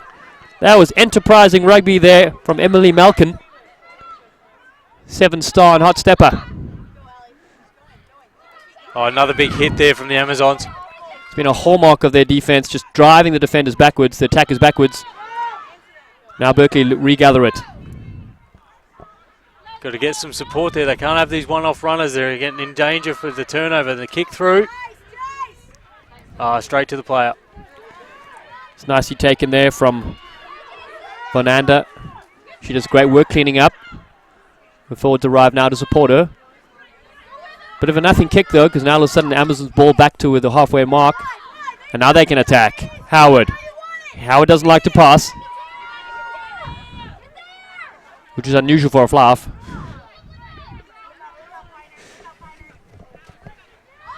Oh, diving over the top. Trying to disrupt that ruck. So they're getting through. Here come the Amazon players. Oh, she spotted a knock on.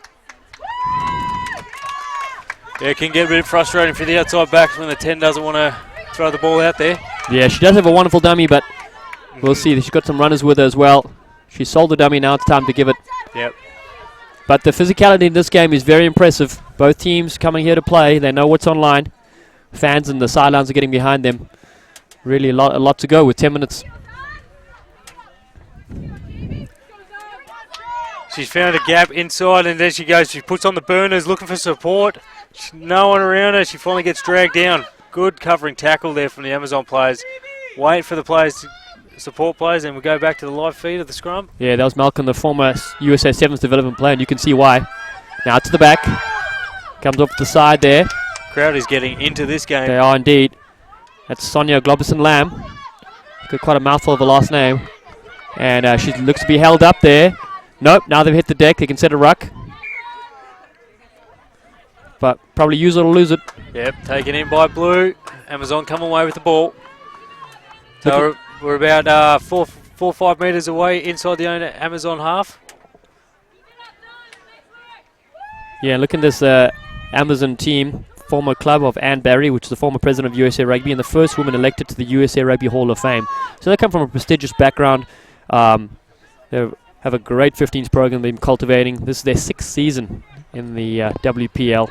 Of course, head coach Roger Brueggemeyer will be looking for another title this weekend, but of course, there's a lot more rugby to be played. Yep, a lot of teams standing in their way and they all want a piece of the pie. So After this game, we've got the Glendale Raptors against the Harlequins. Yeah, the Atlanta Harlequins. Yep, so that is going to be a bone cruncher as well. Yep, the hometown heroes. First look at for today, for the weekend. Yeah, how much does travel have to play into it? And we'll probably see on Sunday. You know, the extensive travel and having a big enough squad, and who knows, the Harlequins, that could be in their favour. There are a lot of competitive games from what I know from speaking to Coach Osborne about it this year, and they're ready to rock this weekend. Look forward to seeing them later. But meanwhile, back to this first half. It's nice big hit there again. Solid tackle again. Amazons with that slender 10-7 lead. Howard bumps with the first one, still going strong, takes a play to halfway line. Oh, it's been stolen. Blues again. Wow, so good at that. Gilbert struggling to roll away in the bottom of that ruck there, but referee didn't think anything of it.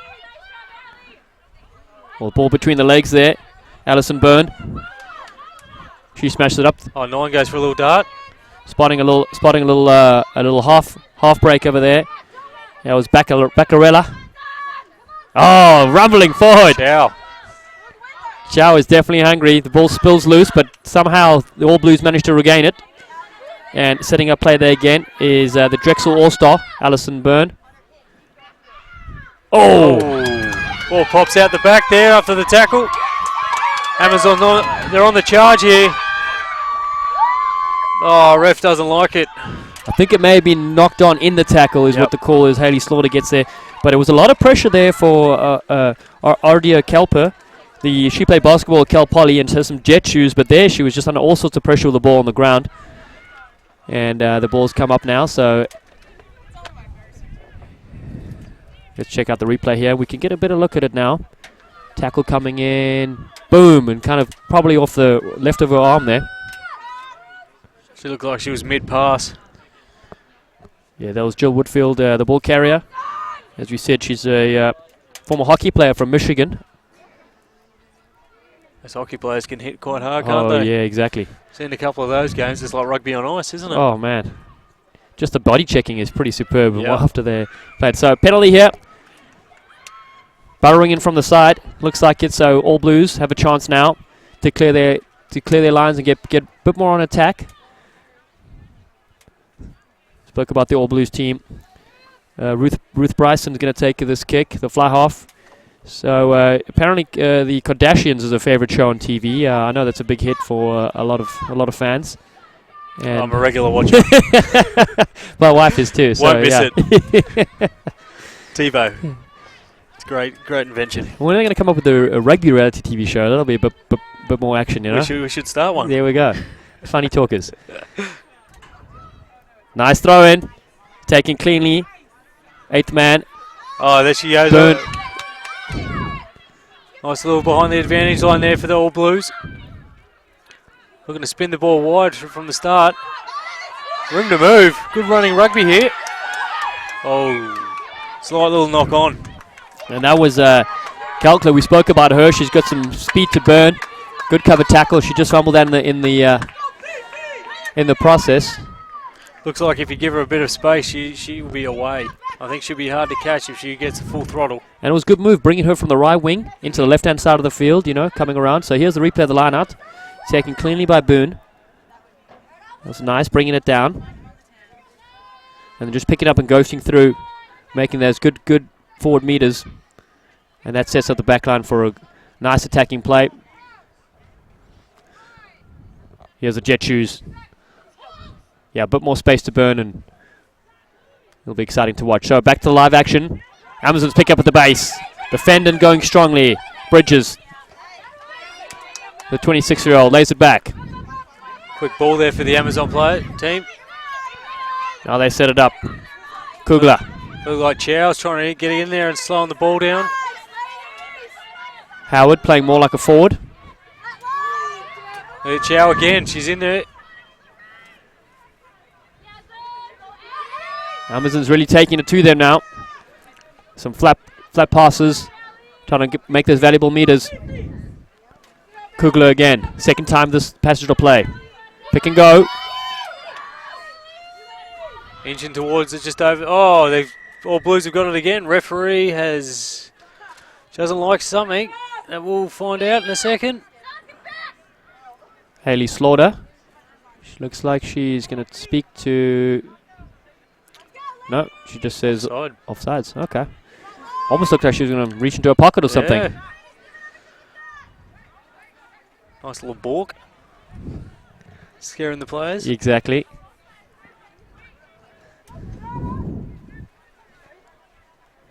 So rugby fans, you just joined us, winding down the clock here in the first half. A huge kick for touch. This is the WPL Championship played today, Friday and Sunday. So a day off tomorrow, the players get to rest up, get some ice on the legs, and they'll do it all again on Sunday. All 8 teams will play matches, and they'll be playing for their various positions, and of course the top 2 will be playing for the championship. But the nice thing is everybody gets to play 2 games, so it's well worth the trip. So just under 3.5 minutes left to go in the first half, and we have the Amazons at 10, Berkeley at 7. So it looks like it's going to be a scrum down to Berkeley. So not straight in the line out. The Berkeley team beat Orsu in the final week of the regular season, and that earned them a spot here to the national championship. You commentated this last game. How was that clash? Interesting contest, very interesting contest. I felt that if New York could get into their pattern of play and then develop the phases, they were in with a chance. But unfortunately, in the second half, just wasn't the case. And Orsu had a great centre combination, and all round were a great team. So yeah, I heard the crowd coming alive during that game. Fantastic to see. We're back here live though. The All Blues look to attack now. This is more promising. This is the Jet Shoes. Flirting with the touchline here. Ref is on the spot. He finally put his flag up. Watch out for the flying bodies there, sir. Yeah, good camera work from our man right on the ground there. But just that space closing down quickly. It was our speedster, Emily Malkin.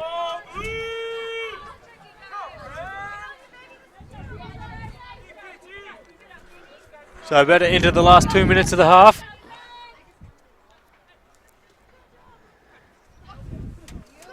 Nice line out from the Amazons. You can see they're well coached. Nice drill, they keep working it forward. They've got that rolling maul down, don't they? They do indeed, and it's very tricky to defend, isn't it? Yeah. Not to get off sides and not to collapse it. But Chow's in there disrupting things once again, and it looks like the Old Blues have just turned that back Wow. on the tables. Chow has really been phenomenal, and then just leading by example there. She's a massive part of the team. Yeah, she's one of the captains. They're 2 co-captains, and little interesting fact about her, she loves NASA. I mean, who doesn't? I mean, who doesn't love NASA? I mean, there's so much stuff going on there. Got a chance to visit the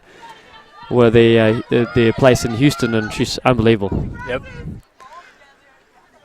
But yeah, she definitely got involved there. She read it really well, and it is very tough to do. Chow showing the experience.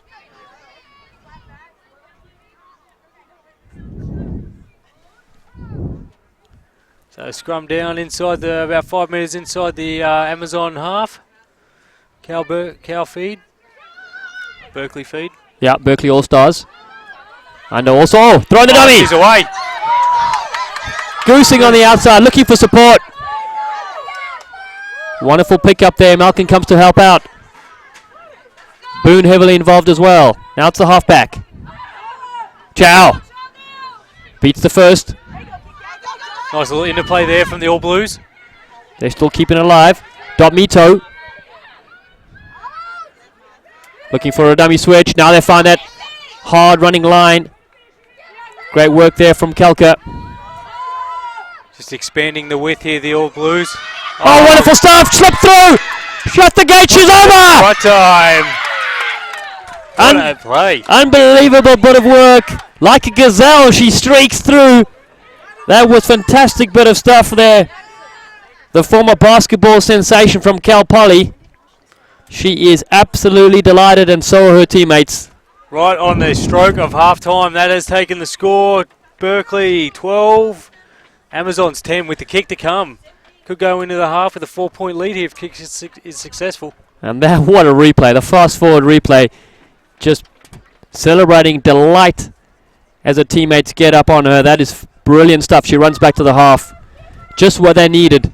And that's before the break. That's the pace we were just talking about. If she had a little bit of space and open up the gas. She even had enough energy to sprint back to the half. It's a good-looking kick, and it's over! Half-time, Rugby fans, and all of a sudden, Berkeley, the All Blues, come back, and they lead 14-10. Stay with us. We're going to have a highlight reel to show you, so do not go away, Rugby fans.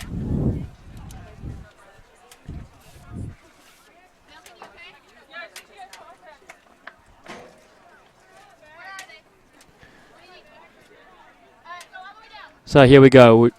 See what we got us in this package. Solid scrum from the All Blues to start off this game.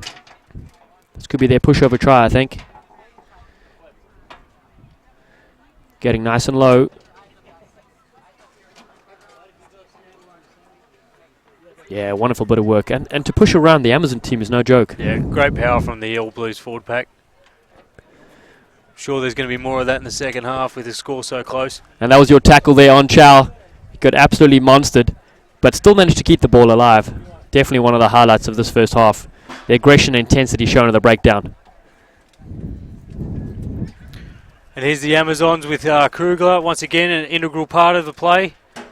And that was Gilberg over in the try for the try. Yeah, she did brilliant bit of work. And this is that last try we saw here coming up there with just sheer speed on the outside. I mean, no stopping. The absolute jet shoes from Ardia Kelka. Excellent bit of stuff. So we'll be back with their second half coming up very soon. It is a pulsating game here. 4 points in this semi-final. And, of course, stay with us and don't forget to get all your BLK apparel online. We'll be right back.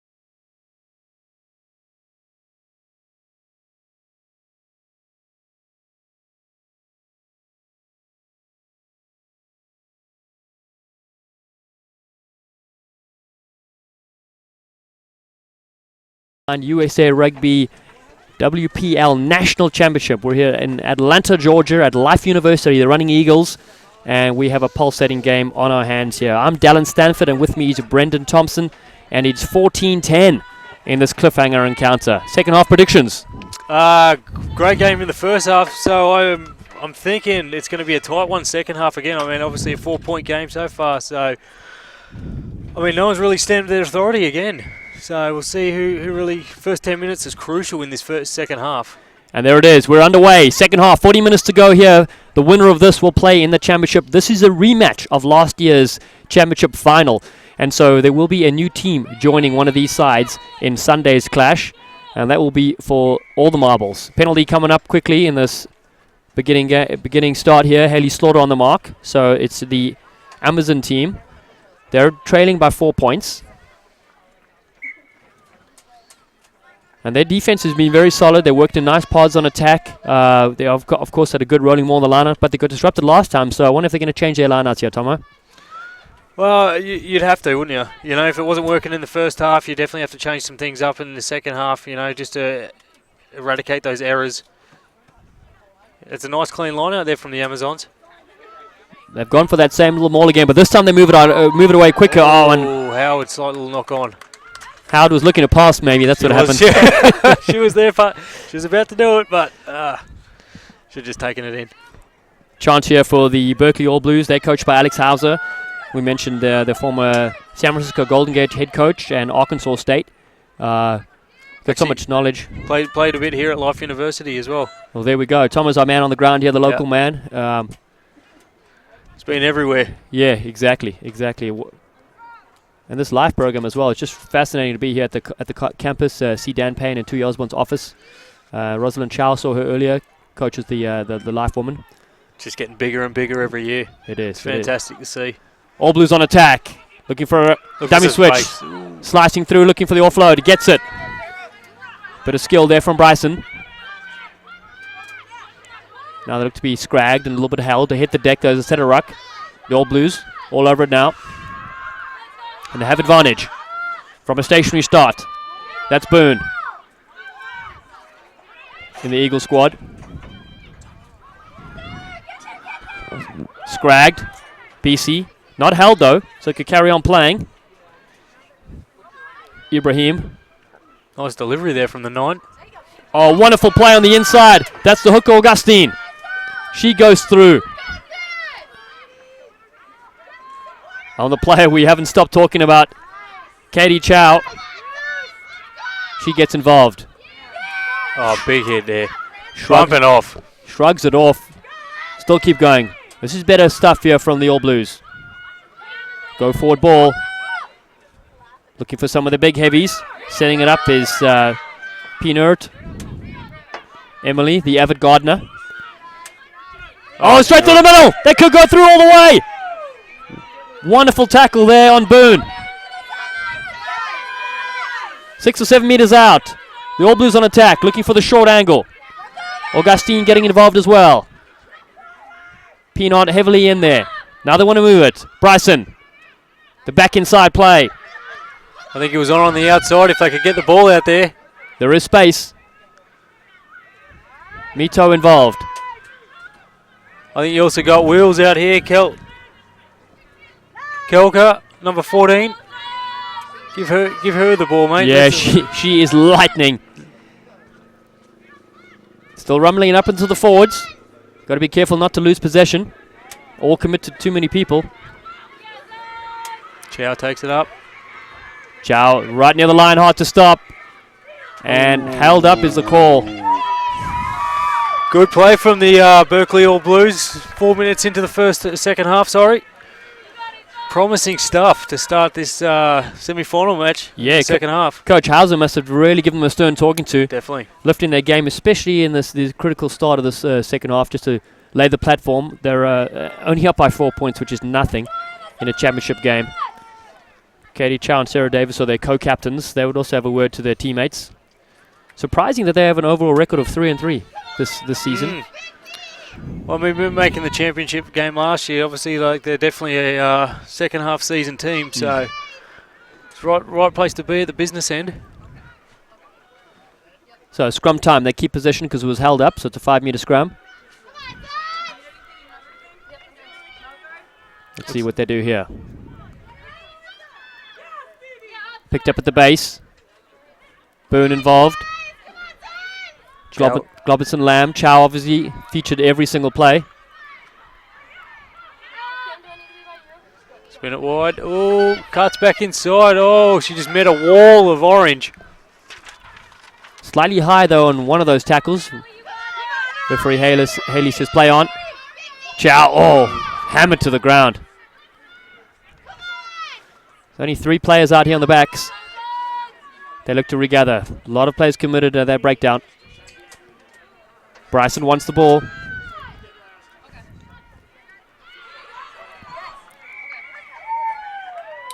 Come back for the penalty. Offside there from the Amazons. Looks like we're about 5 minutes out from the Amazon line. Think we'll go for a tap by the looks of it. Yep, they've got some of the big ladies ready to go. That's Chow. Oh, solid hit. Chow's not shy either, though. Smashing in there is Kugler. Very aggressive on defense. Finally, they bring them down. Wonderful bit of defense, though. Held up.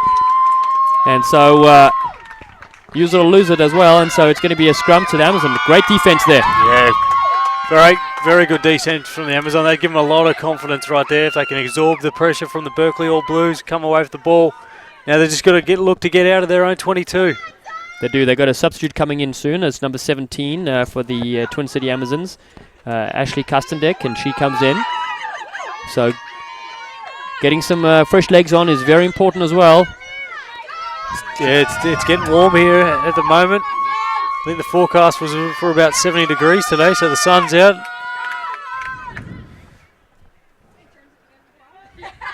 And what a time to come onto the field right here, defending their own goal line. Down by 4 points. The Amazons, the champions from last year, down in this game. This is what finals rugby is all about. Let's see what they can do. Oh, beautiful pickup from the base. Going strong, Stacey Bridges. Lovely run from her. Oh, not releasing the ball. So penalty back to the Berkeley All Blues. Great position for points. Going for the touch. Yeah, it's a bit of a seesaw battle here. And now all of a sudden it's a line out. Superb attacking line out. Only a few meters out. Can't see the line. Is that that's 5 meters away? That's about 5 meters, yep. Wow. Great kick there. Bryson with that boot of hers. I haven't seen them attack too much out wide, but it has been a very forward-orientated game. I think they need to take into account what they where they scored their points in the first half and get the ball out wide to their speedsters. You're right, Tomo, and in fact that time we'd struggle with the line-up there, so it is going to be a scrum, so they get a choice of scrum or line-up to the Amazons. They choose scrum. It's such a good one last time. Still under a bit of pressure here. But they're not panicking because there's lots of time left in this game. Looks like there's a meeting of the minds at the back of the scrum with the Amazons. Seeing what they need to do to get away from their own try line. Well, their pick and go with Stacey Bridges worked brilliantly last time. She got 18 caps for the Eagles and played in the 2010 Rugby World Cup and was a reserve in 2014 from Texas A&M, from the Lone Star State. Some experience that you need and want. Not happy with the scrum there is Slaughter. She's wearing the, as we said, the pink goods, Try on Rugby. So go to tryonrugby.com for more information about that youth rugby program, getting more females and girls to play team sports, and rugby obviously being such a great vehicle for that. Try on Rugby, a wonderful organization set up by USA Rugby. And pretty similar, we were chatting to earlier, Tom, about Play Rugby USA, some of the work that I was involved in and am involved in Los Angeles, helping inner city kids develop through flag rugby, boys and girls. Yeah, it's a great initiative. Getting the young kids active. A scrum down here. Oh, penalty. She's not happy. Slaughter. Is that loose bind there? Yeah, I think so.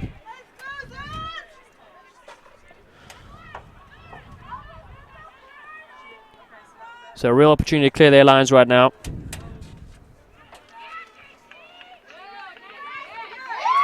Oh, what a kick there. taking play outside their own 22-metre line. Gain of about 19, 20 metres there. So we have a substitution. So number 16, Elena Edwards from Bowling Green takes the field. And she's sporting the corn rolls, as they call them. And what number is she replacing? We'll spot that in a little bit. Line out. Gets unfortunately knocked on slightly as she was peeling around. And that was the halfback Lynch, Rachel Lynch from White Bear Lake in Minnesota.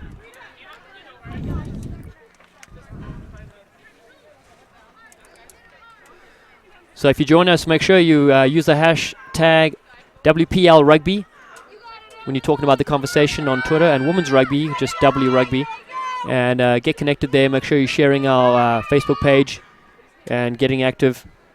If you have any funny stats or anything about the players, feel free to send that through as well. We'll be checking the social media, and always nice to get a couple of chirps in for the rugby fans, the family and friends watching. Berkeley All Blues got the scrum right now. Got possession. Set it up with their BC, their centre. Oh, fends the first two players. She's a strong ball carrier. Good leg drive there.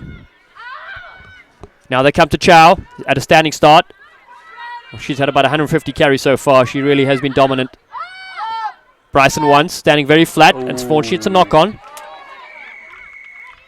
Feel like they're a bit too flat on attack, and runners are stationary, which is very tough to get going. Yeah, we've got to get some depth in there. Maybe change of angles, you know. You need to bamboozle the defensive line to create some holes. But looks like the Amazons have come away with the penalty. Kicking towards our commentary booth here. Nice, high-raking kick. So the Amazons are absorbing all the pressure that the Berkeley All Blues are throwing at them. If they can absorb it and turn that into attack, it looks 28 minutes to go in this match. Plenty of time for both teams, but 4 points in it. Berkeley All Blues leading. Oh, tricky little sneaky front ball there. That was nice, eh? You could see she was open. She wanted possession. And now they take it. Howard. Oh, it offloads. Beautiful stuff. Peeling around the side is the try-scoring sensation, Kugler. Over the 40-metre line.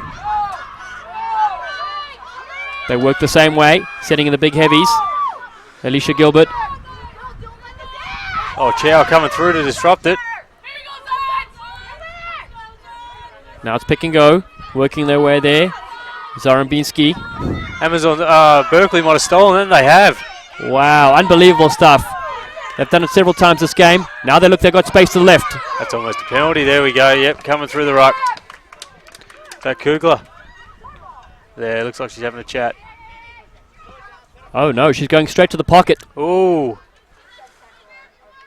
Oh, and she's just checking on her dinner tickets tonight, and they're still there. Balked again. Balked again. Hayley Slaughter just teasing us here. Lovely stuff from her. And offside play coming from the side. So the All Blues will still have possession here. They're working away feverishly. Quick tap through the forwards. And that is Mito. 6 caps of the USA Under-20s. Well done from the Amazons, keeping the ball up. And driving forward. Just taking the ball back at him. Oh, come. Chow looked like she was coming in from the side. Yep. And Amazon, the ladies have possession here. So that was, as you said, great work. Penalty started with the All Blues. They can turn this into attack in a little bit. This could be very dangerous. The reigning champions aren't done yet. 4 points, they trail.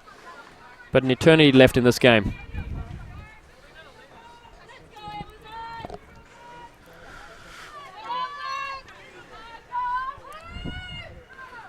Nice scrum here. Let's see what the Amazons got planned. Howard is out there. We'd like to see her centres running. Boker and Broughton. Scrappy ball at the back of that scrum, but they finally clean it up.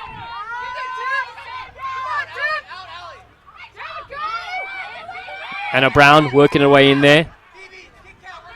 Now Howard. Oh, that was a much better line. Superb stuff from Broughton. Sylvia, she's in the Eagles 2014 squad. You can see why. Smashing it up. Berkeley All Blues trying to contest that ball. Amazon ladies need to just keep possession. Oh, they've been driven off this. Great bit of defense from the All Blues.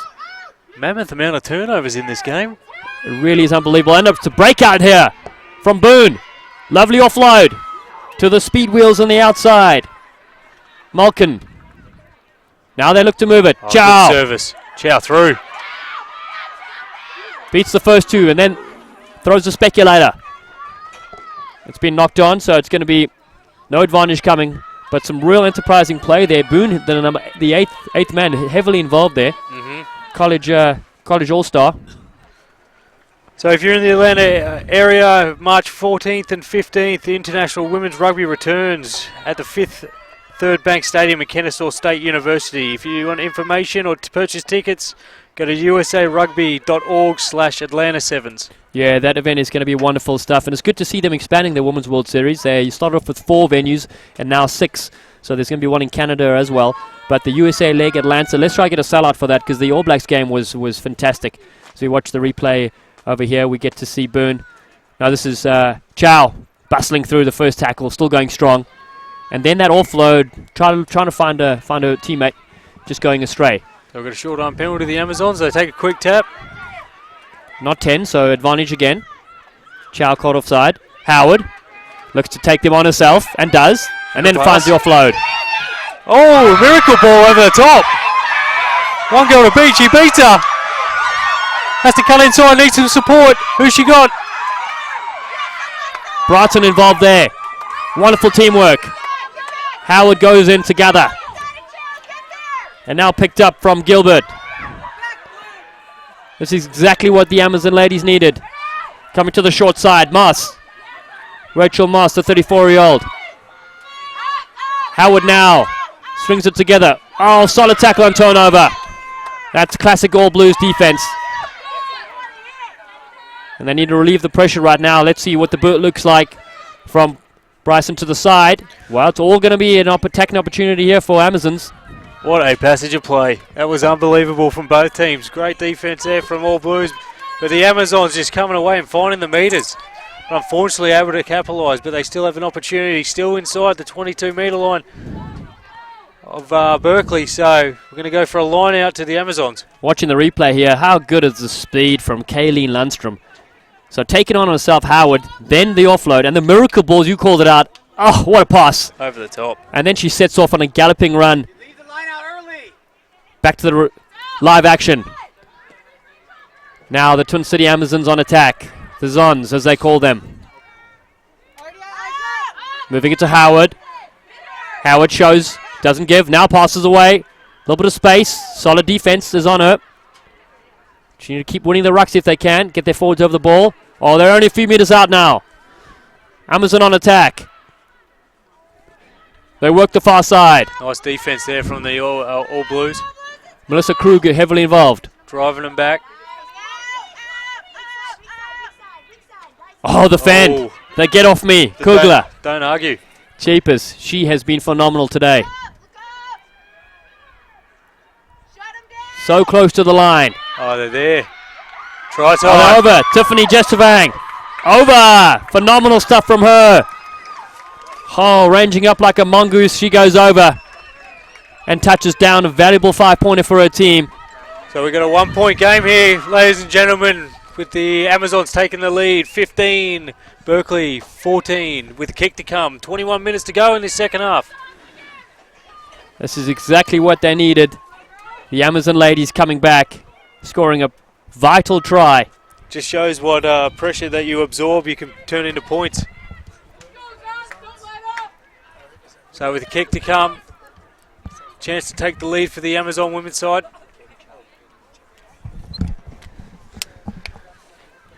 Are you a kicker, my man, Summer? No, wouldn't touch the ball. Only box kicks, my friend. There we go. Only box kicks. Well, this is a tricky kick from the touchline, as we see in your screen. Oh. It's nicely struck. It might not have the legs and doesn't. So 1 point is in it, as we said. 20 to go. No, I've always been fortunate to be on sides with decent kickers, so I probably would have had the props kicking before myself. There we go. Honest man, I like it. Yeah, I didn't dabble too much in the place kicking. The drop kicking was okay. Yeah, yeah. So rugby fans, we knew it was going to be a cliffhanger here at Life University in Atlanta, Georgia, and it is. Taken by the try scorer, Jess Vang. She sets it up. Now they work to Moss on the far side. Solid tackle coming in as well, and the forward pass. It's an opportunity here for Berkeley All Blues. They'll be looking to make amends from last year's final. They lost out in the championship game to the Amazons. It's definitely been a lot of heart this whole 60 minutes of rugby, and we've got 20 more minutes of it left. I think it's going to go right to the wire. And those of you just joining us, this is the third game of 4 today. These are the semi-finals. You're joining us right now. After this, we got the Harlequins taking on the Glendale side. That will be another coat hanger. And then on Sunday, 4 more games. We'll crown a championship here for the USA finals. Show and go on the outside, bit of space here. There's the gas. Oh, trust your pace. The stutter step. She didn't look to go on the outside. Kelka should have just gone. We know she's got the pedals to do it. Now they look to move it again. There's Chow, of course. Oh, get off me, she says. Still working the same way. This is much better play from the All Blues. Oh, there speed. she goes. There she goes. Seems easy. Bustling through. The offload. Try time. Over like an electric eel in the corner. Emily Malkin. Wonderful finish from her. Set up by Bishi Ibrahim. Fantastic hit back there from the Berkeley All Blues. Hold the phone. We're not done yet, Tomo. Watch the replay here. It really is some great skill. The outside here, we thought she's going to go on the outside, but keeps possession, gets tackled, lays it back nicely, and this is where it opened up, moving to the left-hand side. There was a couple of ruck points set here. We know Chow was heavily involved in one of them. Nice ball retention as they keep working the same way. Then Chow comes in there. She bumps off her opposite number, and this is where the backs look to move. So BC getting involved, wearing the number 13. That's the angle we spoke about, and the speed. Great line. And then the presence of mind to find her wing 3/4 on the outside. The support run was there, and Emily Malkin has scored. So Berkeley take the lead again at 19, Amazon 15. We have 18 minutes to go in this match. Action-packed stuff. You'd expect a quick return from Amazon the way the game's been going. And this kick at least will get them in the opposition territory, which is what they need. Can snaffle a turnover, will be good. Nice kick-off. Solid contact there, and that was a replacement player, number 16, Elena Edwards taking it in. Thundering tackle, driving them backwards. Bryson, they look to move it a bit more now. Setting up with their big centre, Whitfield. She played rugby in Auckland, New Zealand for a period of time. Big unit. Now they smash it up. Bryson, oh, lovely short ball. And that was Quick ball needed. Frida Fetu looking for the kick. There it is. Although this could be a counter-attack. And it is. Here they go. Oh, she found it out wide. Lovely nice offload driving and fan. tackle. Mondana getting involved there. But you're right, the defense has been solid. Oh, hands in at the ruck there, surely. Yep. She's a bit too overeager there. She saw the opportunity, but unfortunately the ruck was formed. That was the outside centre, the one to set up that great try earlier, BC. This is the opportunity we spoke about. Amazon coming right back in it now with a line out off this penalty kick. And the ball is not out. That definitely needed to be a fine touch. Oh, there's a nice counter kick. Oh, a couple inches more and she would have got it. Wow, dangerous times on both sides there, going back and forth. And in the end, Berkeley players on the ground. Shame. Couldn't quite gather that, and it's going to be another opportunity here for the Amazon ladies. So watch the big hit here of the replay. Solid contact from both girls. Bit ginger to get up there, the Amazon player. But she does finally. They're leaving it all in the field, aren't they? Yep.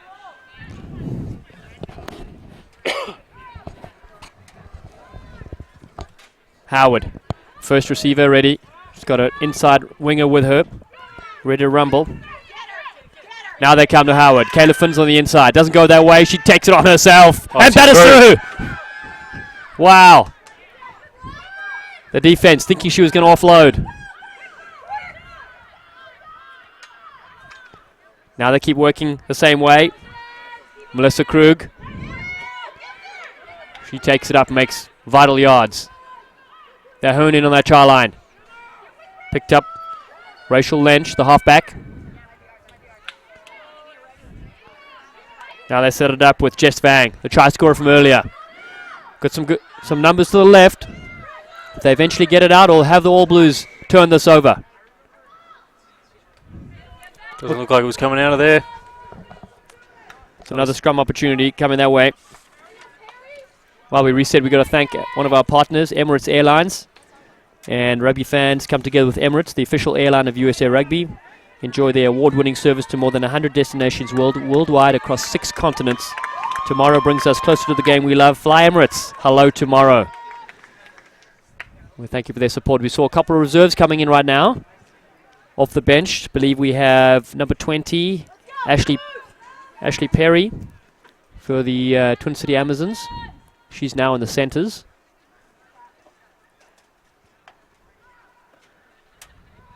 And coaches on the sideline. Both coaches looking on. That's head coach Alex Hauser checking to see on his team. And the opposition coach Roger Brugemeyer.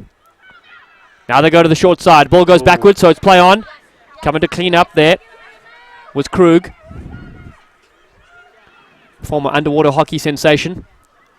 Sets up play inside the 22. Oh, knock on comes in. Unfortunate there for the Amazon ladies. And you can see their super subs dejected. Berkeley quite relieved from that. They get the scrum feed in. Opportunity to get out of their own 22. I think it's a bit too early to stop playing some attacking rugby. I mean, even though they're 4 points ahead, they still got to play with intent. They do. They've got to be careful though with the kick not fighting touch. The counter attack has been pretty solid from the Twin City ladies. Let's see what option they choose. Their fly-off is set, and that's Ruth Bryson. So 13 minutes left. Score remains at Berkeley 19, Amazon 15.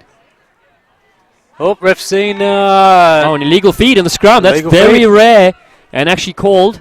And not what you want when you're inside your own 22 metres. No, not in the semi-finals as the clock ticks away. Tap and go. Oh, Kugler keeps her feet and the offload. Howard takes on the opposite number, Bryson. Now they set it up with their battering ram. Gilbert, the try scorer from earlier. And this is better intensity from the Amazon ladies. They get over the ball in numbers. Taking up their front row. Oh, Moss. Huge collision. Massive hit on Moss. And the ball went backwards. Howard now with a pass. Solid tackle coming in on the centre, Bratton. But that was a big hit though. You called Massive. it. Yep. Wonder if it was Chow involved. She really has been all over the park. Definitely throwing herself into everything, wasn't she? Yeah, she's earned that most valuable player role in the forwards for sure. And opposite her, Kugler for the Twin City Amazons had done the same for her side. Really have been two players that you'd choose for higher honours, and no wonder they've been in the US camps and playing international rugby. You can see why. Yeah, definitely. They're just standouts above everyone else here today. The sun is holding here. Little breeze coming through. We had the gorgeous grounds at Life University, Marietta, Georgia. Now they go. Solid tackle wrapped up there. Kayla Finn. Oh, knock on there from the Amazons. And you heard the Berkeley fans cheering. They get another one. They get away with it. Starting to wonder how many times it can happen though, because we're about to enter the last 10 minutes of the match.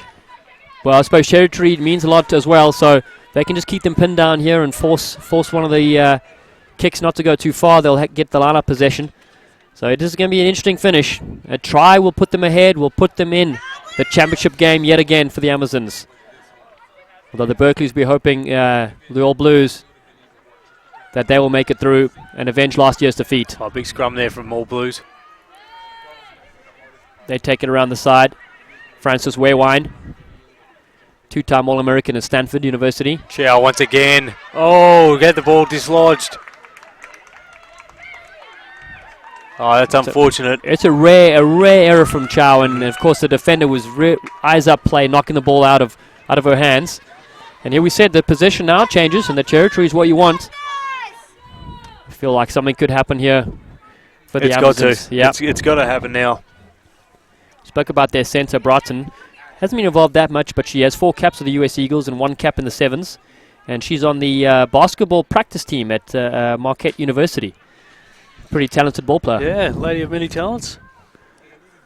We had a couple of hockey stars as well, and one Trivial Pursuit champion as well off the field. Just gotta love the Trivial Pursuit. Yeah, of course. Gotta love it.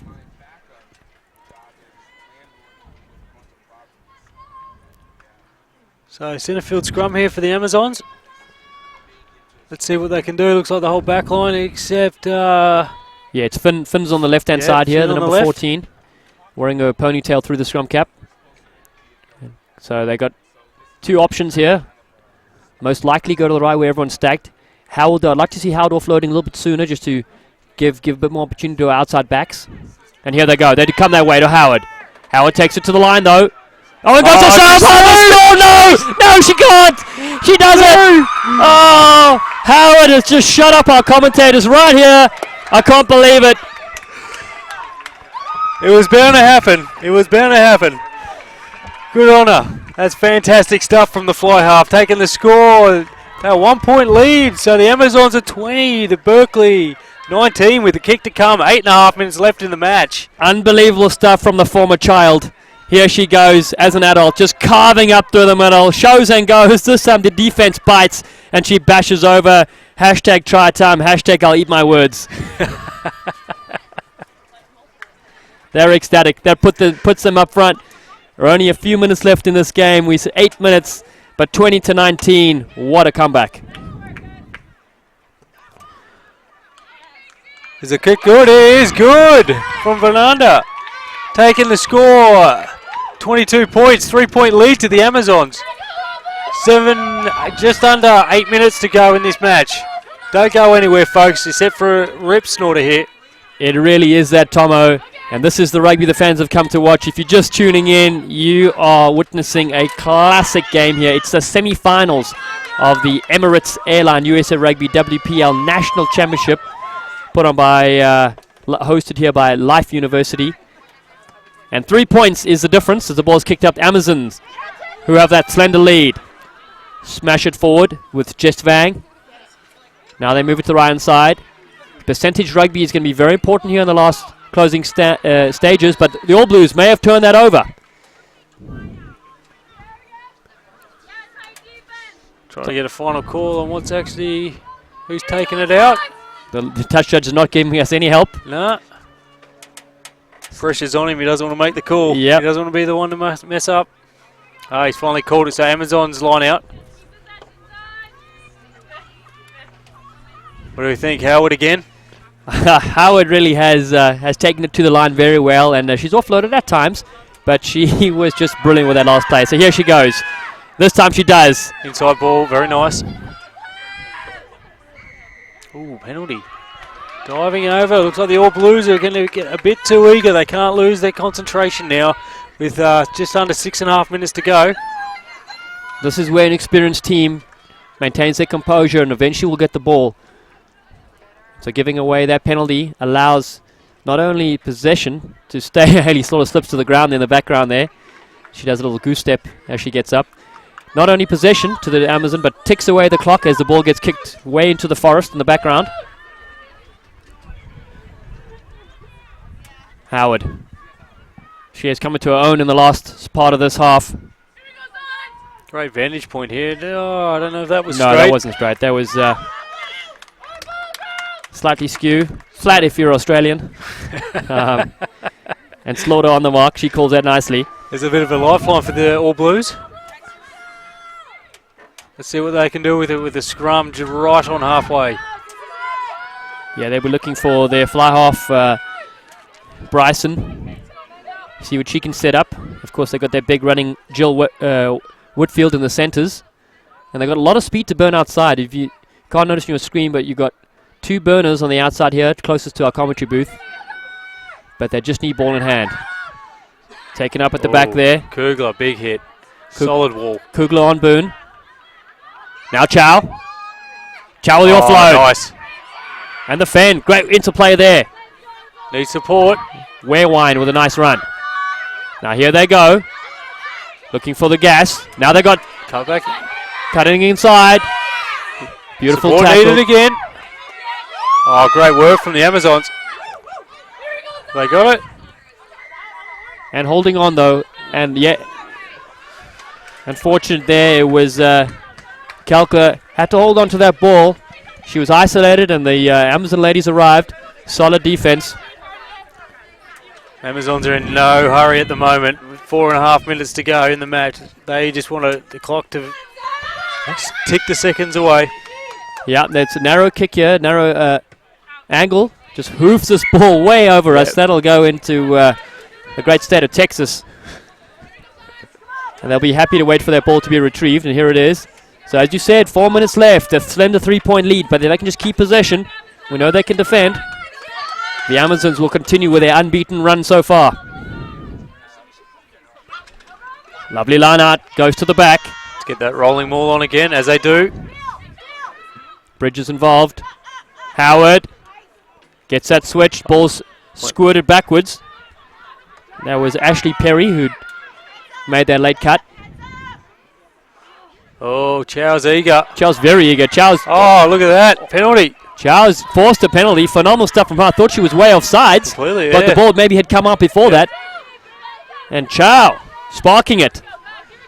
She's trying to lift her team here with 2.5 minutes to go. Oh, 3.5 minutes to go. Oh, unlucky. Hasn't found touch. That's a vital error, not finding touch. The Gazelle is on a run. There she goes. Basketball pass away and Howard flings it. Amazons now. Batten, it could be an intercept. The All Blues may have turned this over. No, it's come back the way. Amazon ball. Yeah. That kick, how vital will that be? Could have been the game right there as the Crucial mistake. Zons keep possession, wind down the clock. 2.5 minutes to go. They're up by 3. They look to set it up with their forwards. They're in no rush. Gilbert gets in there. So does Moss. Oh, it's a knock-on. Advantage. Now they need to get this ball out if they can. Here it comes out the back. She needs support. She needs players there with her. Oh, Chow once again. Who else but Chow? Solid as an ox. Ball comes out. They've got the numbers if they use it. There's a gas. The burner cuts back in. Solid tackle now. Now they just need to move it to the left-hand side of the field. Oh, that's a bit harsh, I think. Referee Slaughter was on the spot. That could be the game-winning tackle there, Tomo. Unlucky there with 2 minutes to go. How about that missed touch finder, the penalty finder, though? We watch the replay here. We get a better angle. This is the Gazelle ranging up on the outside. Look at her go. Legs for days. Oh, Lindstrom.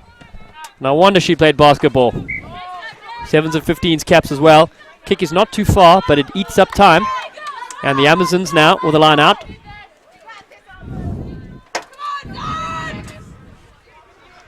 You have to say the All Blues need to steal on this line out. Oh, nice take there from the Amazons up the back. And that rolling maul's worked well for them all day, except for that one time when Chow got involved. They use it to great advantage. Now the offload. Oh, they're finding the support play. Cutting back is the fullback, Fernando. She's been solid at the back. All Blues just trying to get in there, trying to snuffle it. They have one more opportunity if they can steal the ball. Looks like the Amazons are just going to rumble it up through the forwards with 50 seconds left in this match. Now they go to the short side. Oh, the old Blues. Have they got it? Ref says play on.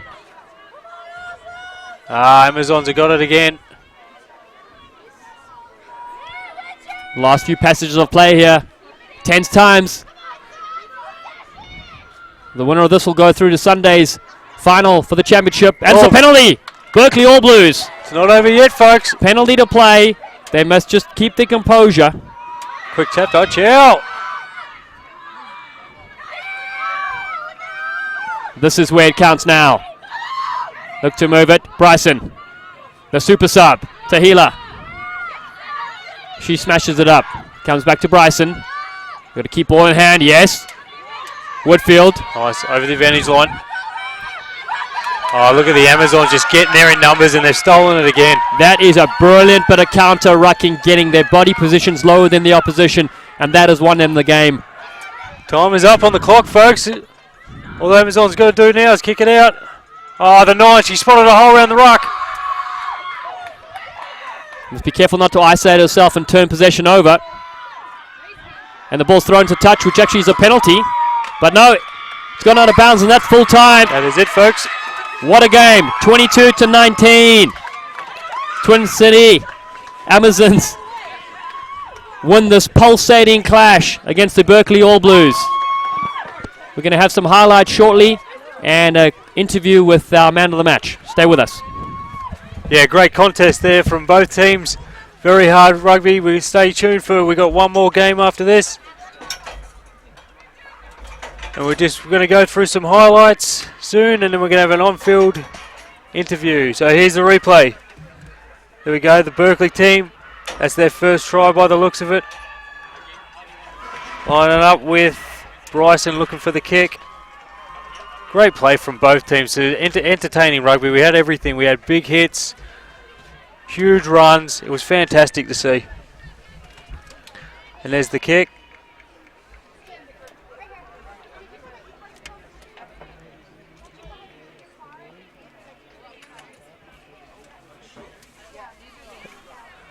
And there's the,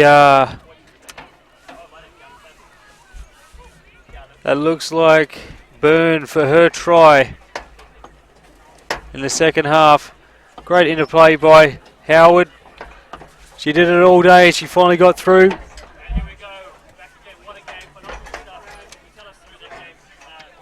Hard. You know, we did. Berkeley did a phenomenal job of slowing our ball down and poaching. And they're just a strong team 1 through 15, and we're just really lucky and happy to come out with a win today. Your tight 5 was very impressive, but the support all around at every breakdown was phenomenal. I don't know. I feel like we need to work on that actually going into our next game. But like I said, Berkeley did a great job in preventing us from being able to get a lot of go-forward ball and a lot of continuity in possession. Making this final, what does it mean to you and your team? Everything. Congratulations, and we'll see you Sunday. Thank you. Rugby fans will be right back with the other semi-final coming up. It's the Harlequins take on Glendale, and it's going to be another pulsating game here from USA Rugby. Stay with us.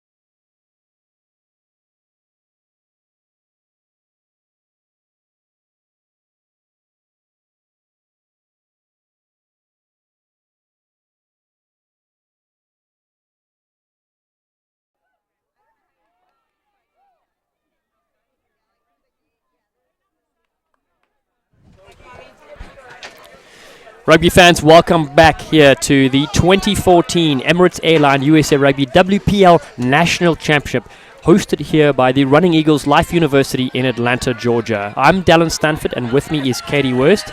Katie, what a wonderful day of rugby we have. Just fantastic environment here, great atmosphere at the Life University complex. Got a great match in store for us. Yep, this is on the left of your screen, the Glendale Raptors kickoff.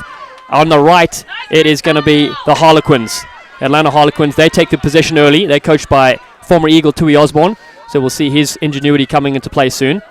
And the Quins sporting a very interesting rugby jersey, but probably based off the Harlequins in England. The ball gets stabbed through on the full. And also, one talking point for us here is the amount of current and former Eagles that the Glendale Raptor team has, right? Absolutely, Dale. It's just a great case of sort of more of the old guard of the number of players with the Harlequins, number of different names that have been around for years. Rosalind Chu, we've named before. Heather Hale, currently as a captain. Patty Jervey, just a name that's known all throughout women's rugby. On the Glendale side, we've got Kit Wagner. Candice Rue is a new athlete that's coming up. Andrea Przinski. There's a number of different rostered players here today. And Hannah Stoba, who can forget, too, at number 10. Exactly.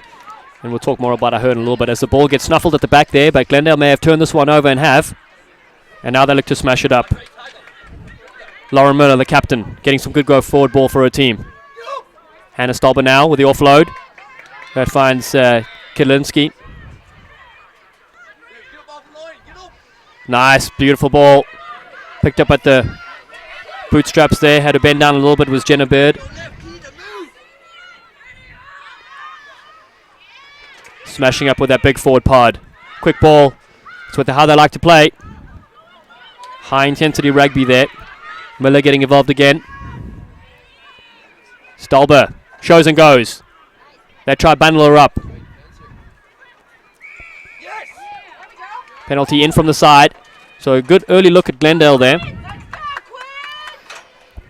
Defense was pretty solid though, Katie. Yeah, definitely Glendale's trying to move the ball as much as they can. They're really spreading the field, creating a lot of width. The Quins are doing well to just scramble and defend.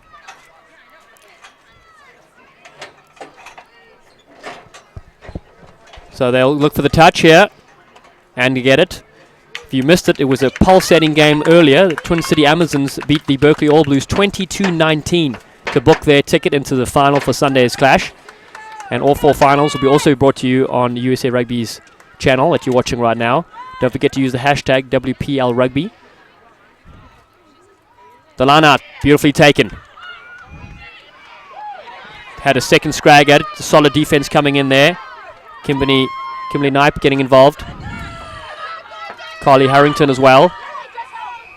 And the turnover is good. Glendale pouncing on that ball, showing great intensity. A lot of aggression around the breakdown early on for these two teams. Most teams in WPL would say that they're both noted for that. A lot of aggression in the contact area. That kick doesn't find touch. Oh, no, it does. Comes off the left wing's hand there. Amanda Carrington from Dallas, Texas. Just squirts out. So it's a wonderful attacking opportunity at the line out. What do you think? We have a rolling maul or to the backs, Katie? More than likely probably going to bring it down and drive it. We've got a good chance to see these ladies at the Infinity Park at their wonderful stadium in Glendale, Colorado. Of course, their men play in the PRP as well, so they get a lot of TV time. So they look for that drive. Solid defensive effort by the Harlequins. Really pushed them back, got on the first foot. 5 or 6 meters away from the line now. The Raptors with possession. That's their captain taking it up. But the counter-ruck looks fairly good from the Quins. The ball squirts out, and it's gone forward. So looking at Glendale overall record, 4-2 they've gone this season, but head coach Michael Feely, he said the team is better prepared than they were last year. And this year, brand new coaching staff coming in, so a great number of new players. As we said, just a different feel for the game, a little bit of adjustments with the game plan. I think it's working well for Glendale so far. And as I said, just really an experimental year here. A number of teams in WPL have had very close contests, making for some fantastic women's rugby and some really compelling storylines for this tournament. Yeah, the Glendale team, this is their third season in the WPL, and they lost in the 2012 final to Berkeley and the 2013 semi-finals. They'll be looking to do better. Rosalind Chow there. She's one of the experienced veterans in this team. She takes it forward. But that counter ruck is pretty solid. Coming in from the side, though, so illegal entry. And Rosalind Shaw, a little bit more about her. She played college rugby at Florida State and also a club rugby with the Austin Valkyries in Texas. And now she's the head coach of the Life Women's Program and does wonderful work on and off the field with those ladies. I'm certain that she's involved in a number of her athletes here to get to see this top quality level of play. We really appreciate their efforts to volunteer. We've seen them all day. They're really just doing a fantastic job to make this a world-class event. No, they are indeed, and getting a tour there of Dan Payne and Tui Osborne's office was fantastic as well. Rosalind's up there also, and this program have upward of 100 athletes come out to play rugby, which is wonderful. And here they go. Wow, solid tackle there coming in from Rachel Ryan from Glendale. The relieving kick is charged down. Half charged down, the ball squirts to the side here. It comes with Glendale's way. Looking for the offload, wasn't able to get it. That's Andrea Przynski doing well to handle the ball. And now they take the quick tap penalty. Looking to catch the opposition unawares. Candice Ruse takes it up. Stolberg waiting. She's got a big pack of fours to her left. Finds them now. Big tackle. Excellent effort there by Liz Snodgrass, always a punishing tackler. And shielding in the front, yep. Nope. Offsides is the call. Referee on the mark. Prior to the penalty call, you saw Glendale attempt to shift fields, which I think was a great move. Just unfortunately caught it. We'll see how they do with this line out. Yeah, once the defense gets set up and static, it's good they recognize that and moved it the other way. Also like the way they move the ball to those different pods. May get a little action replay of that if there's time. And here it is. Solid tackle. That's Rachel Ryan, just a great tackler all around. Meanwhile, back to live action. It's a rolling ball coming in right now. 5 or 6 meters out. Glendale have possession. They go towards the short side. Got to stay in bounds and do. Now they look for their forward pod. That's their captain smashing up, Laura Miller. Oh, aggressive defense at the breakdown. And penalty comes away for Atlanta. Wonderful work from them to create that turnover. Just really dogged defense there by the Harlequins. They're well rewarded with that penalty. Did a fantastic job to isolate the Glendale attack. That kick doesn't find touch. Oh, it's a knock on.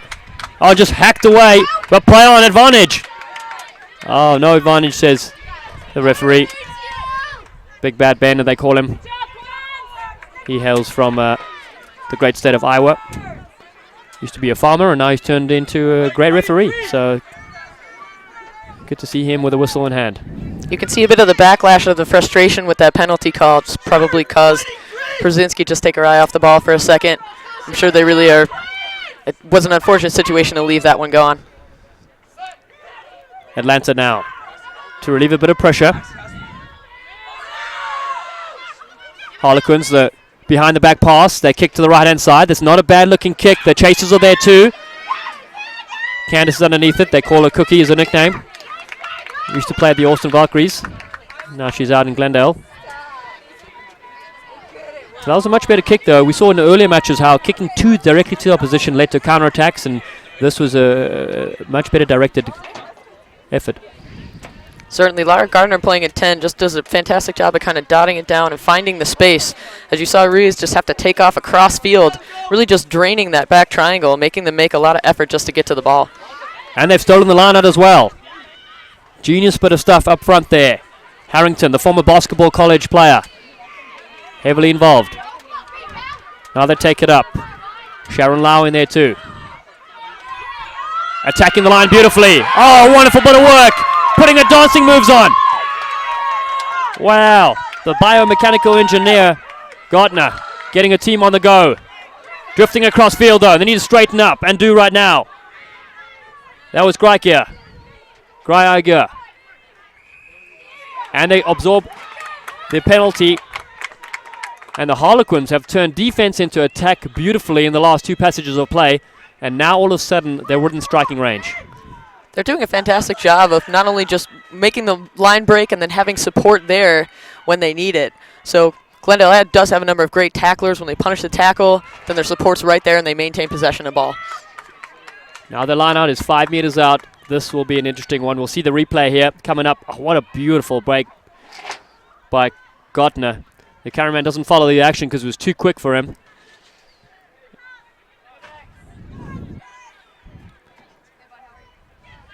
Critical line out here for the Harlequins.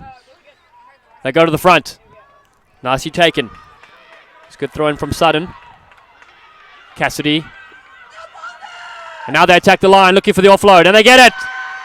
Could they be over? Diving over the line, maybe held up. That was Madison Levy. And referee is going to come back. Glendale lucky to get underneath that one. Just a really organized effort. Nice set piece. Perfect line out taken well. Distributed to the back line. So it'll be a 5 meter scrum. The Harlequins still on attack. And good to catch up with Kurt Weaver earlier today with the USA Rugby Referee Society helping out. It's good he's not refereeing this game. He's half blind, but just a wonderful guy all around and doing wonderful work with youth rugby as well.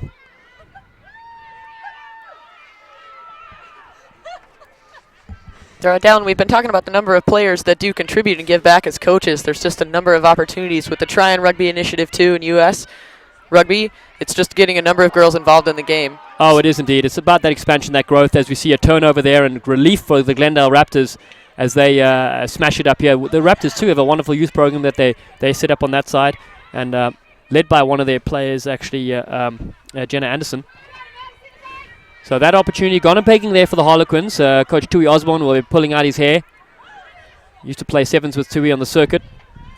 Wonderful stepper, and he's added some real positives here for this club.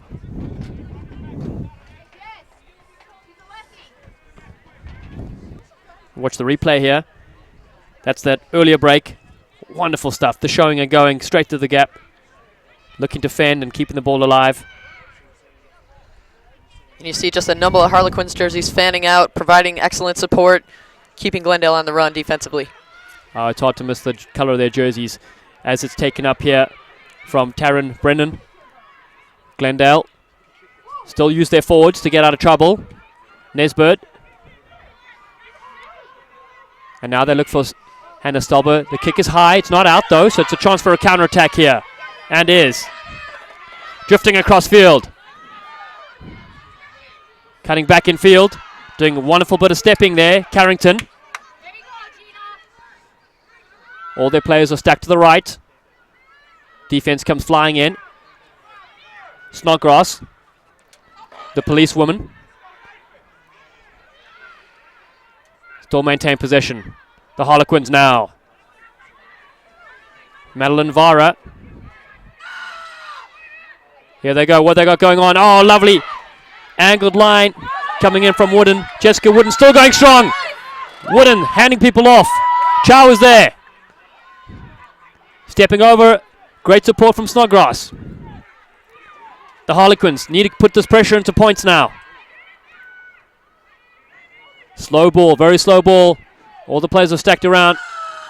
Can only set up a pick and go. Defense is holding up. Oh, rumbling in the jungle right there. Sutton and Cassidy. Lovely loop around. Little bit of space. Just a great defensive effort here by Glendale, just trying to push forward, gaining inches.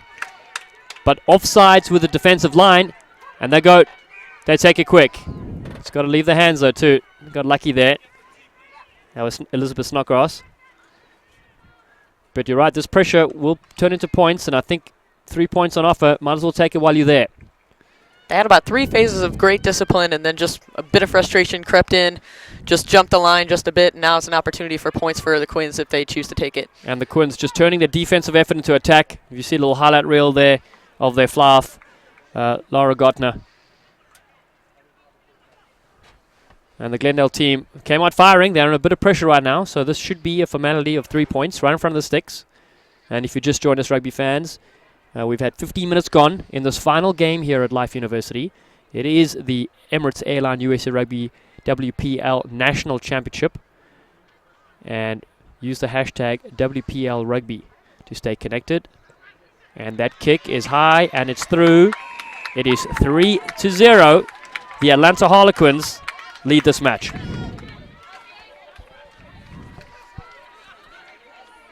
Harlequins doing really just a fantastic job early on, keeping a lot of ball possession, stringing together a number of phases, putting Glendale under pressure. Really fantastic job from, they finished 4th last season, and I know that they're trying to get into the top 2.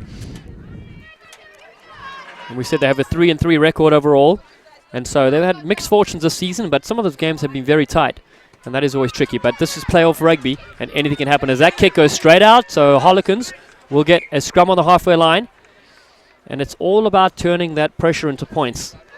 See what they can make of this scrum in midfield. They could have options left and right if they want. You talked about Coach Tui Osborne. It's actually his first season coaching this squad. It is a team that traditionally has an older roster, but they have recently added a number of different younger, talented players. You mentioned Lara Gottner before. It's actually local, is a Georgia Tech native and a former All-American. You can see the skill she brings to the table here in that position. And speaking about Tui Osborne, he of course played at Life as well, and led them to a national title in 2014. And good to see him giving back to the game and sharing his knowledge. They're developing a really fantastic family unit here in the Atlanta region. And Rosalind Chow, one of the players, the centers for the Atlanta Harlequins, is heavily involved in that. She's coaching, as we said, the Life, the college side, the women's side, and doing a wonderful job with those students as well, getting them through the game. And what I like to see now in the States is how there are opportunities for young students to get scholarships to play rugby, and that wasn't around in our time. There are both, and on the Glendale side as well, too, a number of players that have been around the game for a long time. You mentioned Hannah Stolba, World Cup Eagle, as well as Kit Wagner. Just a number of individuals that also give back to the youth programs you mentioned before. That's right, and here we go. Oh, nice little dummy going through from the Quins. Wonderful break on the outside. That is a 40-meter gain. Superb bit of work from Crystal Phillips. Just showing all the array of skills, the fend and the go. Now the big heavies arrive. Slower ball. Picking and going. Looking to truck it up. Fending. On good head of hair on her. That is some on. Just holding on to position, unfortunately. Goes the other way. Glendale Raptors will be very happy about that turnover. But that's some dangerous stuff there. Good attacking from the Atlanta side. Yes, just the bulk of possession has been in the Atlanta category here. I think that Glendale will want to capitalize on this penalty. Be able to string a couple of phases together. And that's the second time Amanda has tried to stop that play there. Carrington on the side. And apparently she is she's a black belt in karate, they say. And here we go. What's that dummy in the fend? Oh, wonderful bit of work. Crystal Phillips showing all the skill. And she said one of her idols is Oprah Winfrey, and that's pretty obvious. What a wonderful humanitarian. Now they move the ball. The knock-on is ensuing. Wasn't clean possession. And Glendale thought they could get away with a couple of quick cut-out passes. So we're going to come back to the first error, which is the knock-on the line out. Get a real chance to see Glendale. They start off in the flurry, but they haven't had possession the last few plays, have they? Quins have just done a fantastic job to maintain ball possession, as you said. And also, they just can't get much momentum going forward, and they're constantly just draining them defensively, making sure that they're coming up off the line. And they're just, at this point, if I'm Glendale, I'm taking stock in making the tackles, getting them to ground, recycling, and maintaining possession when you get the opportunity. Katie Wurst with great insight there, and that's so right. Glendale came out firing the first few minutes with the ball in hand, and now they've done all the defending. So Hannah Stolber now, the former Eagle veteran sensation, and she shaved her hair for a non-profit, raising funds for one of her teammates. Why don't you tell us a little bit of that story there, Katie? Sure, absolutely. Just in honor of Jillian Potter, a U.S. World Cup Eagle, who's been just dealing with some medical situations, diagnosed with synovial sarcoma, and just a great effort by the rugby community as a whole to give back to help support her in that effort to recover. And Hannah, just a supportive teammate, has been there through this difficult time. She has indeed, and what a wonderful gift of players. Oh, she gets the return play. Beautiful to work. Candace will they defend, still going strong. That was Glendale as we like to see it. Stolber now getting involved again the third time in this play. Now they find their forwards. Nesbert. She smashes it up. Oh, into the referee. Huge collision. He'll definitely feel that tomorrow. Still going the same side. That's both great efforts by Kidlinski and Rachel Ryan, too. Just two real punishing, hard-charging runners. Still with Glendale now. They lay it back. Stolber wants it. She sees a bit of space. Lovely cut-up pass, and just a knock on there at her bootstraps. But unfortunate though. Forcing, I think, that long pass. So didn't really need to do that. But how's that collision? So this is that move. Watch the wraparound. Wonderful bit of work in hands from Beard to Stolber. And then, of course, the fullback, Candace Roos, coming on the outside. That was a good set-piece move. You feel like if they can get possession inside the opposition half or 22, it could be try time. So we're going to go back to live action after this replay. Into the referee. Boom! That was fantastic stuff. That definitely goes on the highlight reels. I know the referees are busy giving some feedback to on-field men. Oh, the ball goes backwards and it's kicked forwards now. It's pandemonium inside their 22. It's all happening here. The Quins look to clear their lines and do. This is a solid kick. It's dangerously in the air, but taken cleanly. Inside to Roos. Candace stepping and going. Beats the first one. There's a great attacking platform here. Opportunity for Glendale. They've got support on the outside. Good continuity. They keep moving it now. Looking for the changer angle. There it is. Busting through the middle. High tackle advantage. That might have been Kitty Wagner, I think, with that beautiful run from her. No advantage. I think it was a high tackle. We'll see what the referee says. And he looks like he's going to go to chat to one of the players. I think it might be because of the high tackle. Just for the safety first, of course. Got some medical attention being paid to Liz Snodgrass there. A bit of a collision after the play. She doesn't look good. She's got her hands on her head on the ground. And no, she's... Wonder if it's a leg, you know. While we wait for the injury, hopefully she's doing okay. Let's talk about the Atlanta Sevens. It's one of the stops in the Women's World Series, coming to Atlanta on March 14th and 15th. And it is international rugby at its best. It's hosted at the Fifth Third Bank Stadium at Kennesaw State University. Tickets are on sale today. So go get them online. Go to usarugby.org/Atlanta Sevens to purchase and to find out more information.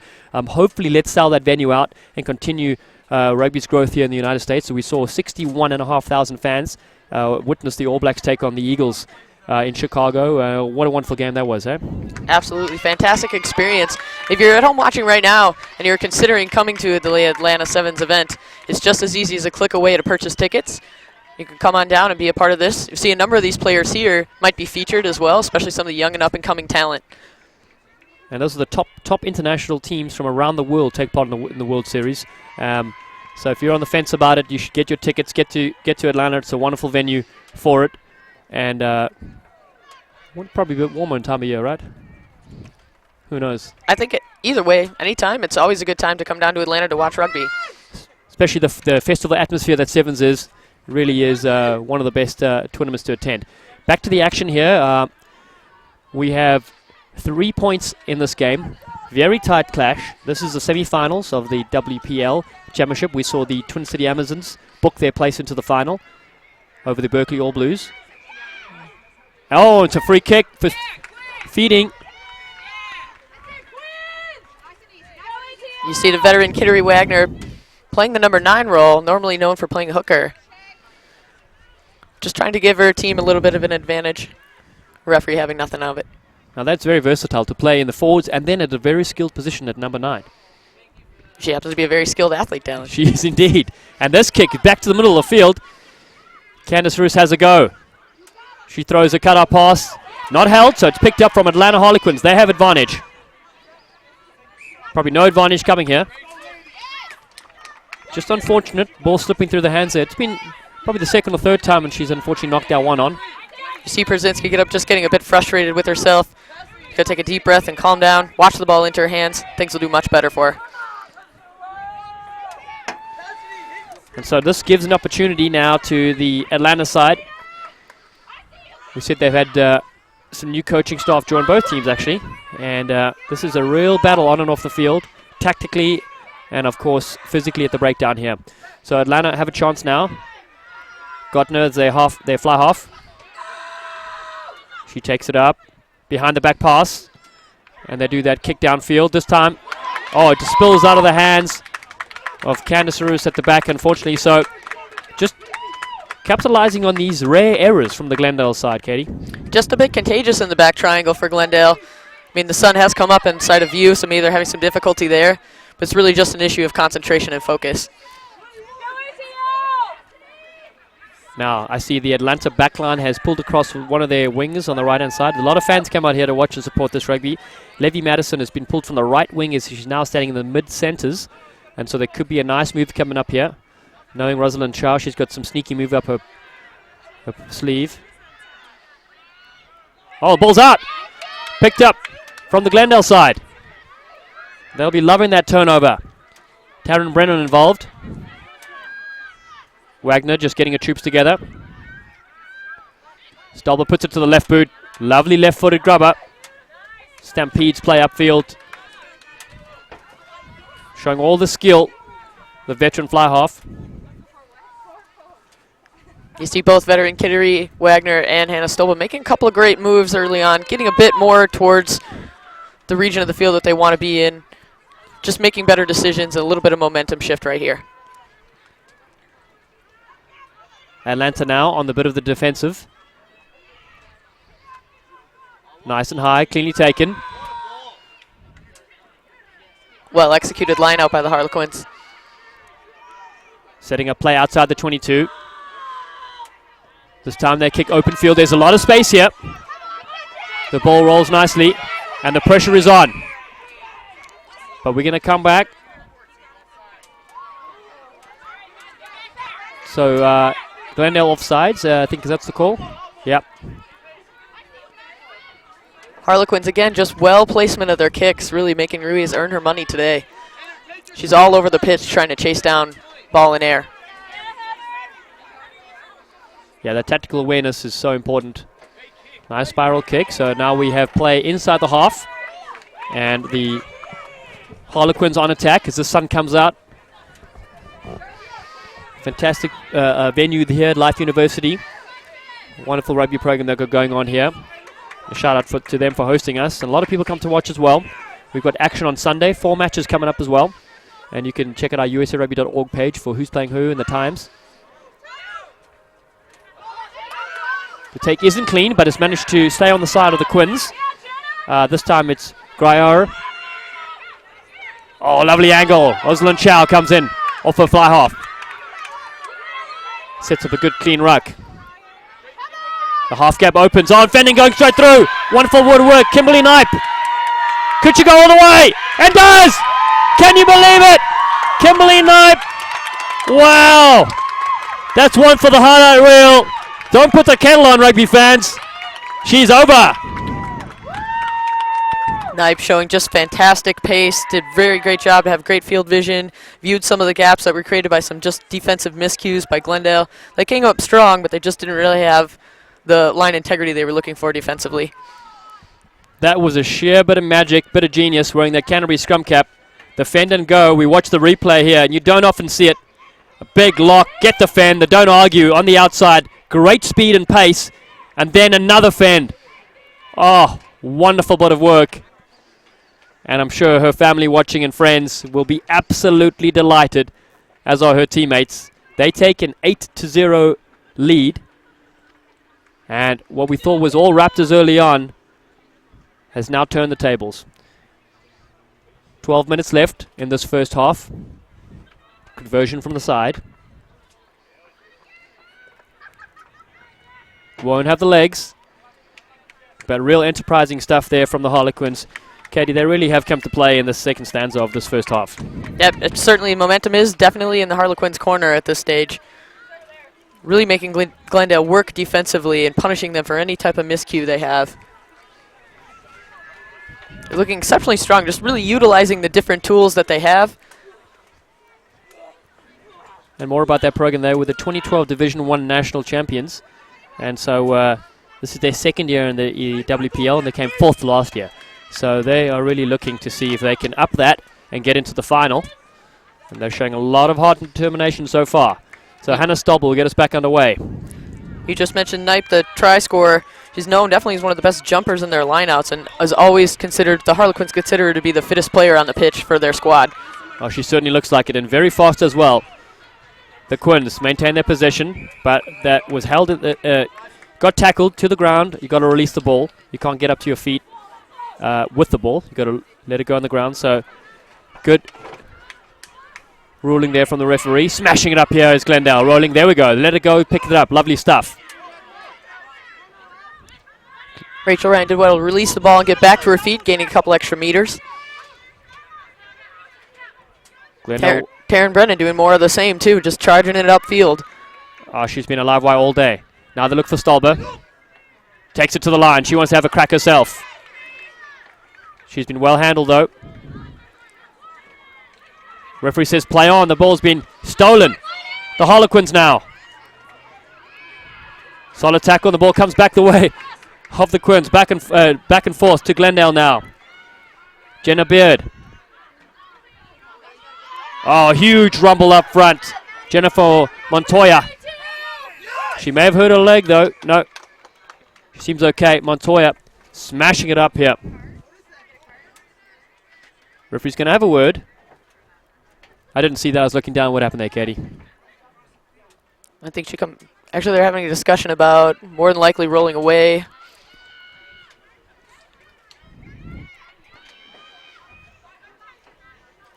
Fair enough. So captain's getting spoken to there. Laura Miller. Opportunity here for Atlanta to relieve their lines. The Harlequins. Much relief for them. And they just smash it downfield, hoping that she would drop it. And she does. Shame. That is not going her way. She had a terrible day at the office, much like Charlie Sheen. And now it's an opportunity for the Harlequins. If you're the Harlequins, you're using this as an opportunity. You're saying make sure that you kick it that way every time. Seems to be a little bit of a mental lapse there, one that you want to exploit on attack. Yeah, very clever play there. You've got to play what you see. That's the exciting thing about rugby. Got to adapt and adjust and overcome. And the Harlequins now. Breaking out the base. Little basketball pass. Solid defense come flying in now. They're a bit on the back foot now. Their forwards have to retreat. Gardner. The ball's knocked down at advantage here for Glendale. They get their forwards over it. Taken up now is Pizzulo. She's met with heavy contact. Numbers to the left. Wagner finds it. Stepping and going. Looking for the offload. And that was Kalinski. Lelustra has been very active for the Glendale side. Trying to keep more possession. This time they put it to the boot. Stolber's kick. What will it do? It beats the race, wins the race to the touchline. And it'll put the Harlequins on a little bit of pressure there. Solid decision for some territorial gain. You saw Brzezinski ready to just get on her horse and get into that space. Kick went just a bit long, but an interesting tactic and one that moved them downfield. Yeah, if they can keep the pressure on here and perhaps get a turnover, things will be looking good. Time is ticking up though. 7.5 minutes to go in the first half. Got a really low scoring game here. It kind of lends itself to the defensive challenge that we had. Both sides just really punishing each other around the breakdown. Yeah, they have been. And it's a different game compared to the 40-point game. Oh, monstrous tackle. Absolutely cream-pied between two players. And this kick will bounce and find his touch. But yeah, the game before this was a 40-point ball game. Won by the Twin City Amazons. 22-19. And a real close game as well. This one right now, I feel it's only time when Glendale will open up and get a few tries on the scoreboard. They're the lineup right now as the first half ticks away. They go to the front. Nicely taken. Looking for their drive. Nesberg latches on. Wagner wants the ball now. Here, Captain Laura Miller directing the movement for them all. And now they've got a nice little move out wide. Oh, solid tackle coming in there. Wasn't a spear tackle, it was gently placed to the ground. And Rosinski in there too. Stolber, keep moving it. There they go, looking for some runners. Linsky charging up, getting a great deal of meters. Rachel Ryan in support. Excellent effort to Taryn Brennan. They've all three worked really well together. Still going strong. Oh, unfortunately going out of bounds. Just those small errors creeping in though, losing possession. It really counts in a semi-final game. Harlequins just really utilizing the push defense quite well to bundle them into touch. They had great support and continuity there, but Quinn's just doing a fantastic job coming up and applying pressure. They are indeed, and using the touchline as an extra defender as well, forcing them out. So 8-0 if you just joined us here in the WPL semi-finals. And we have still a pulsating second half to go after this, and then we'll know who plays for the National WPL Championship. Taking a ball short off the line out there. Sutton getting in. Oh, the ball's gone to no one. The invisible man. And under pressure now. Wonderful clearance kick from Atlanta, though. That was phenomenal stuff from the fullback, actually. That was Jessica Wooden clearing up. But what a crazy pass. Certainly just a definite miscue there that could have ended in disaster for the Harlequins, but Wooden did well to get her team out of trouble.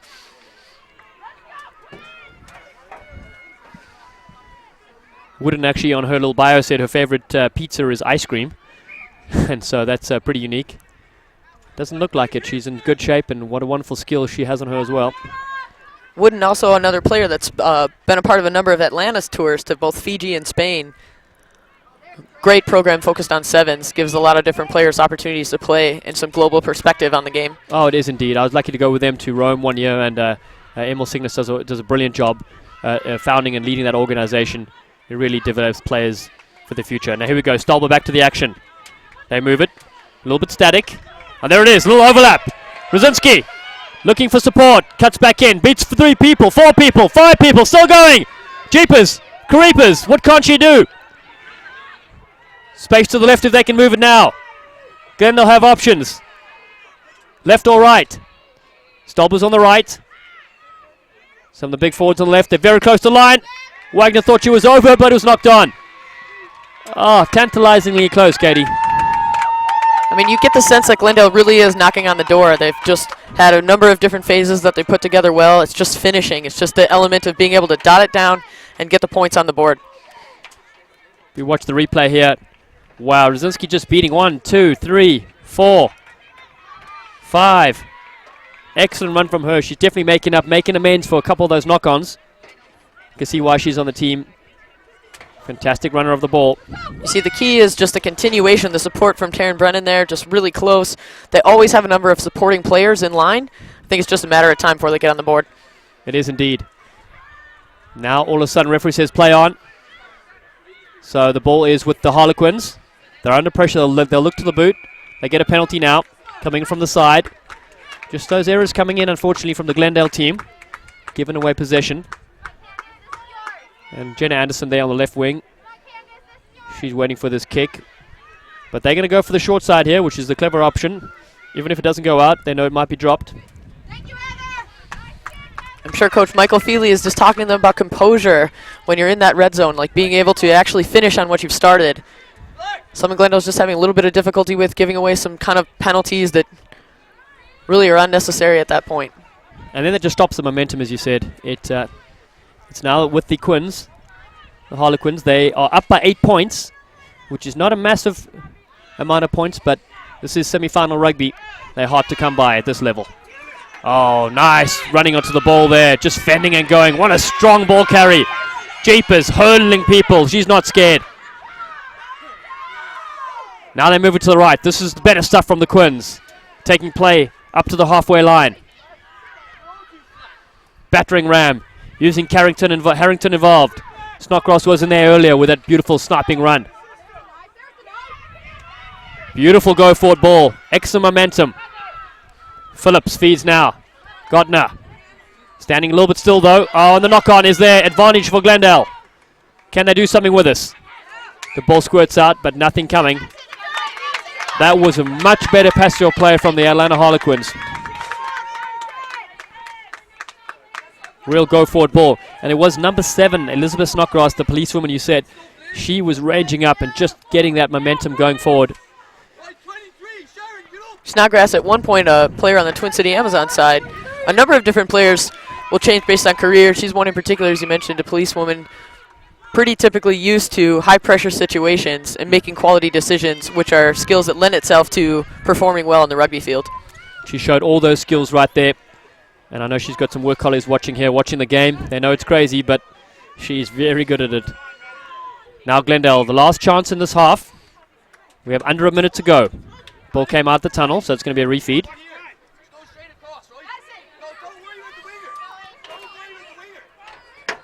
A lot of coaches getting involved here, trying to get their last messages in.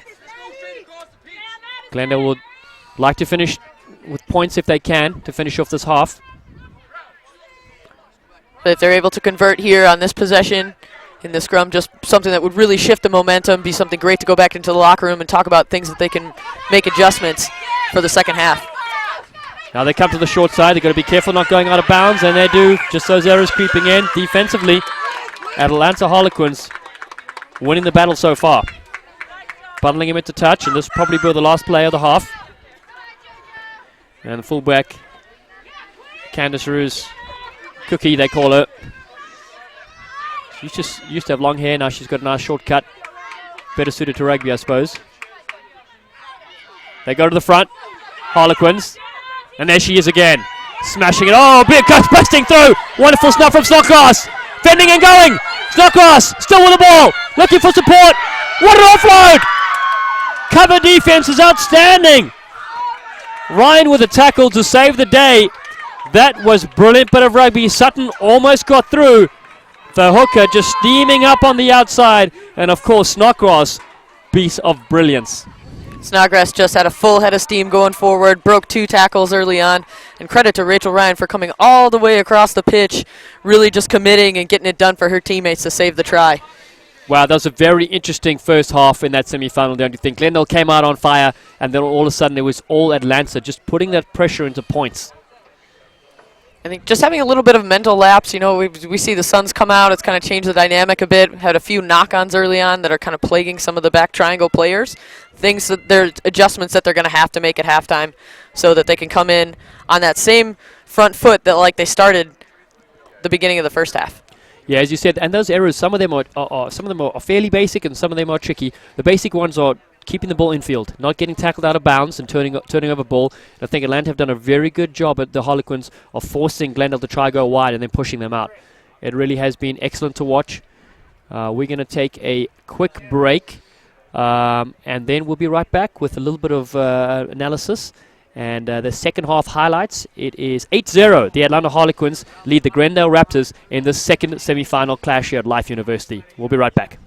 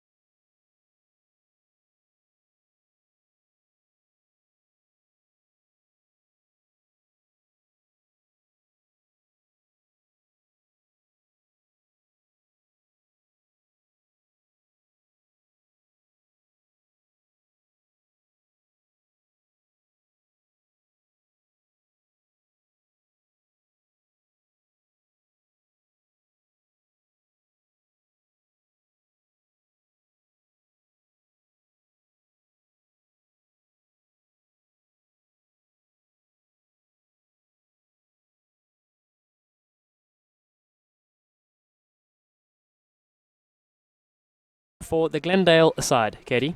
I think really, Dalen, the scoreline is reflecting what a defensive effort is being displayed here by both teams.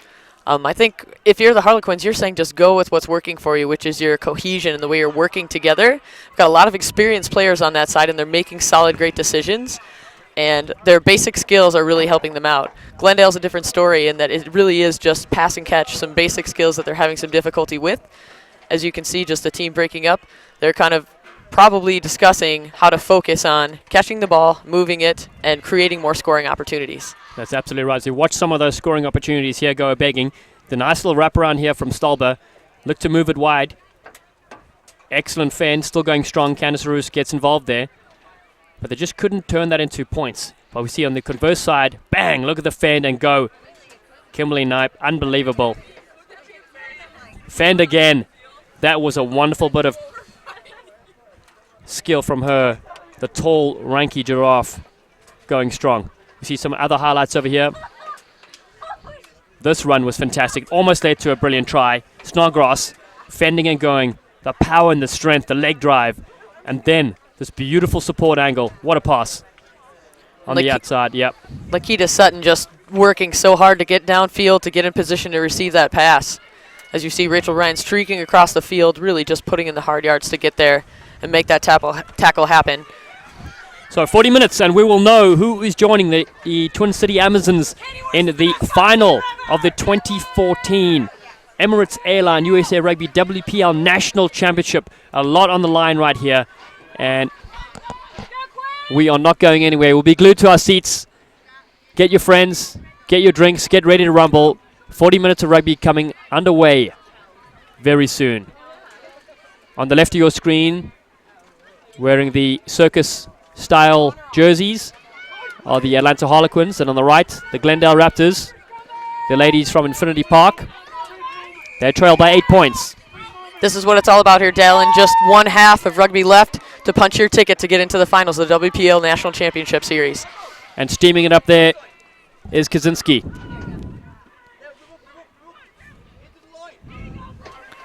And that's Laura Miller carrying the ball. Captain providing great amount of leadership here for this Glendale squad. Now Stolper moves it. Rebecca Knapp. Now they put it to the boot. It's a high-raking kick, but this could be a nice counterattack, and is. The Quins. Oh, Jenna Anderson coming in with that tackle. She's hurt her ankle, though. That's unfortunate if she did. It was a solid hit by her. Now they look to move it again. That is Sutton. The ball squirted backwards, just knocked on. She felt like she needed to hold on to that. Lakita Sutton. She's a lovely little bulldozing player. And just a great workhorse around the field. Always happens to be in great support. A solid player all around. See the replay here on the counterattack. Anderson coming with that tackle, and then I think she might just have got her ankle twisted underneath that those pile of bodies. So the Quins, they're in the defensive right now. Glendale have an opportunity. They've got space on the right and left of the scrum. And it looks like they'll pick and go to the right and do. They find Candice Roos on the outside using her speed. Lovely cut-out pass. Perinsky. She gets bundled up. She needs to stay in field if she can, and does. But diving through a ruck, which you can't do. Great opportunity for Glendale here. Just a little bit of undisciplined activity, trying to go a little bit extra. Excellent scoring opportunity here for Glendale. Now they slow it down. They hit the touch. So we have a line out here. They'll be pretty solid in the set pieces. Got Ryan, Kedlinski, and Brennan, the loose trio. They've done very well. And, of course, the Captain Miller and Nesberg in the locks. Just really a high standard group of loose forwards. They've been all over the field all day today. And this is Carmel Glynn coming on the field, number 23 for the Atlanta Harlequins. And the former sumo wrestler takes her spot up the front of the line out.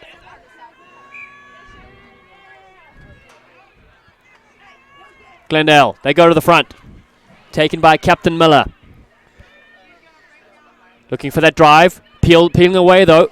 with the possession. Be careful not to get isolated now. Now they hit the deck and lay it back. Excellent work recycling the ball back. It's Mary Pizzullo taking the ball forward. Oh, they've got to be so close to the line right now. They send their big forwards in.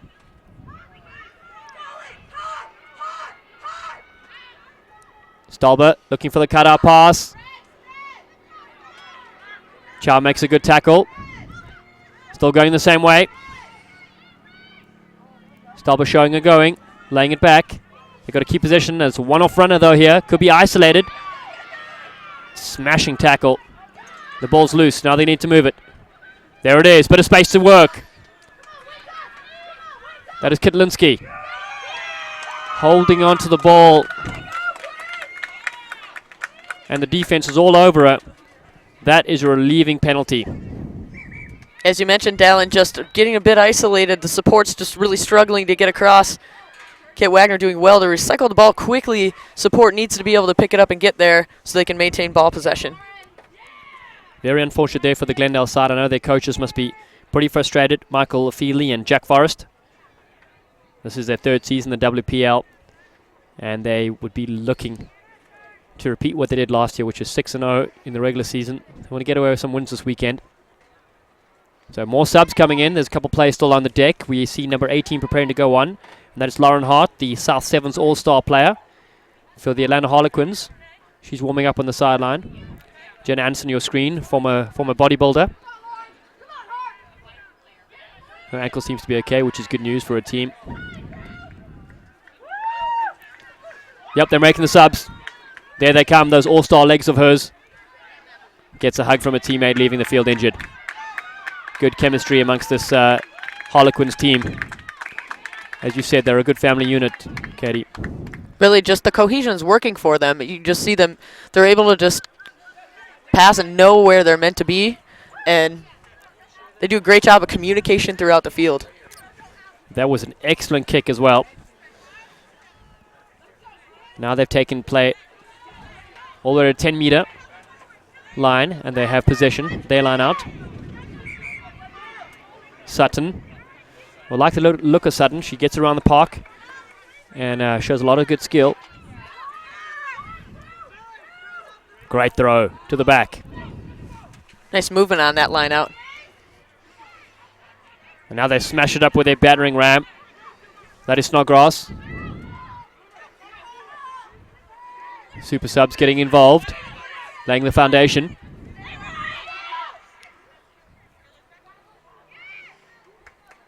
Bit of a hospital pass there to Snodgrass. She wasn't expecting that ball.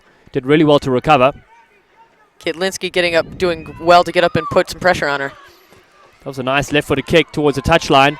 Very well, very nicely timed and aimed. Nothing a Glendale back three can do with that.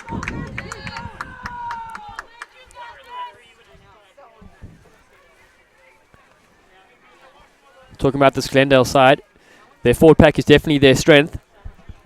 Speaking to their coaches, they know that they're fast and pretty strong. So it's tricky when they get out to the backs. They have obviously a talented fly half, but they need some real runners that can bust onto the ball. Let's see what they do here. Stolber now, standing still, they move it. Here they go, this is a bit. Oh, I spoke too soon. The knock-on is coming the way of it. The Harlequins, they have advantage. Gardner takes it up. Now they steam it up. Vara with possession. Sutton goes across field. Takes two people to bring her down. Little chip kick over the top. Not sure if that was planned for anybody in particular, but does find the touchline. And that is Jessie Wooden. She has a nice little kick on her. As you mentioned, Sutton she does such a great job of charging forward and demanding 2 to 3 defensive players committed just to make the tackle, creating a number of gaps for her teammates. The Harlequins have been able to really capitalize on that. And another error coming in here from Glendale's side, so it'll be advantage for the Harlequins. They lead 8-0 in the second half. And now they're stampeded forward with their Water Buffalo. Laying it back. Gritton under a lot of pressure, throws a pass and the flick on. Knocked backwards though. Rosalind Chow comes to clean up. Now they go to the right-hand side. Solid tackle coming in. That was Greyer. Super sub. The All-Star. Using those legs. Driving nicely. Lauren Hart. The ball spilled forward though. No. Going to come back to the original penalty. Not rolling away. Atlanta really coming strong in the second half, Katie. They're just doing a fantastic job. When Glendale's scrambling, making tackles, when they get them to ground, they really have support there right away. It's causing Glendale to make these little niggling penalties that are really challenging them. And Harlequins are just using this and marching down the field by using the boot. That was a nice kick there from Heather Hale, the former varsity field hockey player from the University of Virginia. She was in the Rugby World Cup squad in 2002 and 2006. One of the co-captains of the Atlanta side. She plays with that familiar scrum cap, the number 13 jersey. One of the veterans of the squad. Nice take in the middle. They'll try to rumble it up, but somebody hit the ground there, so there's no way forward. Oh, Chow was under all sorts of pressure there. And Glenn will get it, but intercepted back from the policewoman. Snodgrass at the right place at the right time, but we're going to probably come back for the first knock. A rare error there for the Harlequin side. Fortunately, they brought it back because Snodgrass probably did have a lot of room to work there. The sun is starting to set. It's directly in our eyes right now. It makes it tough to spot the players. Really is a wonderful campus though here at Life University. Great hosts. And good to catch up with former teammate Tui Osborne. The flipper, they call him. One of the best steps in the game. Didn't have much speed though. You just saw Rosalind Chu there just snaking onto the defender and using a little bit of a saddle roll. There's just been a lot of competition around the breakdown. One that you can see just bodies kind of falling around the area. It's really just higher level play to move people off the ball. That experience really coming through. Rosalind's been involved with this setup for many years, and now with the Atlanta Harlequins. Glendale under all sorts of pressure again. They're inside their 22, down by 8 points. This is the semi-final game, so it's all on the line. Rumbling forward there. Here's Rebecca Knapp. Hannah Stolb under all sorts of pressure as well. She shapes the kick, but didn't have enough time. So Glendale forced to run out. Oh, and they try to throw that extra pass that they don't need to do. And it's been knocked on. And that actually sums up Glendale right now at the moment, trying a bit too much and under a bit too much pressure, being forced into errors. Their timing's just slightly off. You see Laura Miller trying to make some unselfish play happen. Ruiz trying to cut in. It's just all about the timing and communication about who's going to go where.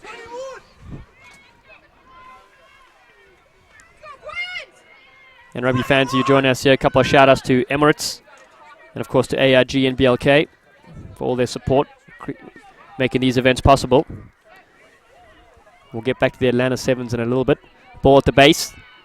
The Harlequins. It's almost wheeled through the 90. Referee says play on the ball came out. It's advantage now for the Glendale side. They finally get their hands on the pull.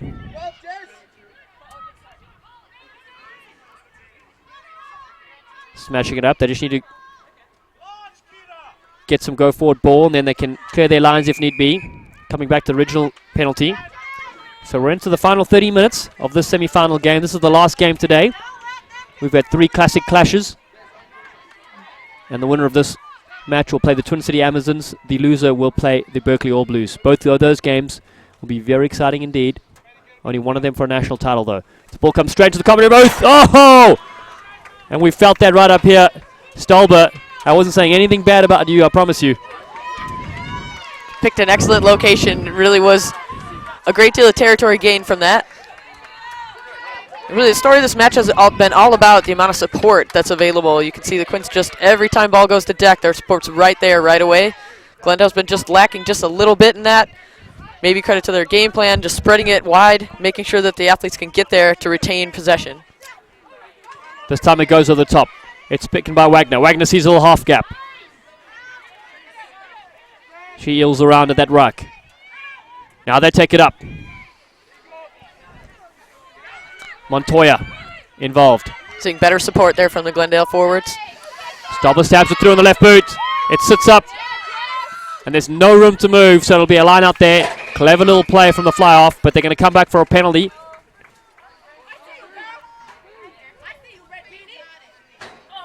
So it might have been some sort of obstruction on Stolber. She has the ball right now. They're down by 8, so likely to go for the touch. Get that try and rely on a kick a bit later.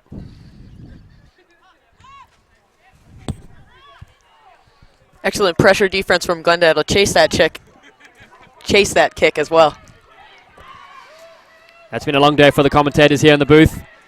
Katie Wurst joining me here. I'm Dallin Stanford. It has been 4 matches. It's almost 8 hours of rugby. Well taken by Laura Miller. Now they get the drive going. Very close to the line. About 5 meters out. There's some improved organization on that set piece. Quince did well to break it up and bring it to ground. Now they need to make sure they don't get isolated. Great step from Stolber. Beats the first one right near the line. Her forwards seem to help her out now. They arrive in numbers. Got to get low body positions over the ball if they can. There they go. So close to the line. Glendale, take another penalty. I wonder how many of these the Harlequins can absorb. Stolber wants to go quick. And she does. Smashing it up there. Big number 17, Christine Schlosky. This is a time when finishing needs to happen for the Glendale Raptors. Ryan gets taken backwards. That doesn't happen very often. Stolber on attack. And that is an unforced error. And all of a sudden, the Quins come away with it.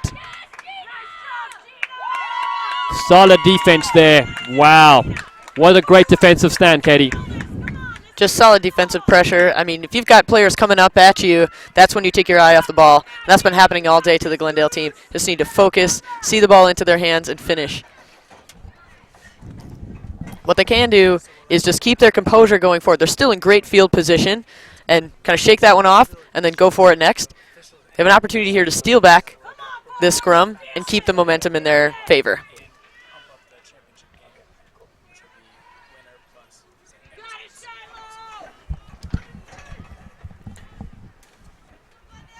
Wow, 25 minutes to go. What a defensive stand here. They're not out of jail yet, because once they clear their lines, could be a nice counterattack coming from the Glendale side. We've got support cheering in our ears here from the sidelines. The Raptors have traveled from afar. Critical scrum here, nice drive. Rosalind Shaw looks to run out there. She does very well, keeps the ball alive. Very secure with possession. Oh, totally offsides. And they're laughing on the touchlines as well. I mean, in a way, she was playing for the Atlanta team. They had 16 players on their side. Very sneaky bit of stuff there from Jennifer Montoya. She just pulled her head up of a pretty difficult scrum, too, just coming back. Surprised she didn't have a go at her own teammates there, because she came steaming in from the wrong side.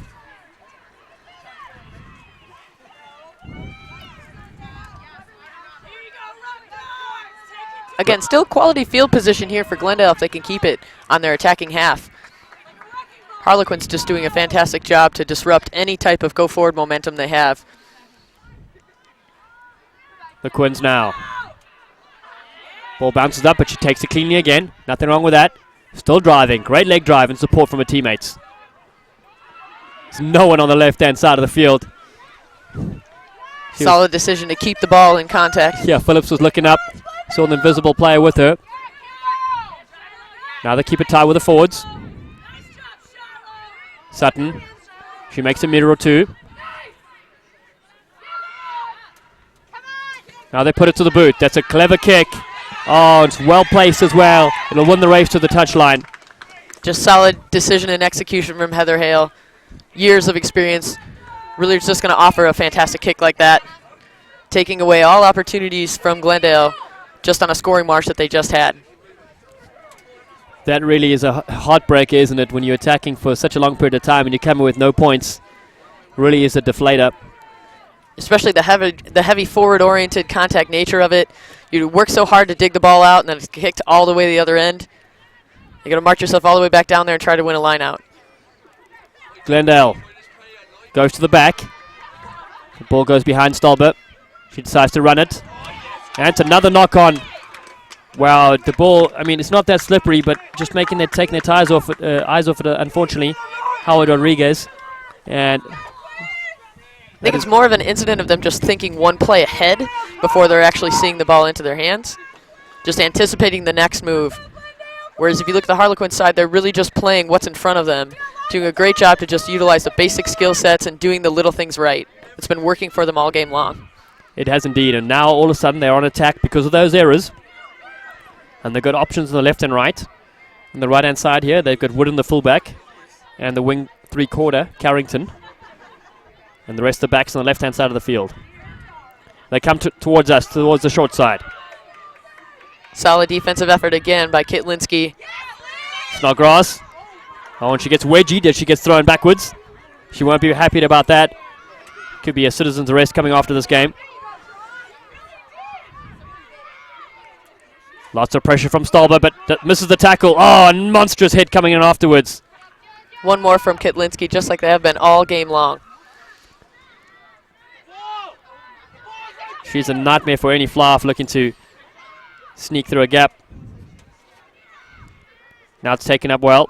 The Harlequins still with possession. Still making meters on that short side. Chance of our house coming from the touch line. The Harlequins are at home and their fans are behind them. Taking it up nicely there. That was Carly Harrington. Oh, the ball goes backwards and slip. Could be danger time here. What's the call? Knock on. Looked to have gone backwards in my mind. But again, I do have the sun in my eyes. Just a bit of a rare miscue there for the Harlequins. We haven't seen many of them all game. If they need to put the game away, the time is now. If they can score, it will take more wind out of the sails of the Glendale team. We've got some super subs coming to the field soon. Some of the Glendale subs getting ready. Number 18, Monica van Buskirk. She gets ready.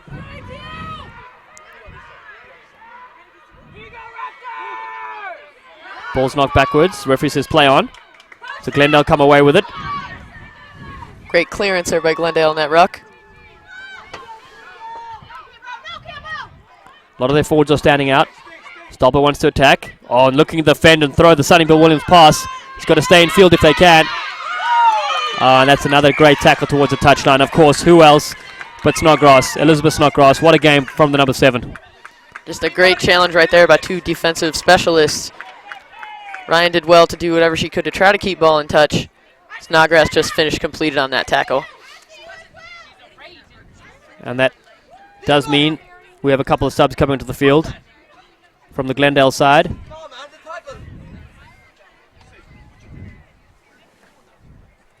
And while we have a quick break here, let's look at the replay. Clearing out, there's a good clearing out. You'll see Stolber then marshalling her troops to the left-hand side of the field. She looks for the fend and go. There she is. Boom. And the one-handed pass is picked up nicely. But staying in field has really been a key issue for the Glendale side. They can just throw their ball back in field, just couldn't get out their hands. This time, it goes the other way. The Quins gets nuffled into touch. And Sutton gets thrown in. And now it's going to be an opportunity for Glendale. The sun looks to set here. And we're inside the last 20 minutes of this clash. Hashtag WPL Rugby. And lots more action to come on Sunday as well. The Quins come away with it. Wow, back and forth stuff. This has been a real tight innings. The Atlanta Harlequins with Sutton at the base. She takes it up. Harlequins just again consistently have that support that comes over. Ball goes to ground. They're right there clearing out over the ball. And there's that support again we spoke about allows them to maintain go forward ball and momentum. Getting the offloads, fending a few players. Also with consistent leg drive in the contact point, they're gaining a couple of extra meters and forcing Glendale to get on the back foot. That's a rare knock-on from the Harlequins team. Glendale's sideline are cheering them on. They really need someone to stand up and be counted and make something happen for them. The sun starts to set here. It's a beautiful live stadium in Atlanta, Georgia. Sunday's action, we said, will be streamed live again. We have 4 games, and the winner of this will join the Twin City Amazons to challenge for the championship match. And that is set to be an absolute rip snorter.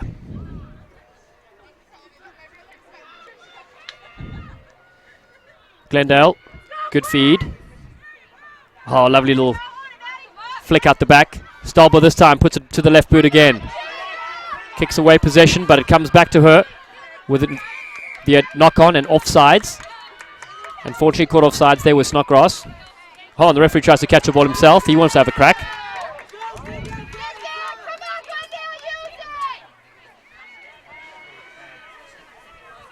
Your cries from the side saying, use it. This really is an opportunity for Glendale.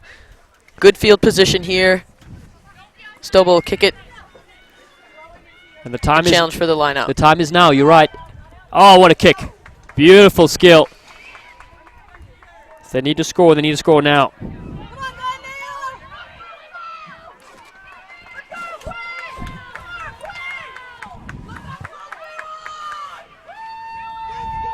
So some of their super subs on the field there. Christian Solansky in the field as well. Good rolling ball. Just keep their drive. Keep it up. They've got advantage coming in from the side. So they'll get another penalty. Good cohesion in this set piece here. Oh, wonderful, what a work. Stop to the outside. It's going to be a try. They're back in this game. And that is Jessica Sexua. Probably you haven't pronounced your name right, but it doesn't matter. You've scored a brilliant try for the Glendale Raptors to put this team back in it with a conversion to come. What a bit of play, Katie. Fantastic job. Good decision making there. You see Soba come and congratulate her teammate right away. She saw the vision in front of her, and there was just a great line. She took it, she backed herself, and was able to touch it down. Just a rare miscue there by the Harlequins, left that gap. And again, experience of Hannah Stolba, just a good job to feed the ball in, and Sexauer was able to finish it off.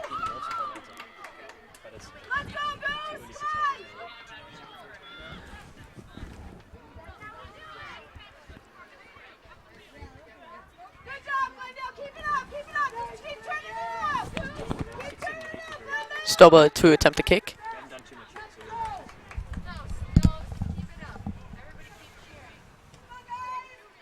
And the kick is good. 8-7. 1 point game. And that is what we wanted to see. The Glendale Raptors come back into this. And with under 15 minutes to go, that's what they needed to pump them up. You can feel the energy, and they're back. Yeah, pretty critical momentum shift here. So Stolba kind of urging her teammates on. They're getting up for it. The sidelines are really getting into it. This is what it's all about here, folks.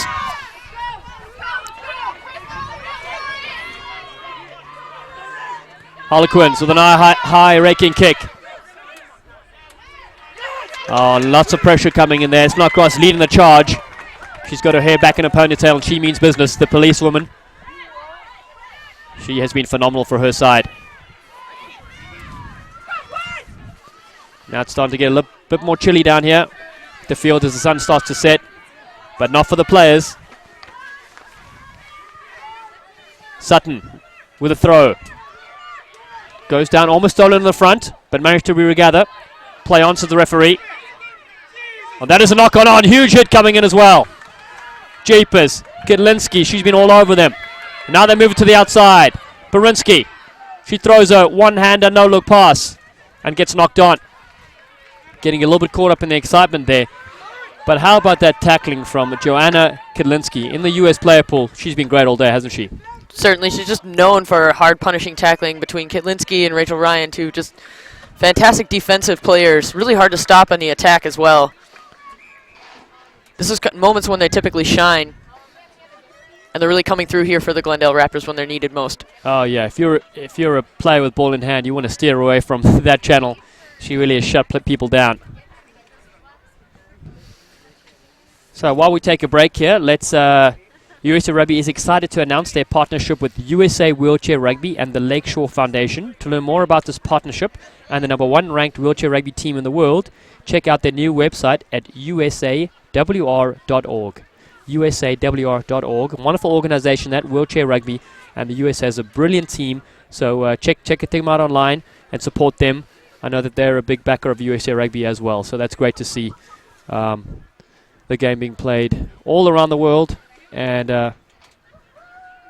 doesn't matter if you aren't able to run, they're able to play. Man, that game is pretty physical. Seen some of it on TV, Wheelchair Rugby, but got to give another shout out as well to the Atlanta Sevens. Tickets went on sale today. We watched a little replay here of the big tackle.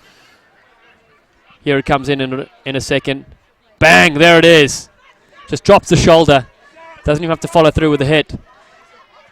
But talking about the Atlanta Sevens, it's happening March 14th and 15th right here. And if you're a rugby fan or you're brand new and want to watch the game, it's International Rugby Sevens coming here to the United States. And we have to support it because it's good for the game. And of course, we've got to back the USA Eagles as well. There is 6 stops in the World Series. One of them here is in the United States, and one is going to be in Canada. So North America getting a lot more rugby to its shores. You know, credit to Heather Hale, too, in that replay for making that great tackle on Przinski. She would have had the ball away, but really just experience paid off. And that's what it comes down to in these nail-biting games, is experience, keeping their composure. A great scrum. The Glendale team reinvigorated. And they've got Snodgrass in a little bit of a headlock. I'm sure she'll cuff some people later. Now giving away the penalty, unfortunately. And the Harlequins take it back. They're up by 8-7. The same score at the 2011 Rugby World Cup when New Zealand beat France. So they're in no rush, but they also want to keep the pressure on. A little over 12 minutes, a great amount of time here. This contest is exceptional. We've had a number of wonderful contests today here. We have indeed, and even that last game, down to the wire, 22-19, the semi-final. And Berkeley All Blues giving it their all and just losing out by 3 points to the Twin City Amazons, who make the final. And a couple of the earlier games were classics as well. Wonderful that that all teams get to play 2 matches. And the cheer from the crowd to get the rolling ball set. The Harlequins on attack. Now they look to move it. Chow with a fend. Starboard takes it to the ground.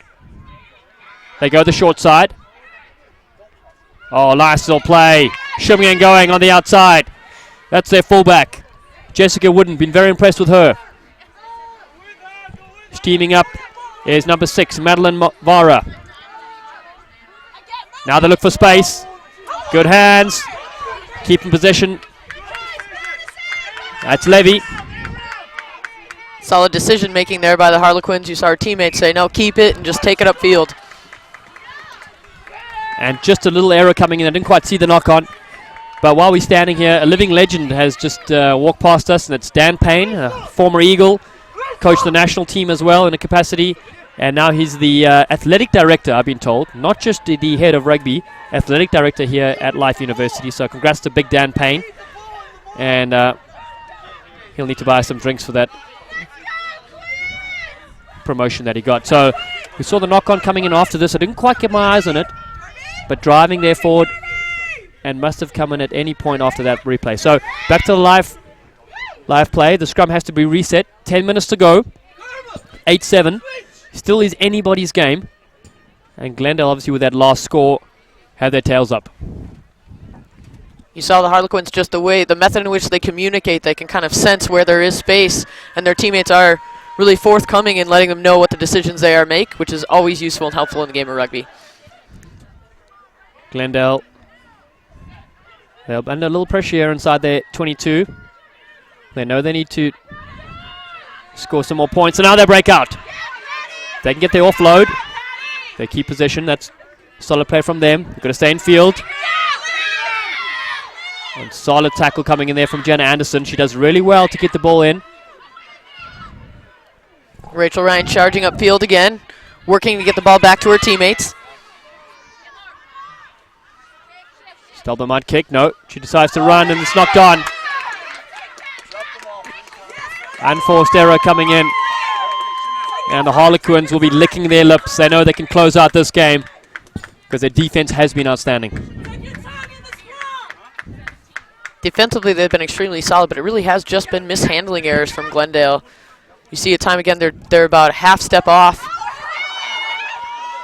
It has, it's definitely had a big impact on this game. Giving away possession, not only do you can't score, but the other team gets the ball. And so that's been a real turnaround here for the Glendale side. They will be kicking themselves. Just clock ticks away. That was the try score in picture. Still plenty of time on the clock left, Alan. Yeah, no, there is. There is indeed.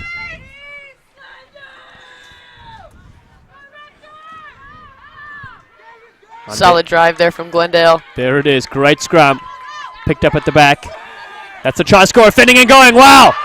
Wonderful bit of speed on the outside.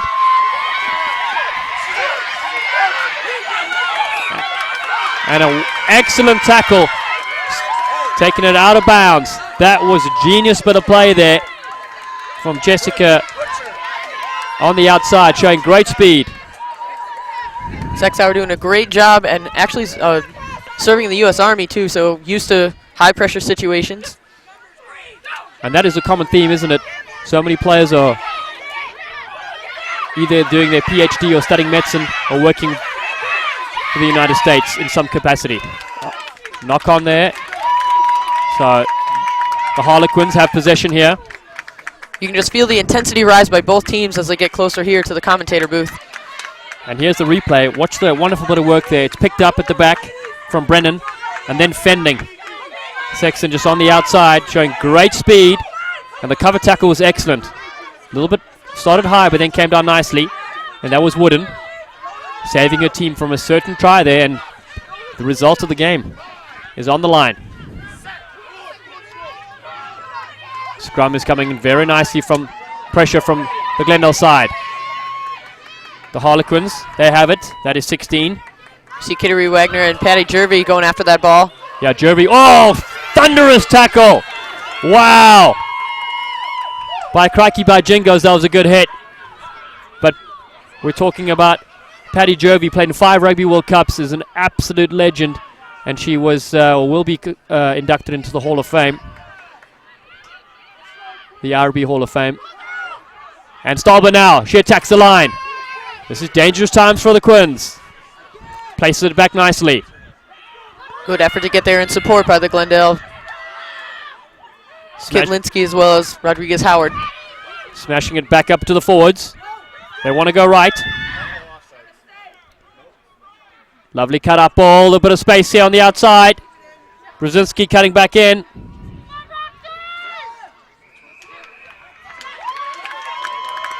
Brzezinski called for not releasing the ball after being tackled.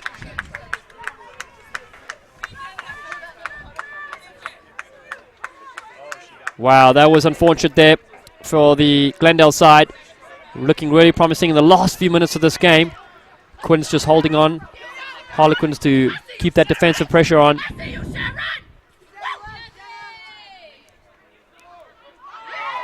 Penalty. Picking the ball up after the knock-on, surely. Referee didn't see that.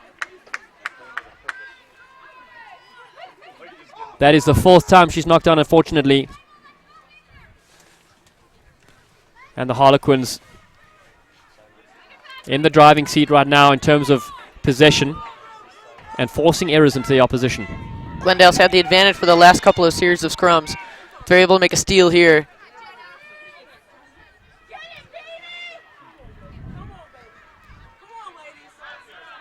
If you watch the replay here, that's the tackle, just ball and all, thundering to the ground.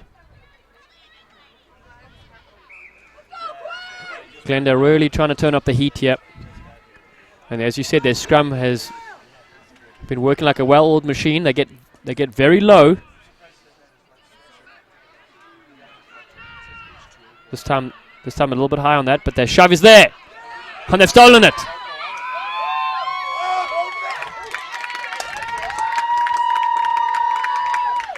Referee calls it for driving upwards.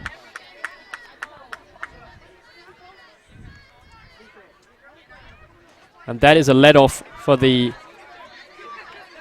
Atlanta side that are leading. They get another penalty, and that is a beautiful spiral torpedo kick. 5 minutes to go. Still not over, but the clock ticks away.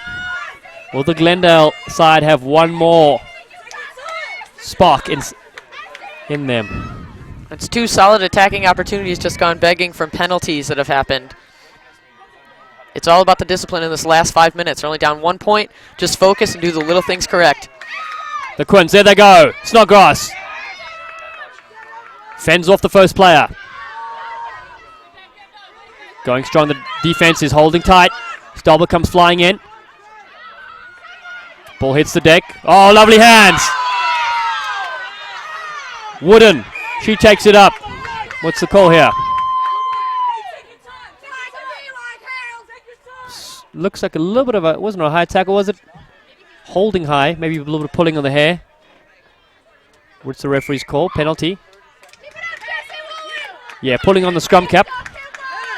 And so that is just another opportunity for the Harlequins to keep possession and drive play all the way down the inside the 22-meter area. We'll watch the replay here. Oh, lovely no-look pass. I tell you what, Nessie and Atamalif will be proud of that. Just the standard play you expect from Heather Hale. Just a great little ship pass, and then Wooden did fantastic to take it forward, gaining a great deal of ground. Wooden has definitely impressed as well, and Hale with the leadership has been tremendous for this Atlanta side. Just gelling as a unit, as you said, you could see the difference between the two teams. And less errors. It's all about errors as they drive forward here. The Harlequins on attack, the home side. Oh, they got the short side, and she goes over, will dive over. Unbelievable stuff. That is better than some of Taylor Swift's dance moves as she streaks around. Seals the game for the Atlanta Harlequins. Giddy up, you good thing. Crystal Phillips, take a bow. Phillips, just great field vision, looked up. Glendale just, actually credit to the forwards for just directing that line out. Just well-oiled machine that was. Took it forward, committed all the defenders there were, and she just had a nice stroll in. Touched it down. The presence of mind, the fans are going berserk. The presence of mind for her to streak around that side was fantastic. We watch the replay here. Wonderful drive. And Jenna Anderson not spotted on that side. She probably came to help out with the rolling maul. What a score. Happy as can be. They've booked themselves a place in the WPL 2014 final with this kick to come. There is still 2 minutes left in the game, so anything could happen here. Just a textbook driving maul there by the Harlequins. The forwards got to be really thrilled with that performance. A converted try will put Glendale through to the final. And rugby is a funny game at times. If they kick short, it looks like that kick could be retained. Nope. They go over the top, so the Harlequins have the ball. Under 2 minutes now. The fans are on their feet. Great low tackle there by Stolba. And forces the turnover for holding on. Getting involved there was Monica Van Buskirk. Now they move it. Glendale on attack. This is exciting stuff.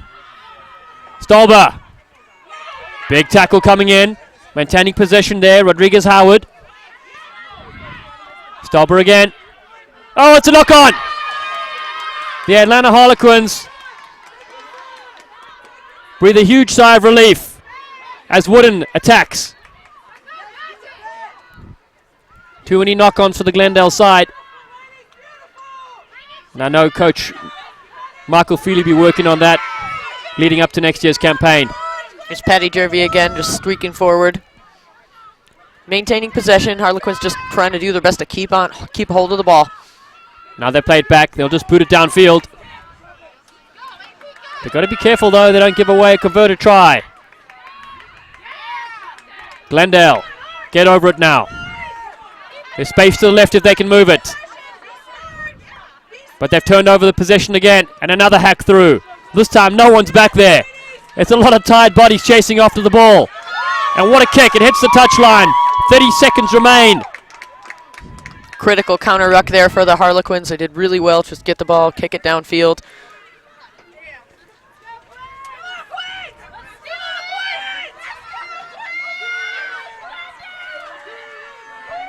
And the clock is ticking away. This is almost celebration and tears for two different teams.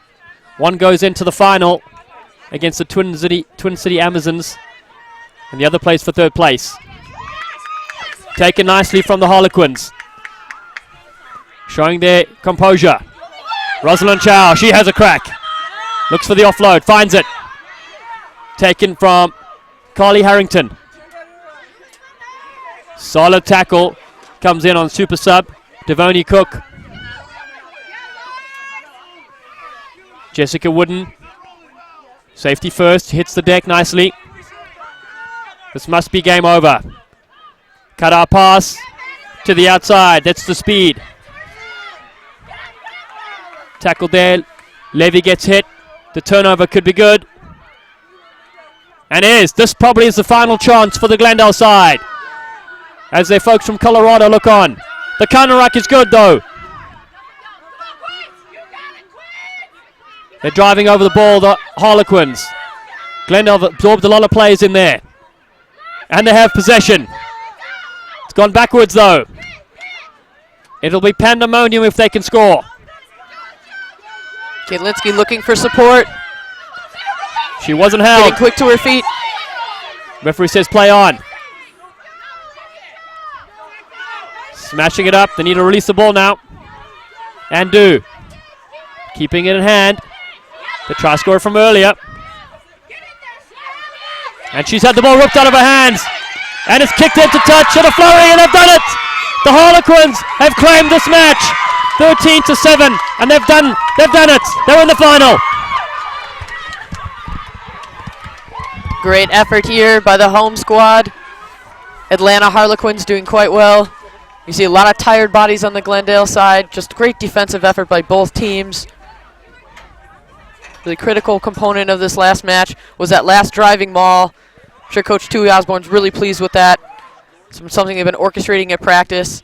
And then great field vision to just really put the nail in the coffin there.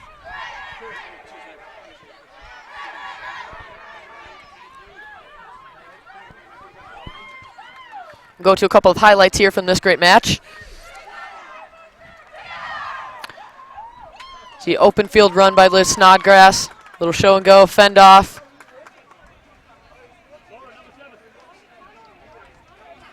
Excellent support by Sutton. And then fantastic effort by Rachel Ryan to get across field. 6 hour breaking through by great distribution by Hannah Stolba.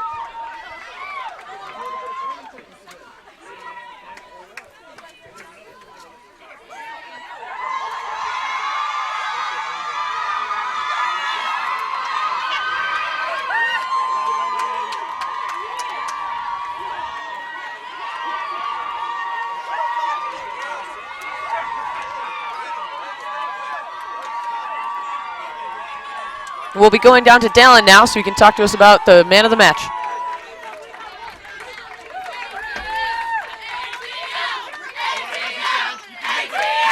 In the backgrounds with Elizabeth Snodgrass. What a game. Well played today. Thank you, sir. Thank you. You played a hell of a game. Tell me, you guys were at the breakdown. You were ferocious at the breakdown. How did you guys win that game? We stuck to our game plan. We didn't let loose. We had 110% the whole game. You guys played as a team. I felt like you guys were a unit. That was our game plan. We play as a team. We're together, and we're better that way. What does this mean to make the final for your team? You know, we came as underdogs, and we proved that hometown field, it worked for us. It's Atlanta. You're in Atlanta. We brought it today. You're a police woman in the police force. There's probably a lot of your friends and family watching here. Any messages for them? We did it. We did it, sir. We did it. Awesome. I'm sure they're proud of you, and we look forward to the final. Thank you for that. So, rugby fans, stay with us on Sunday. We've got an absolute humdinger coming up. The final is going to be Twin City Amazons taking on the local Harlequins team, and that is going to be live on our Ustream channel. So check us out. Stay with us on Sunday. We've got 4 games coming up, and we're going to crown a national championship on Sunday. See you then, rugby fans. Try time.